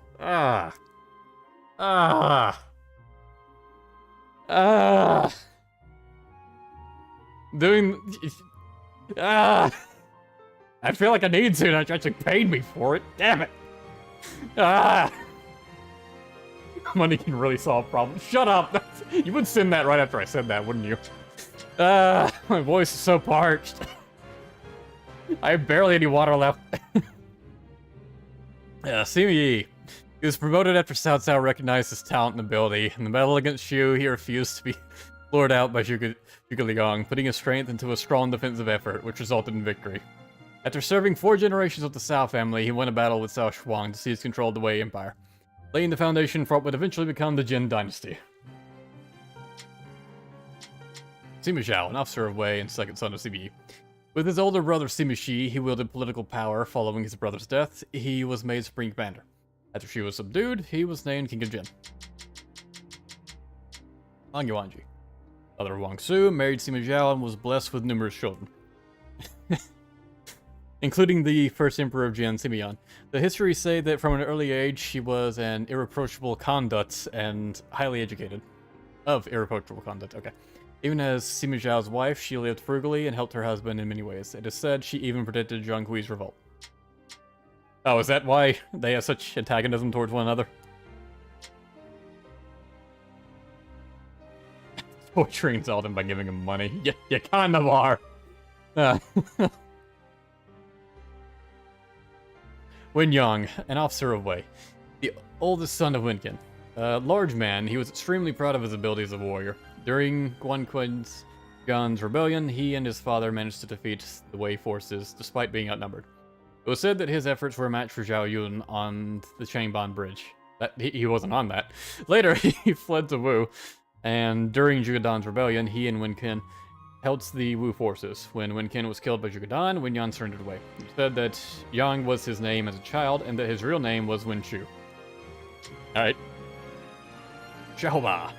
He served as an officer for both Wei and Shu, Xiahou Yuan's eldest son. When Cao Shuang was assassinated by Sima Yi, this officer sensed danger and escaped to Shu. His younger sister married Zhang Fei, and their daughter became a consort to Liu Shan. Married, yeah. God damn it! Aaron Murphy, thanks for the $5. I agree, read Samurai Warriors. Damn it! Voice is actually hurting. Yang Junhua, the wife of Sima Yi and the mother of Sima Shi. And Sima Zhao. If I do Samurai Warriors, it's gonna be a different day. I can't do it all in one day. The wife of Sima Yi and the mother of Sima Shi and Sima Zhao. She was known for her cleverness and kindness from an early age. When Sima Yi began to neglect his family in order to focus on his political career, she took their sons and refused to eat until she received an apology from Sima Yi. It's like, I will die of starvation until you apologize for what you've done. Like, Jesus. After her death, she was named as Empress Dowager when the Kingdom of Jin was founded. Zhang Hui, displaying enormous talent from an early age, Zhang Hui gained the confidence of Sima Zhao. He and Deng Ai were placed in command of the campaign against Shu, but Deng Ai reached and conquered Chengdu first. Later, after conspiring with Zhang Hui to remove Deng Ai from favor, he declared independence of Shu, but was killed by subordinates. Taken out immediately. He Frun Maru simp. Gave out a membership. Nice. And someone grabbed it. Nice. And Zhuge Dan, not sure wait. Cousin of Zhuge Liang, he helped to quell the rebellions of Wen Qin Jian and Wen Qin. But later, angered by Sima Zhao's tyranny, he joined forces with Wu and rose in rebellion. He was surrounded and attempted to break out, but was killed by Hu Fin. And I guess I'll look for Han Dong. You people say he's in here. Oh, hey, there he is. A Wu officer and veteran general who served 3 generations of the Sun family. He participated in numerous battles, including the Battle of Qi Bi, campaign against Guan Yu, and the Battle of Yiling, playing an important part of the Wu fleet. At Qi Bi, he rescued one guy who had fallen overboard after being struck by an arrow. That's like the only thing he's really known for, is rescuing one guy, and just showing up in a bunch of battles. Alright, let me drink some water.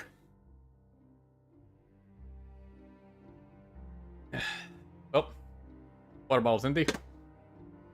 Set it across the room. Alright, that is... I read more of this encyclopedia than I thought I would. It took longer than I thought it would. The chat is just spamming emotes, mostly around Maru. We look at Zhurong yet. Damn it! No, we didn't. Some of these are probably missed, just because... Like, if I scroll through it, like, this quickly, their face doesn't appear. It takes a second for them to appear. So I just kind of gotta know when to stop. I don't know everyone's position. Alright, where is she? Wife of Monk Wo, self-styled descendant of the legendary fire god, Yurong. Self-styled descendant? So she's just making that up?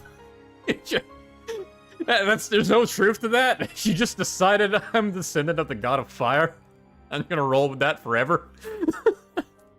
She's a freaking, what is that term? Shunibyo? Whatever? An excellent warrior. No, she isn't. The other part of this, the history thing, said she was defeated immediately. During Shu's invasion of Nanzhong, she was able to capture Shu officer Zhang Yi and Ma Zhang, but she herself was caught by Wei Han and Ma Dai acting together. She was later included in a prisoner exchange and returned to her camp.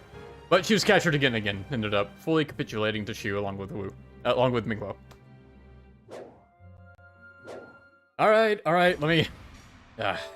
we put in... Samurai Warriors 4. I had to bring that up, didn't I? Alright, take that out. Gotta take my headset off. Find where I stuck the case, because I have it on disc.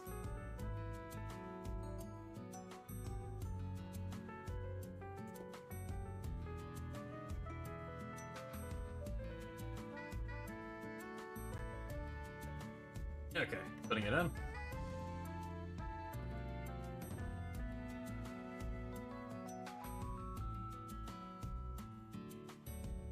Nice background. Alright, you're seeing the Yettunia background.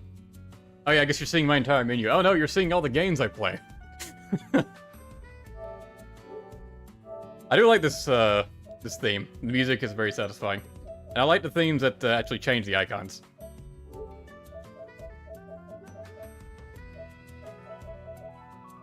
Actually curious what all I had over here. The Final Fantasy VII, which I started only so I could transfer my save to the PS5 version so I could replay that. Devil May Cry, because it's great. Sumeragi, which I haven't gotten around to play. Catherine Full Body, which I played the first Catherine, didn't actually get around to playing the second one. I just downloaded it and then never actually tried. And then I got the Ninja Gaiden collection when it came out, and beat Ninja Gaiden Sigma and Sigma 2 on Master Ninja difficulty. That's actually my first time doing that, so that was fun to do. And then I just have not played Ninja Gaiden 3, because I just don't want to, even though I've downloaded it. Like a $2 game I bought just because it looked mildly amusing, never got around to playing it. Persona 5 Strikers, because that's good. Super Robot Wars V, because that's good, and I thought I might replay it at some point. Never did. Let's see, alright, and I played Disgaea 5 forever ago. And that got me to want to play Disgaea 1 again, but then I didn't end up finishing it, because it's kind of aged, especially after I finished playing Disgaea 5. Alright, anyways.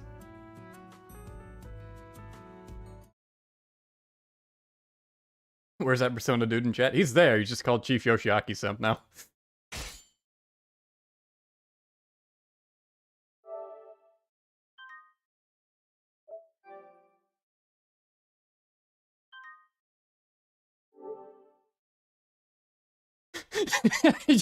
Gatson telling me not to open messages. I legit don't know what all you said. I am never doing that.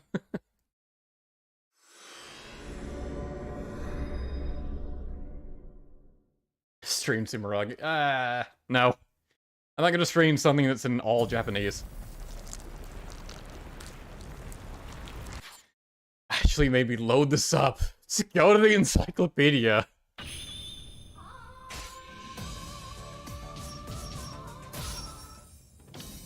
Which, I guess it's called biographies in this. Which I guess is just because it's only biographies. Alright, you wanted me to check Yoshiaki, so...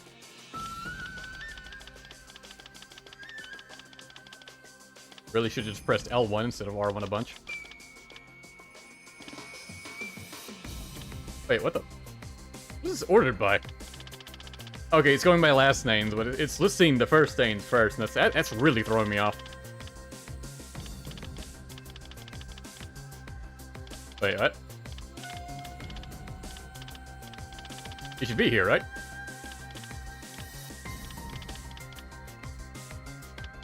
You should be in the Yoshi section, right? Oh wait, yeah, it's listed by last name, so he'd be Yoshiaki Mogami. Okay. Right, yeah. That really threw me off.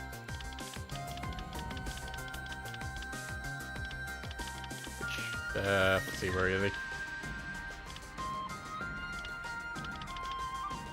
Okay, there he is. There we go. Alright. Daimyo of Dewa. He aspired to unite the entire domain, but Yorisada Tendo opposed him, with the backing of his father, Yoshimori, and foster brother, Terimune Date. Yoshiaki defeated his opponents with his ingenuity. He was not only a capable tactician, he was a powerful warrior, who fought on the front lines, and a gracious governor, who earned the love of the people. What? Did he write this biography himself? Yeah, I don't believe this for a second. This is all lies. Must look good, thank you. Finally, Goemon Gaming returns. Dewa means God in your language? Jeez. He did write this himself. I guess I should get Goemon's one here, and people are gonna ask for Ranmaru's as well. Goemon Ishikawa, a legendary outlaw who studied Iga Ninjutsu under Tanba Mamochi, but left to set up shop thieving in Kyoto. Because he stole from the rich and powerful, the people, who were fed up with Hideyoshi Toyotomi's oppressive rule, revered him as a hero. He plotted to assassinate Hideyoshi at the request of Hidetsugu's retainer, but failed. He was captured and boiled alive for his crimes. His famous last words were that the makings of thieves shall never disappear. So thief, but also apparently hired killer. Okay. At least this separates playable characters. Wow, I got Ranmaru to level 50? What possessed me to do that? Oh yeah, I did actually kind of like him in Samurai Warriors 4. Mostly, I actually think Samurai Warriors 4 is pretty good graphics. Like, the girls all look really attractive. And by extension, Ranmaru. Let's see. Ranmaru Mori, the third son of Yoshinari Mori. After his father's death in battle, he and his two younger brothers served as attendants to Nobunaga Oda. His beauty and intelligence impressed Nobunaga, and he was given important positions in Nobunaga's administrations. In 1582, he took part in the subjugation of Kai, and at only 18 years of age was given lands in Mino as a reward for his success. He died trying to protect Nobunaga from Mitsuhide Akechi during the incident at Honnoji.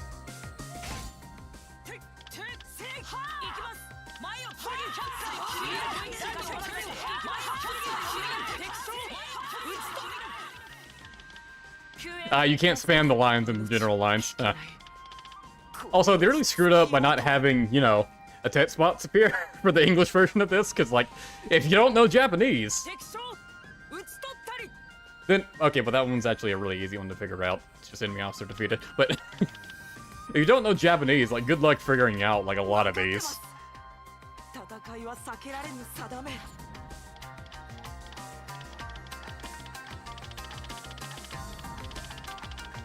And what does Kotaro have? I don't need to start looking up all of these.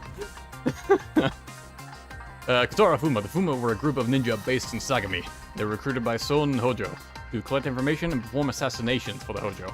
Kotaro was the name passed down to each successive head of the Fuma.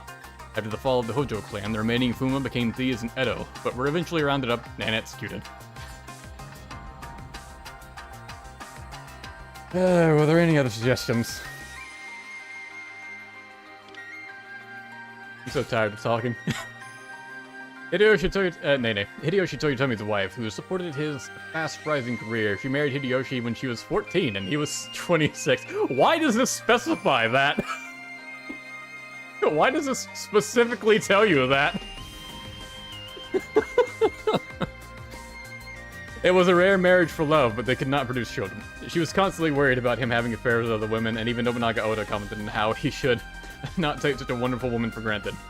After Hideyoshi's death, she left Osaka Castle in the hands of his son Hideyori and became a nun. Just became a nun, alright.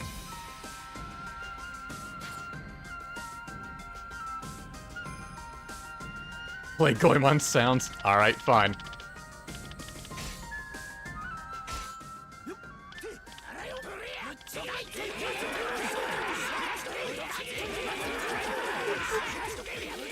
The sounds of so many Goemons.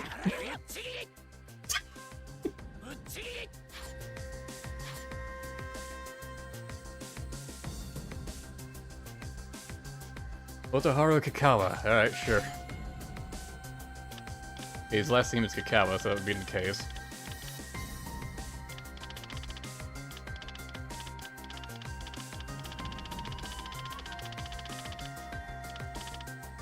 You gotta go through the whole list for this, man.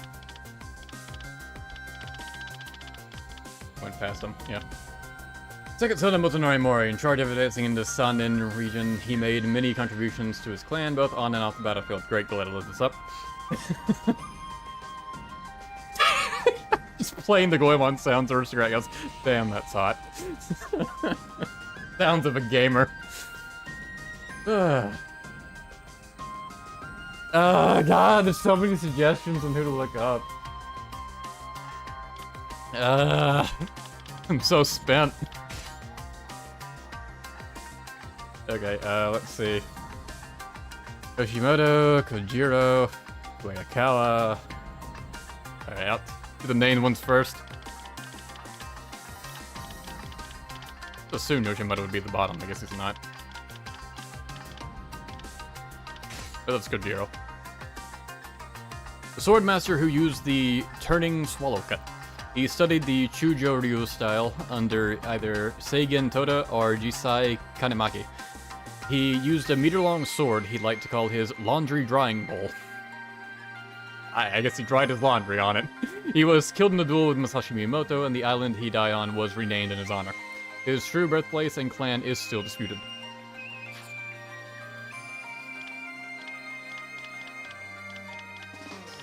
Alright, someone want to get a joke. The daughter of Dosetsu Tachibana, who served the Otomo clan.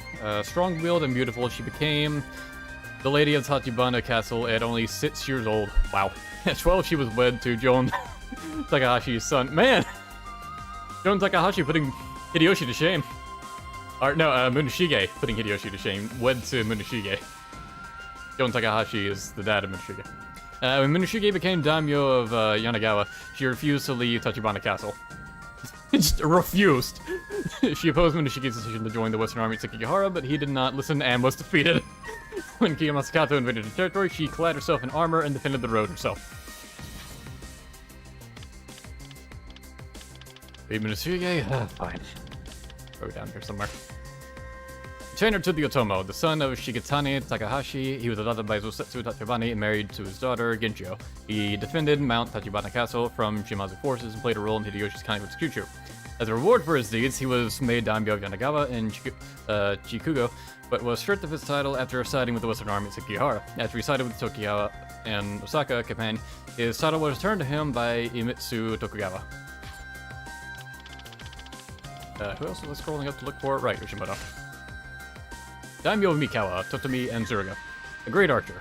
The Imagawa claimed to be descendants of the Ashikaga and Kira clans, and felt, with their noble blood, they deserved to reside in the capital. While introducing laws to stabilize his domain, he also made alliances with longtime rivals, the Takeda and Hojo clans, to strengthen the entire area. As he finally set out for the capital in 1560, he was killed in an ambush set by Nobunaga Oda at Okehasama. Okay.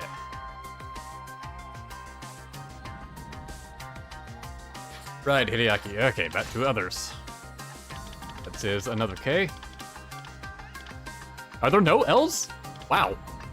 Huh. Why is this even here?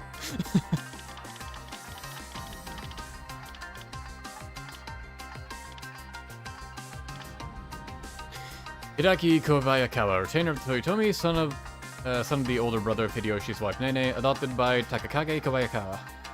Initially with the Western Army at Sekigahara, he communicated with Nagamasa Kuroda. He spent the first part of the battle observing, but changed to the Eastern Army after being importuned by Ieyasu. This is said to have been the moment that the Eastern Army's victory was assured. Look for the Baba man? The Bufusa Baba? Yeah, sure. Oh wow, that was easy to find. Senior retainer of the saga, served Nobutora, Shingen, and Katsuyori. He fought in over 70 battles without ever sustaining an injury. Damn. He fought in the rear guard during the Battle of Nagashino and died after securing Katsuyori's escape. So many great fighters go down at Nagashino. Saniman Ban, just like him. Retainer of the Toyotomi, fought in the Osaka campaign. He was brave, but also drank too much and could be reckless on the battlefield. He gained fame for a successful night attack. And Soichi Baba. He followed Masayuki Sanada and Yukimura Sanada and joined the Western Army at Sekigahara and participated at the Second Battle of Ueda Castle. Alright. Oh, Bichu, right. Wait, wasn't his last name Bichu? Is he not in this? Huh. Does this not have all of them?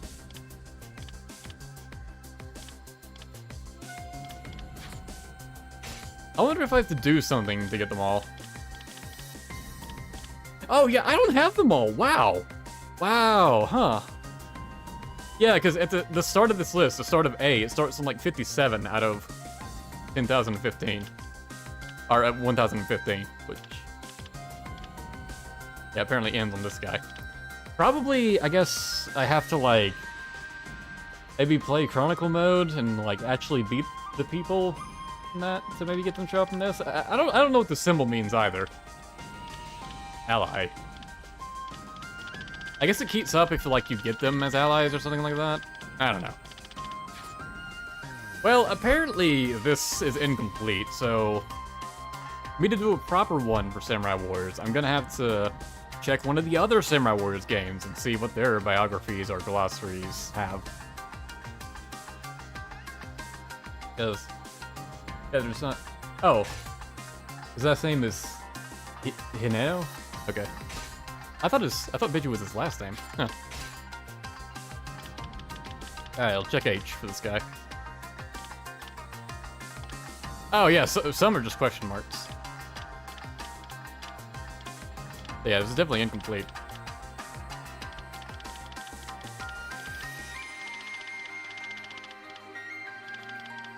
Yeah, I have some Hinano, but not the one we want.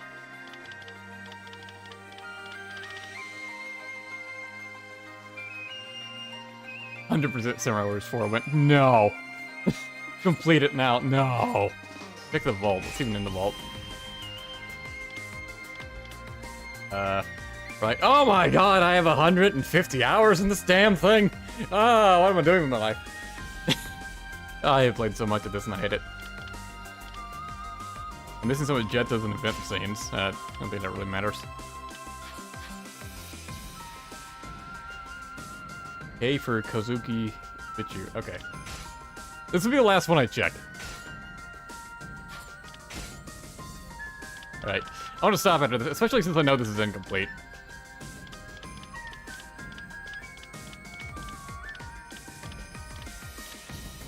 The fuck?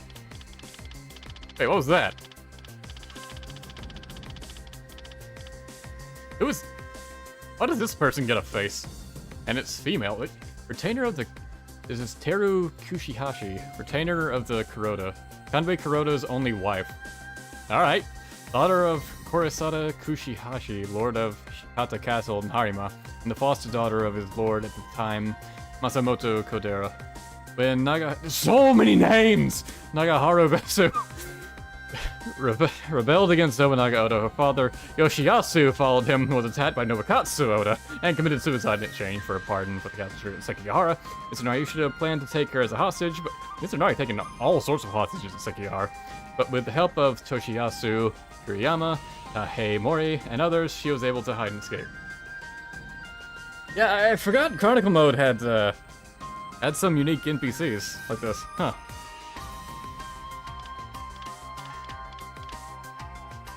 Who was I looking for again? it was Kozuki or something? Yeah, that's Koze, so... I really don't think I have the bitch man. I don't think he's... Oh, there he is! There he is, Kinoshita. Alright, you all got the names wrong. You all sucked. Bichu Kinoshita. Retainer of the Toyotomi, he originally served Murashige Aragaki, and was given control of a castle and leadership of one wing of the rebel forces when Murashige rebelled against Nobunaga Oda. He went on to serve Hideyoshi Toyotomi and was given the Kinoshita name and made a daimyo. As Sekigahara, he joined the Western Army. He committed suicide after they lost, and naturally he goes out like a bitch. Ooh.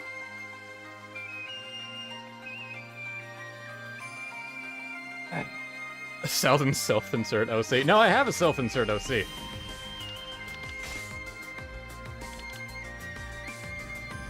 Yeah, he's just straight up an edgelord.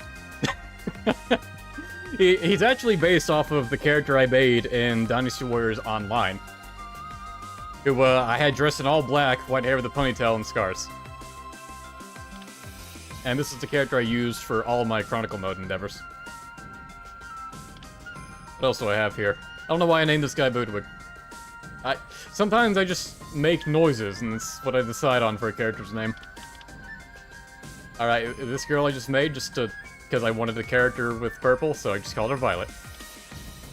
And this is my attempt at making Virgil. And this is just me stringing together words, or syllables. And she actually looks pretty good. My attempt at making Dante. And I'm pretty sure this is just me mashing characters, and this is just what the name turned out to be. Let's see. And then I think after I mashed characters for this guy, and then I tried to make, like, a female equivalent. And then I just wanted an excuse to put a female in this outfit. That's what caused her to be created. That was my attempt to make Jetstream Sam. Green's a bit too bright. I forgot I put Brimmer in this. No one else is gonna get that. Myral too. I don't remember this one. Oh, this is actually a friend made this character when he came over and played for a little bit. This is my attempt at making Nolan from Fire Emblem. Because I actually thought I could make a pretty good looking Nolan. And yeah, I think it looks pretty close. And Bradley from Full Metal Alchemist, I think? I don't remember making this one. I think my friend made this when we were playing Couch Co-op. And then never used him because he's level 1. Featuring Dante from the Devil May Cry series, yeah. Please, I'm not playing anything. The whole point of this was to be an April Fool's joke, you see? And to not have any actual gameplay. Which, by the way, I gotcha! I wasn't actually playing Dynasty Warriors 8 legit. I was just reading the Encyclopedia for 4 hours! My throat is parched. I want to stop. I wanted to stop an hour ago. And then you guys suddenly gave me money, and now I feel bad for stopping. I do seriously need to get a drink or something. Yeah, I do think I'm gonna end it here, though. Maybe I'll go through, Samurai Warriors biographies at another date, with another game that has a completed biography list. I think Samurai Warriors 1 has one, actually. I'll load that up at some point. It probably doesn't have enough characters, though. Doesn't have a lot of the characters, I imagine. Joke's on you, it really is. Never stop. Oh god, no. Chat, throw money in the place, don't. It's your mom's birthday. I bet she must get sick and tired of April Fool's jokes. Salden loses his mind. Salden loses his voice. What's gonna happen?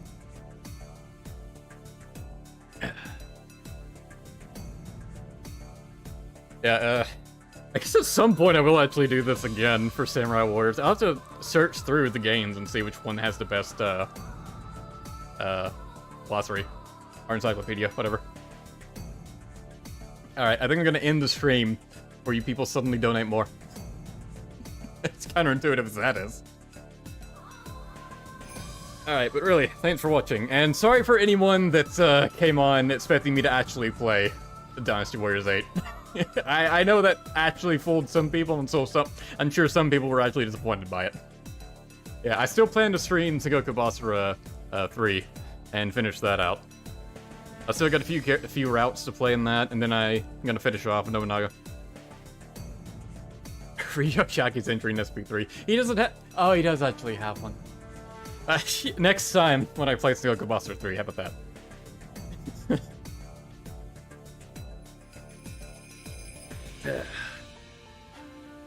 Yeah, and I've still got, I've got other games to play before I get around to Dynasty Warriors 8 proper. Like, I've still got Warriors Orgy 3. I'm not gonna skip over that. Everyone really likes that one. Alright, well. Thanks for watching. Thanks for... I'm amazed how many of you stuck with this for so long. Yeah, thanks for watching and the super chats, especially. Alright, see you guys next time.